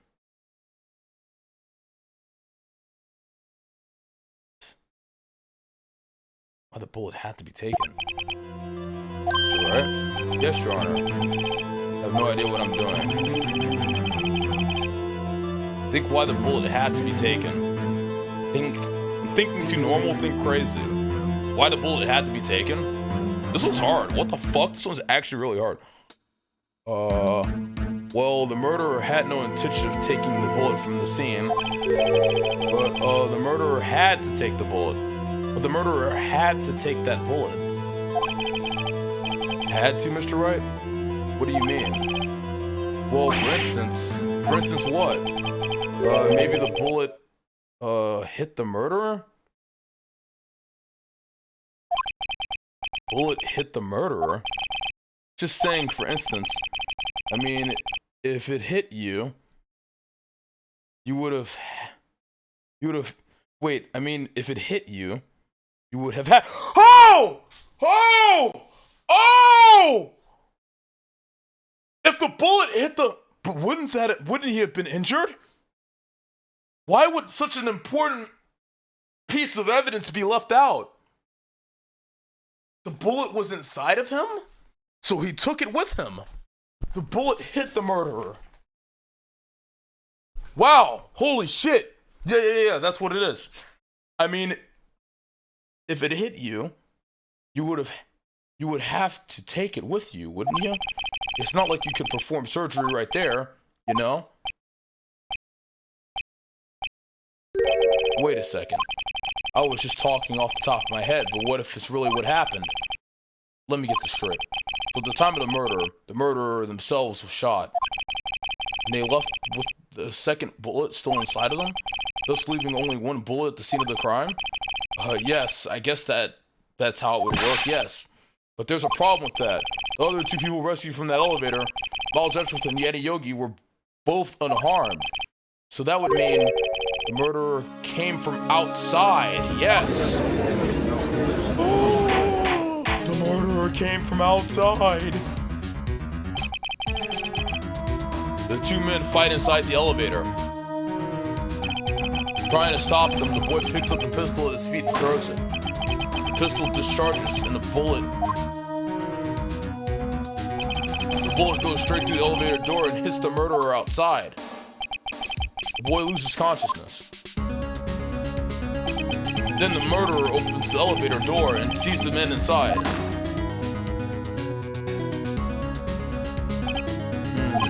Mr. Wright, you are truly the most unpredictable defense attorney I've ever known. I can tell you're grasping, yet I cannot deny the possibility of what you say. What are you saying? Deny it! Deny it! No one involved with the incident was wounded. There was no murderer. No one was wounded at the time of the incident. That's right. I can't think of anyone. Hey, Nick. Huh? I just thought of something really crazy. Crazy? Remember what Mr. Roseberg said yesterday? Dude, Maya's become my favorite girl. She's my favorite girl now. I'm sorry, it happened. I've changed gloves. Maya's my new favorite. It happened. She's best girl. Not like that, I mean, but she's such a good character.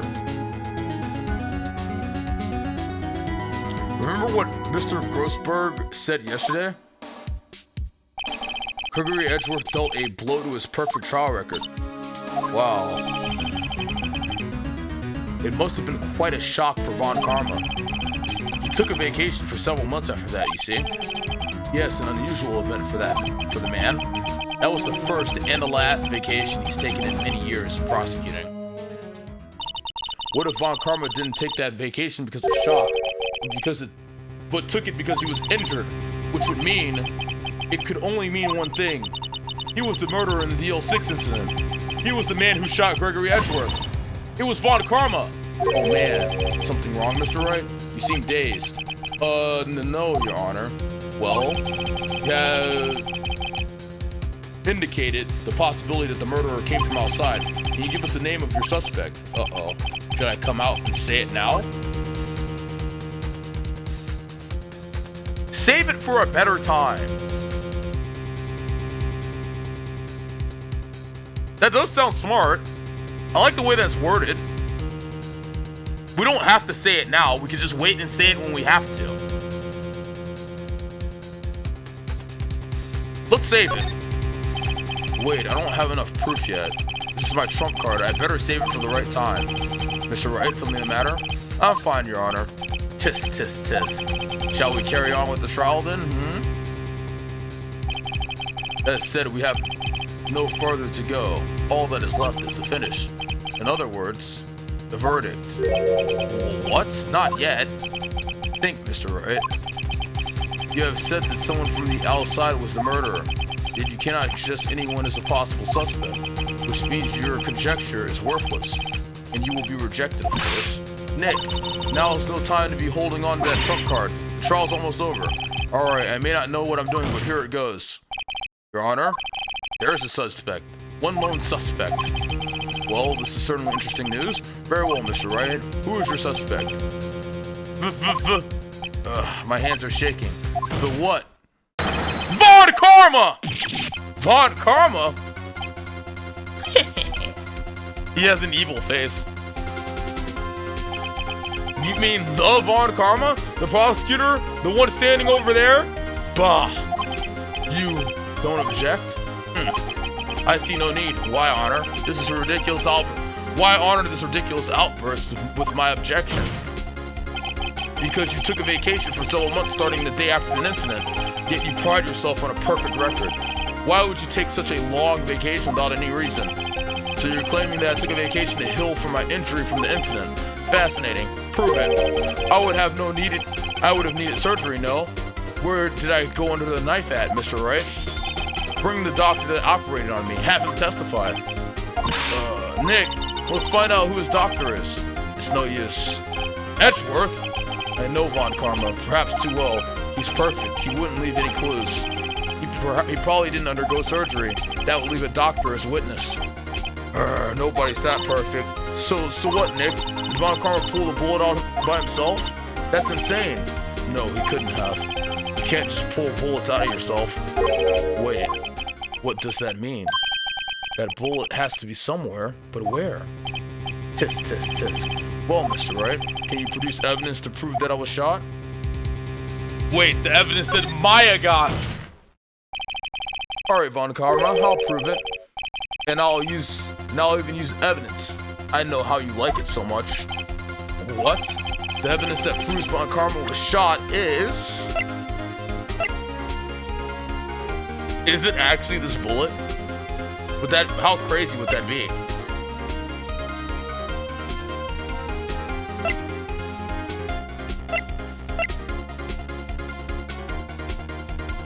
I feel like it is the bullet.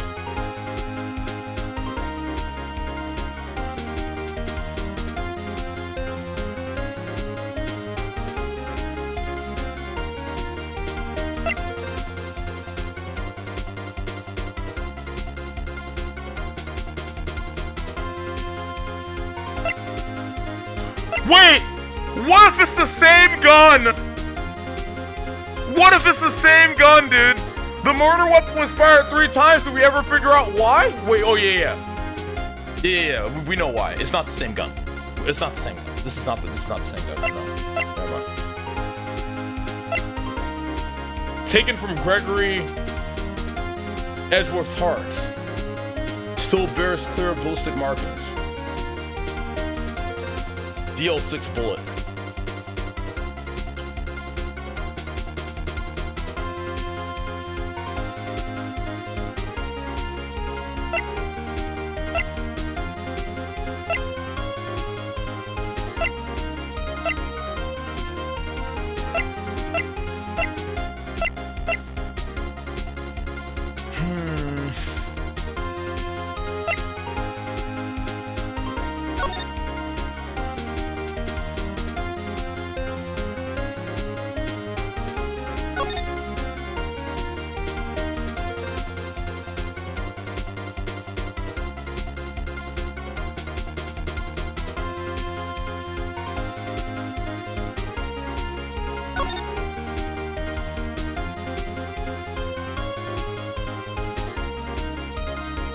Nothing here.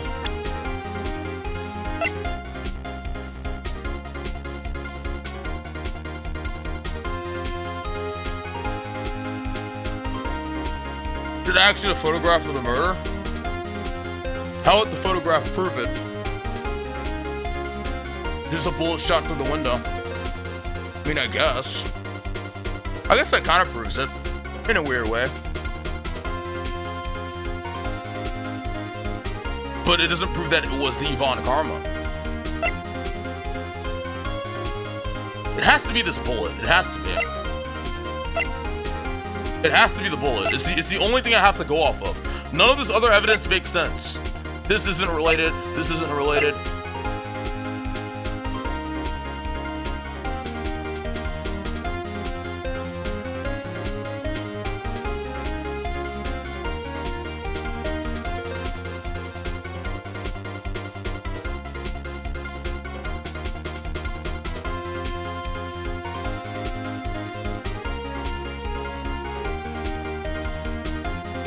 This isn't related either.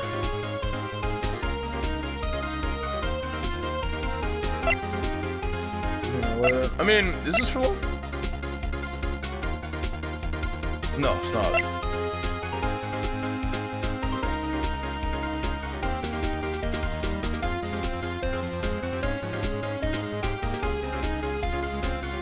Not related, not related.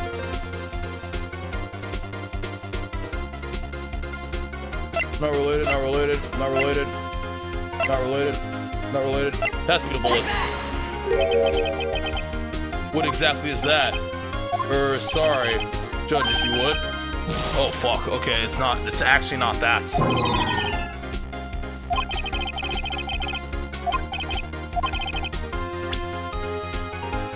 Man, what is it then? Is it actually the photo somehow?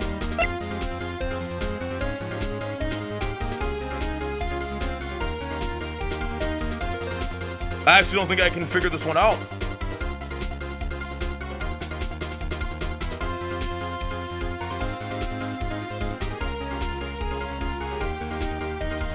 It's definitely not the case record.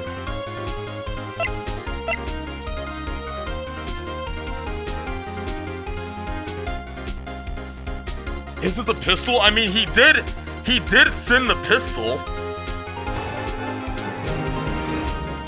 What are bullets made of? Shut the fuck up, pussy.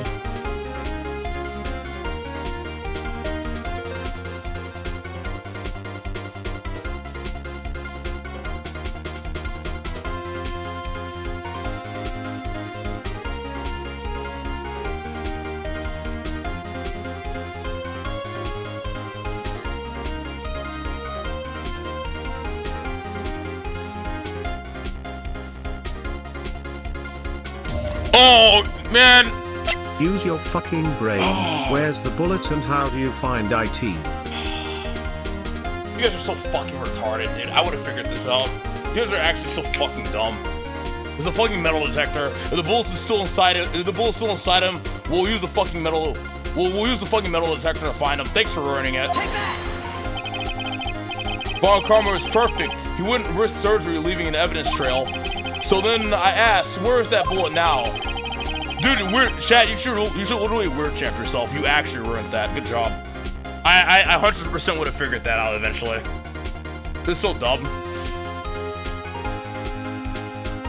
I think it's unlikely that Von Karma performed the surgery on himself. Like literally, you already know the answer. Why do you think why do you think you're so smart? You literally already know that answer. Like, you actually already know that answer. Why would you do that? I don't understand. You literally ruined it. Man, when I figured it out, I would have been so fucking excited. Oh, well, I guess that moment's never happening. Good job, dude. Mods, you know what to do, these idiots. Like, literally, get rid of both of them. Jesus Christ. Man, I would have figured that out, dude. All I had to do was think a little bit more and I would have had it. It actually makes so much sense. The metal detector, that's so crazy.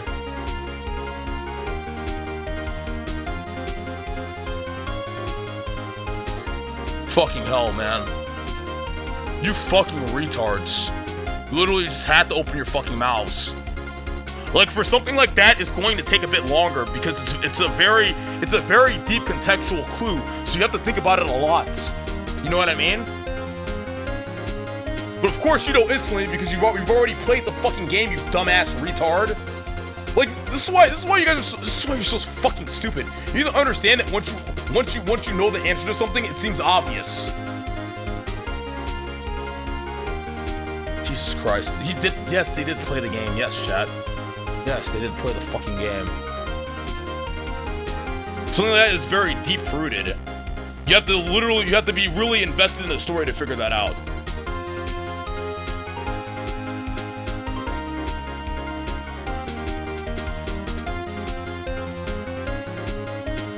That's shitty. It's unlikely that Von Karma performed surgery on himself. You don't mean... I do. There's a possibility that the bullet is still inside Von Karma. I never played this shit. I literally saw the description for a frame and instantly figured it out. Okay, yeah, sure. Yeah, good one, buddy. Sure you did. Is that even possible for all these years? That's like the biggest cap I've ever heard, actually. That is like the biggest cap I've heard in my life.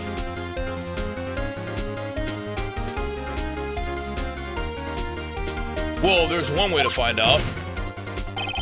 We could use the metal detector. Well, Von Karma?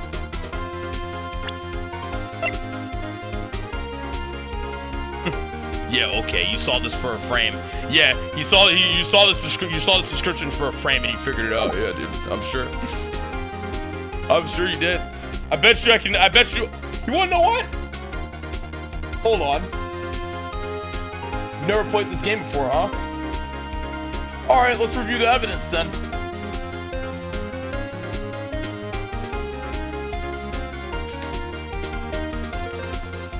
Let's review the evidence. You never played this game before, huh?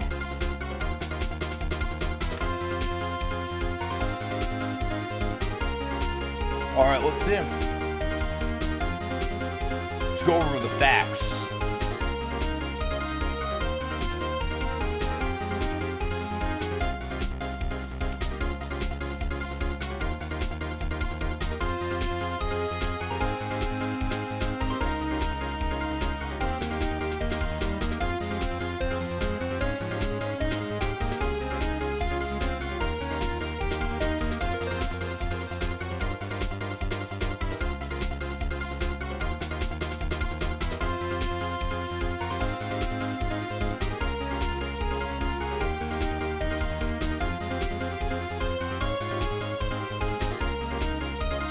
Jesus Christ, you were pagan as hell.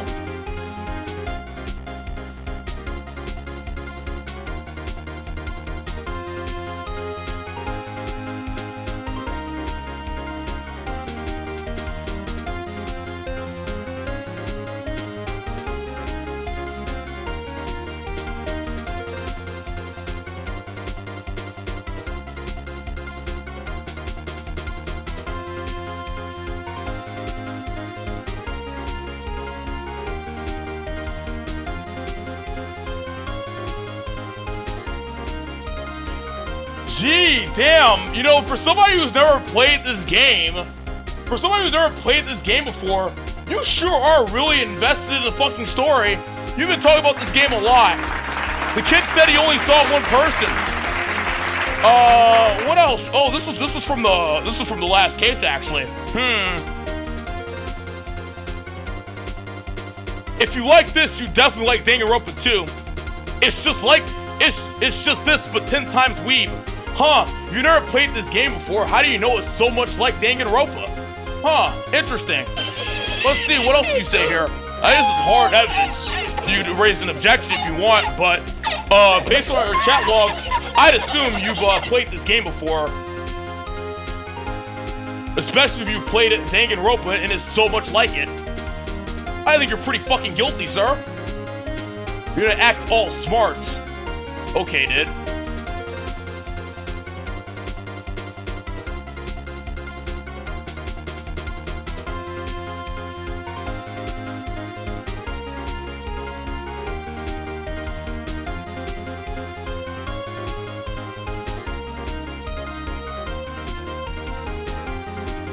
Don't like Tekken. That's a -1 point for you.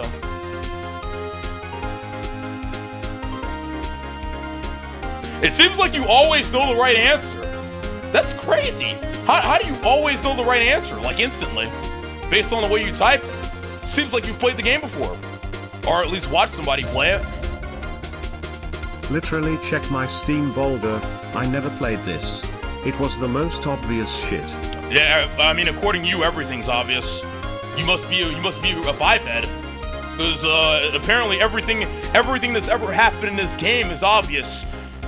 Every time there's a decision, you're like, wow, so obvious, wow, so obvious, wow, so obvious. You don't even stop for a second to think, you just instantly say it's obvious the second it comes up. Like, almost like you already know the fucking answer. I think you're just toxic. Yeah, you're full of shit. You're actually just full of shit. No more, I'm not gonna waste my time with this, you're guilty. You're guilty as all fucking hell, and I'm pretty sure, your peers, all agree. Well, Von Karma, I'm gonna run this over you and see what we find. Oh shit, he's sweating. I refuse. You refuse. But refusing this means you acknowledge that the bullet is still inside of you.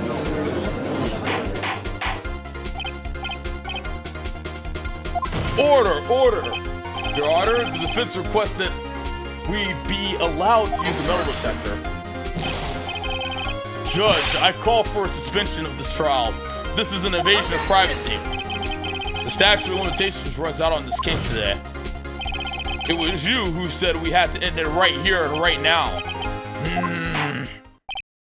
Enough. I permit the use of the metal detector. Man, if the metal detector goes off, he's guilty beyond all reasonable doubt. Mr. Von Karma, you will submit yourself to testing. Nick, what does this mean? I don't know, but we have to give it a shot.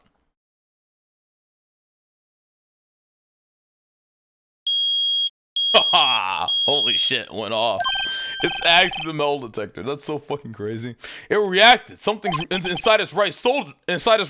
The bullet! Mr. Von Karma? You! It was you! I was afraid this would happen, and so I remained silent. Indeed, there is a bullet in my shoulder. However, it has nothing to do with this incident. What? I was shot in the shoulder long before the DL6 incident. I claim that the bullet in my shoulder has no relation to DL6. But Von Karma, can you prove that? Prove? I have no obligation to prove anything. It is Mr. Wright who must prove something here, not I. Mr. Wright? Well, can you prove it? Can you prove that the bullet in Von Karma's shoulder was from DL6? Of course you can. You don't have any of the DL6 evidence. That's because you took it out of the records room yesterday. But we have the bullet. We have the same bullet. With no proof, you cannot convict me of any crime. So sorry, Mr. Wright. No, I'm the one who's sorry, Mr. Von Karma. What? You were close. One day away from freedom. But you see, I have proof. What? Who would have thought you would dig up... Who would have thought you would dig your own grave trying to convict Edgeworth? I can link you to that bullet in your shoulder to the DL6 incident. And here's my final proof. Yes, it's this. Take that! That's a bullet! Where did you get that? This is the bullet used in the DL6 incident. This was taken from the heart of the victim, Mr. Gregory Edgeworth. The bullet is preserved quite nicely with all the ballistics markings intact. Ballistic markings. You may recall the term. It came up in the first trial 2 days ago. Ballistic markings are the fingerprints of the weapon. All bullets fired from a gun are marked with that weapon's unique pattern. By examining the markings, you can tell which weapon fired the bullet. It's quite accurate. We have 2 bullets in our possession. One, the bullet removed from Gregory Edgeworth's heart. The other, Mr. Von Karma, is a bullet buried in your shoulder. We can analyze both bullets, then if the markings matched, we would know that both bullets had been fired from the same gun. The very same pistol, in other words, the murder weapon that killed Gregory Edgeworth. Mr. Von Karma, you will let us remove the bullet from your shoulder. Then we'll compare the ballistic markings to the one on this bullet and solve the case once and for all. Well, Mr. Von Karma?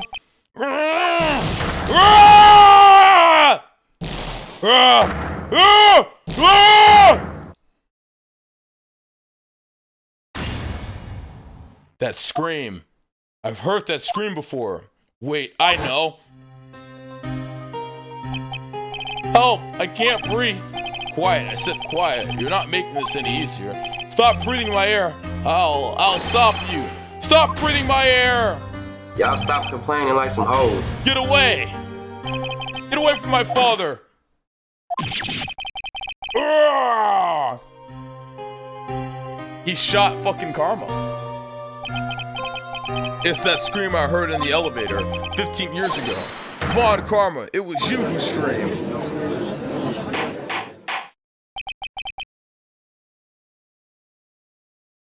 Zanvo Karma. Mr. Von Karma? Only you would dare defy me. So it was you. You and your father are my curse. Your father shaved me with the penalty on my record. And you left a scar on my shoulder that would never fade. I'll bury you. I'll bury you with my bare hands. Death, death.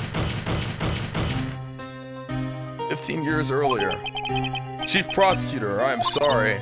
Von Karma, it's not like you to make this kind of error. I never would have thought that Edgeworth would be the one to catch you. I was careless. I'm sorry, but you will have to be penalized. I've covered for you in the past, but not this time. Edgeworth! He got penalized. It was a shock like none I had ever known. Me penalized? It took hours for me to regain my composure. Suddenly I found myself in the darkness. I was in the court records room. I must have wandered in there without thinking where I was going. The room was pitch black.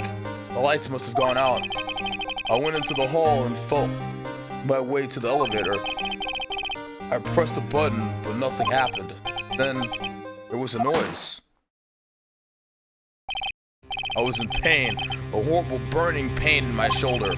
Just then the lights came back on. The elevator door opened before my eyes. I saw 3 people inside, all lying unconscious from the oxygen deprivation. Much to my surprise, the pistol lay at my feet. I knew then it was my destiny.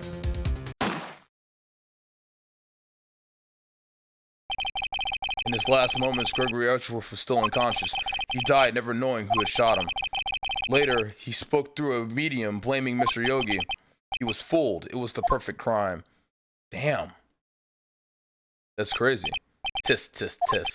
Who would have thought another man would have come to open that elevator door? Judge. What? What are you doing? Do your job. Bring an end to this miserable charade. Now. End it. Very well.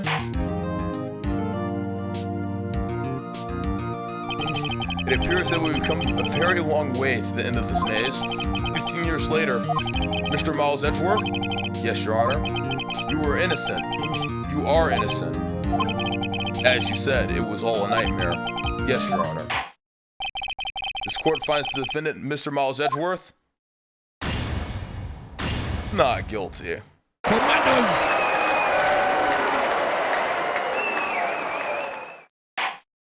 He threw. That is all. This court is adjourned.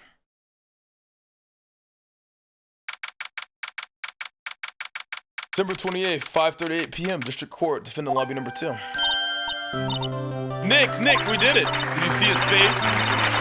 Von Karma looked even paler than usual. He's pretending to be all cool, but inside you crushed him, Nick. Crushed. I gotta say, I'm impressed. It was pretty close though. I was sure we had it. I know, I was on the verge of tears the whole time myself. But now it's all just a good memory. So it's finally over, Edgeworth. Right, yeah? I'm not sure how to say this. I know. Try, thank you. I see. Thank you, right? You're welcome. I think you could have done better than that. Sorry, I'm not good at this sort of thing. You got a lot to learn, Edgeworth. She's got you there. Whoop! Amazing, pal. You pulled through just like I thought you would. I'll never forget this. I owe you one, pal. And tonight, let's party. Dinner's on me. Yeah, my salary went down a bit this month, but who cares? See, Mr. Edgeworth? You should take a lesson from Detective Gumshoe. That's how you say thank you. I see. Whoop! I feel foolish. Don't worry. Take it a little at a time. You'll get used to it.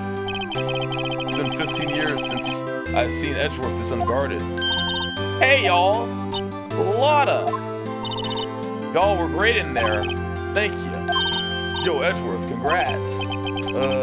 Thank you all very much. I knew you were innocent from the start, of course. Just look at you. You wouldn't stick your hand in the cookie jar even if no one was there. You were the witness on the first day of the trial, weren't you? Yeah, well, let bygones be bygones, eh? Speaking of which, what are you doing now, Lotta? Who, me? Oh, I went back to college. I gave up trying to be an investigative photographer pretty quick. Really? That's too bad. Huh? Isn't that the hot dog guy from the park? Huh? It's over, Nick. My life is over. Oh, it's Larry Butts. Why the sad face, Larry? What happened now? Oh, Nick, I'm not long for this world. You don't look sick. It's Chianti. She's going to live in Paris. Paris, Nick. She's leaving me behind. Should have seen that coming. Yo, Edgy. There you are. Yes, here I am. Congrats, Edgy. Here, a little gift from me in celebration. Celebration? That's unusual for you. Harry Butts, you come along tonight too. My treat, pal. Thanks. Looking forward to it. Yo, Nick. That's the suit that questioned me. When he says treat, that's not police talk for prison food, right? Right? I think you'll be fine, Larry. Right. Yeah? What's up? That envelope that Larry gave me, it's got money in it. Well, yeah, that's not that strange. People give money away to celebrate sometimes. It's $38, right? Huh? That's what a weird amount. I mean, it's not a little, but it's not. Larry! Larry stole Edgeworth's lunch money! Fucking butts. When something smells, it's probably the butts. $38 exactly? Nick! Wasn't that exactly the amount of lunch money that was stolen from Mr. Edgeworth in school? $38. No. No! Larry, it was you! What are you so surprised about, right? Huh? Larry was absent that day from school, right? That doesn't automatically rule him out as a suspect. What? Think back to that day 15 years ago. Larry took the day off, but he was bored, so he came into school anyway. Then he saw the money lying there, and the rest is history. I never was good at history. Edgeworth, you didn't know, did you? I suspected. I just couldn't picture Larry protecting you like he did that day. Everyone else was saying you did it. The whole class was against you, remember? Yeah, too well. Right? You may not know this, but we used to have a saying back in school. When something smells, it's usually the butts. I know. Really, right? I'm surprised you didn't figure it out. Well, this sure is an unexpected turn of events, eh? Edgeworth. You should have told me. Now, Nick, it was 15 years ago. Don't you think the statute of limitations is running out, Mr. Edgeworth? I'd say so, yes.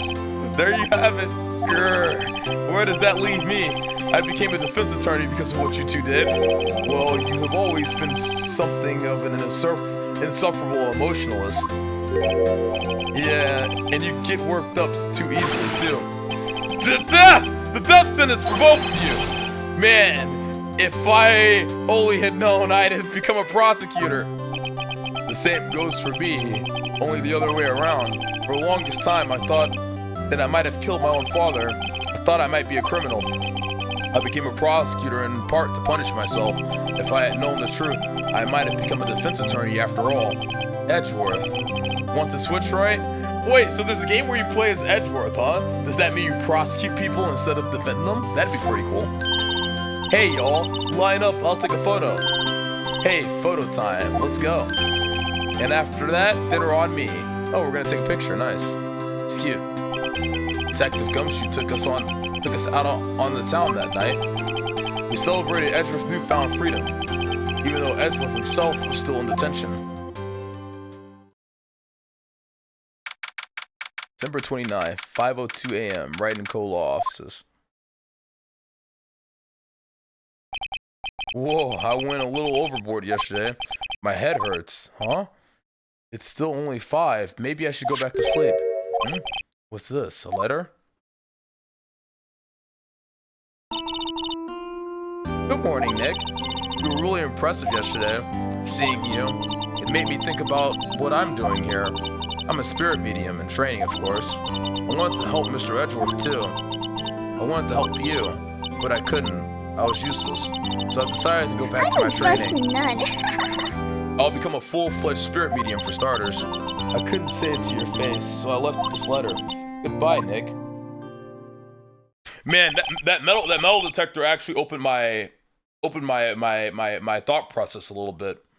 I ruled out the metal detector because it wasn't part of the evidence, but it actually makes fucking sense. I should consider every piece of evidence next time. Very smart. I would have considered it eventually. If the gun wasn't it, I would have read all of the evidence very carefully. I would have figured out it was the metal detector, and it would have been really fucking pog. Thanks for ruining that, you fucking stupid asshole. Just because you wanted to sound smart, like anyone fucking cares. Ugh. I won't permaban you, but I'm gonna give you a fucking severe penalty. I'm gonna ban you for like fucking 3 days. The reason why I'm not gonna permaban you is because it's not your fault that you're a retard. You're enthusiastic about the content. Honestly, I need more fucking Pepega viewers like you. Maybe if I had more viewers like you, my channel wouldn't be so fucking dead. I'll ban you for fucking 3 days. Same with the other dude who donated. Both of you get 3-day bans. You're just enthusiastic, that's all. You're just enthusiastic, that's all. It's not a bad thing, but you just need to know when to shut the fuck up. You should say shit like that when I run out of options. Like if I'm about to fucking lose, then fucking sure. But I had a lot of breathing room. A lot of breathing room. I could have still gotten the answer wrong twice. Did you get spoiled? Yeah, I did. It's kind of fucking. It wasn't really a spoil. It was just like he didn't like tell me. He just gave me a really revealing hint, which was like too much information.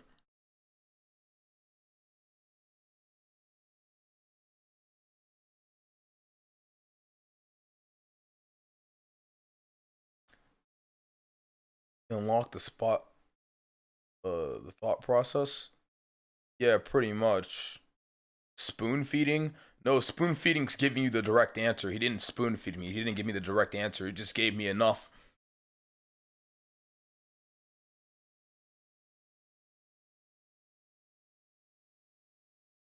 Wrap it up, bald head. Yeah, let's wrap it up. Oh well. Goodbye. What time is it? Oh, the first trains for the mountains have already left to the station. Oh, we went to go see her. ... I guess I'm too late. Hey! Nick! Maya! ... So, you're leaving? Yeah, it's hard being a spirit medium who can't talk to spirits, and I think you'll do fine without me, Nick. Be good, okay? Hold it! Wait! What?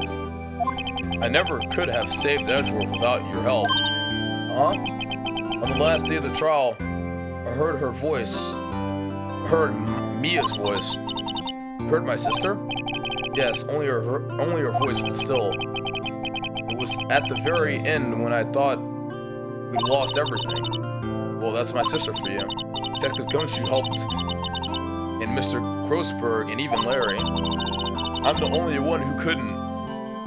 I was useless, Nick. But you were the one who stopped Von Karma, Maya. Huh? I didn't do anything. All I did was wander around in a daze. Sorry, but I have evidence that you helped. Evidence? Show Maya the evidence that you're up. Obviously this. Take that! A bullet? Von Karma was convinced he had taken all the evidence pertaining to DL6. But you were the one who rescued the last piece of evidence we needed. This was the bullet that put an end to Von Karma. And you were the one who gave it to me. Nick, thanks. Maya, I couldn't have done it without you. Good job, Maya. I'll be back soon. Huh? I'm going to complete my training and come back. Okay, I'll be waiting. Of course you will. You can't run that office by yourself. You're hopeless. That's the Maya I remember. That's the Maya I remember. Nice, dude. She's such a good character. She gets cheered up. She gets sad. She shows emotion. She's funny. She's witty. She banters. She's great. I don't know about that. So, this is it. See you soon, Maya.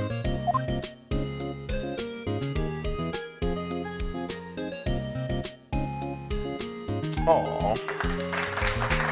Thanks, Nick.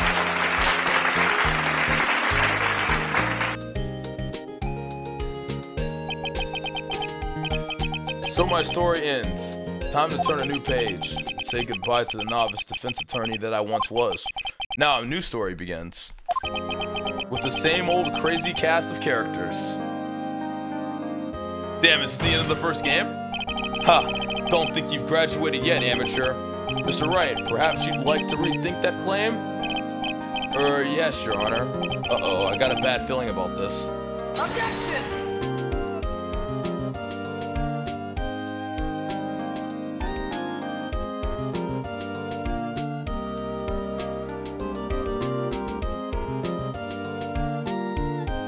Hey pal, Mr. Edwards came down to the precinct to wish me a happy new year. Talk about a pleasant surprise. Whoa! Detective Gumshoe! Then he hung his head low and went right back outside. Kind of like he was embarrassed or something. Strange, huh?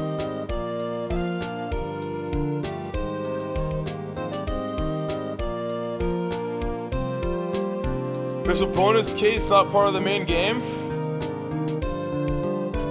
Wait, so the game's over? What the fuck? Wait, but I remember seeing the preview of this game. There's like 2 other lawyers. Like there's one girl lawyer, there's one girl prosecutor, and then there's also a fucking... There's a girl prosecutor and there's some dude with a fucking scanner on his head. Who, right? Yeah, I remember him. I hear he's busy lately. No, not to ring my bell. I'm sure he's grateful.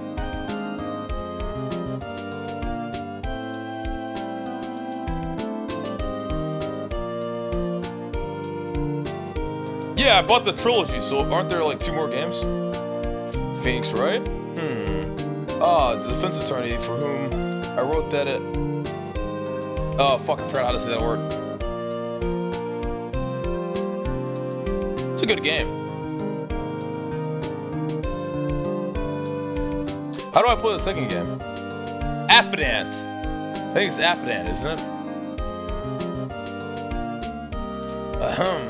Oh, it's you. Phoenix Wright? Ah, yes, Mia's understudy, was he not? I wonder how he's doing. Haven't seen him of late. Ah, the days of my youth. Like the scent of fresh lemon, you see? Yeah, well, I guess I figured out 99% of the game. Besides that one fucking stupid-ass metal detector. Man, that would have been so pog. I would have freaked out. Fucking bitch. I hate you.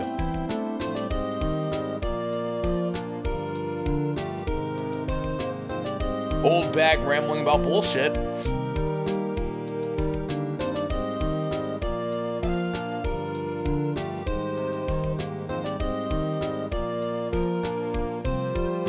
I'm pleased to announce the Pink Princess is a hit. I sure owe that Mr. Wright a great deal. Aw, this is a good game.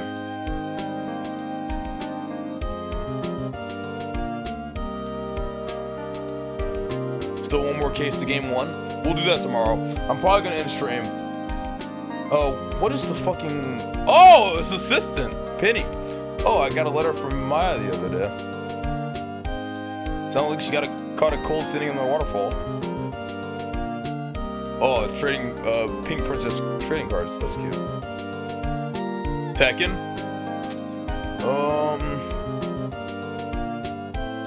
Oh, if I'm in the mood to play Tekken on stream, probably just play off stream.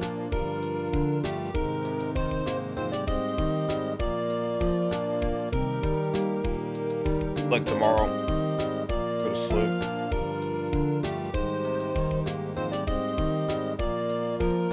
It's late, man.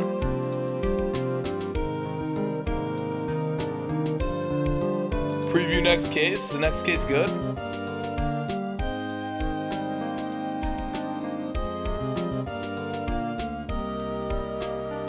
Next case is the best in the series, but also the longest. I thought this case was the best in the series. So the next case is even better than the last case?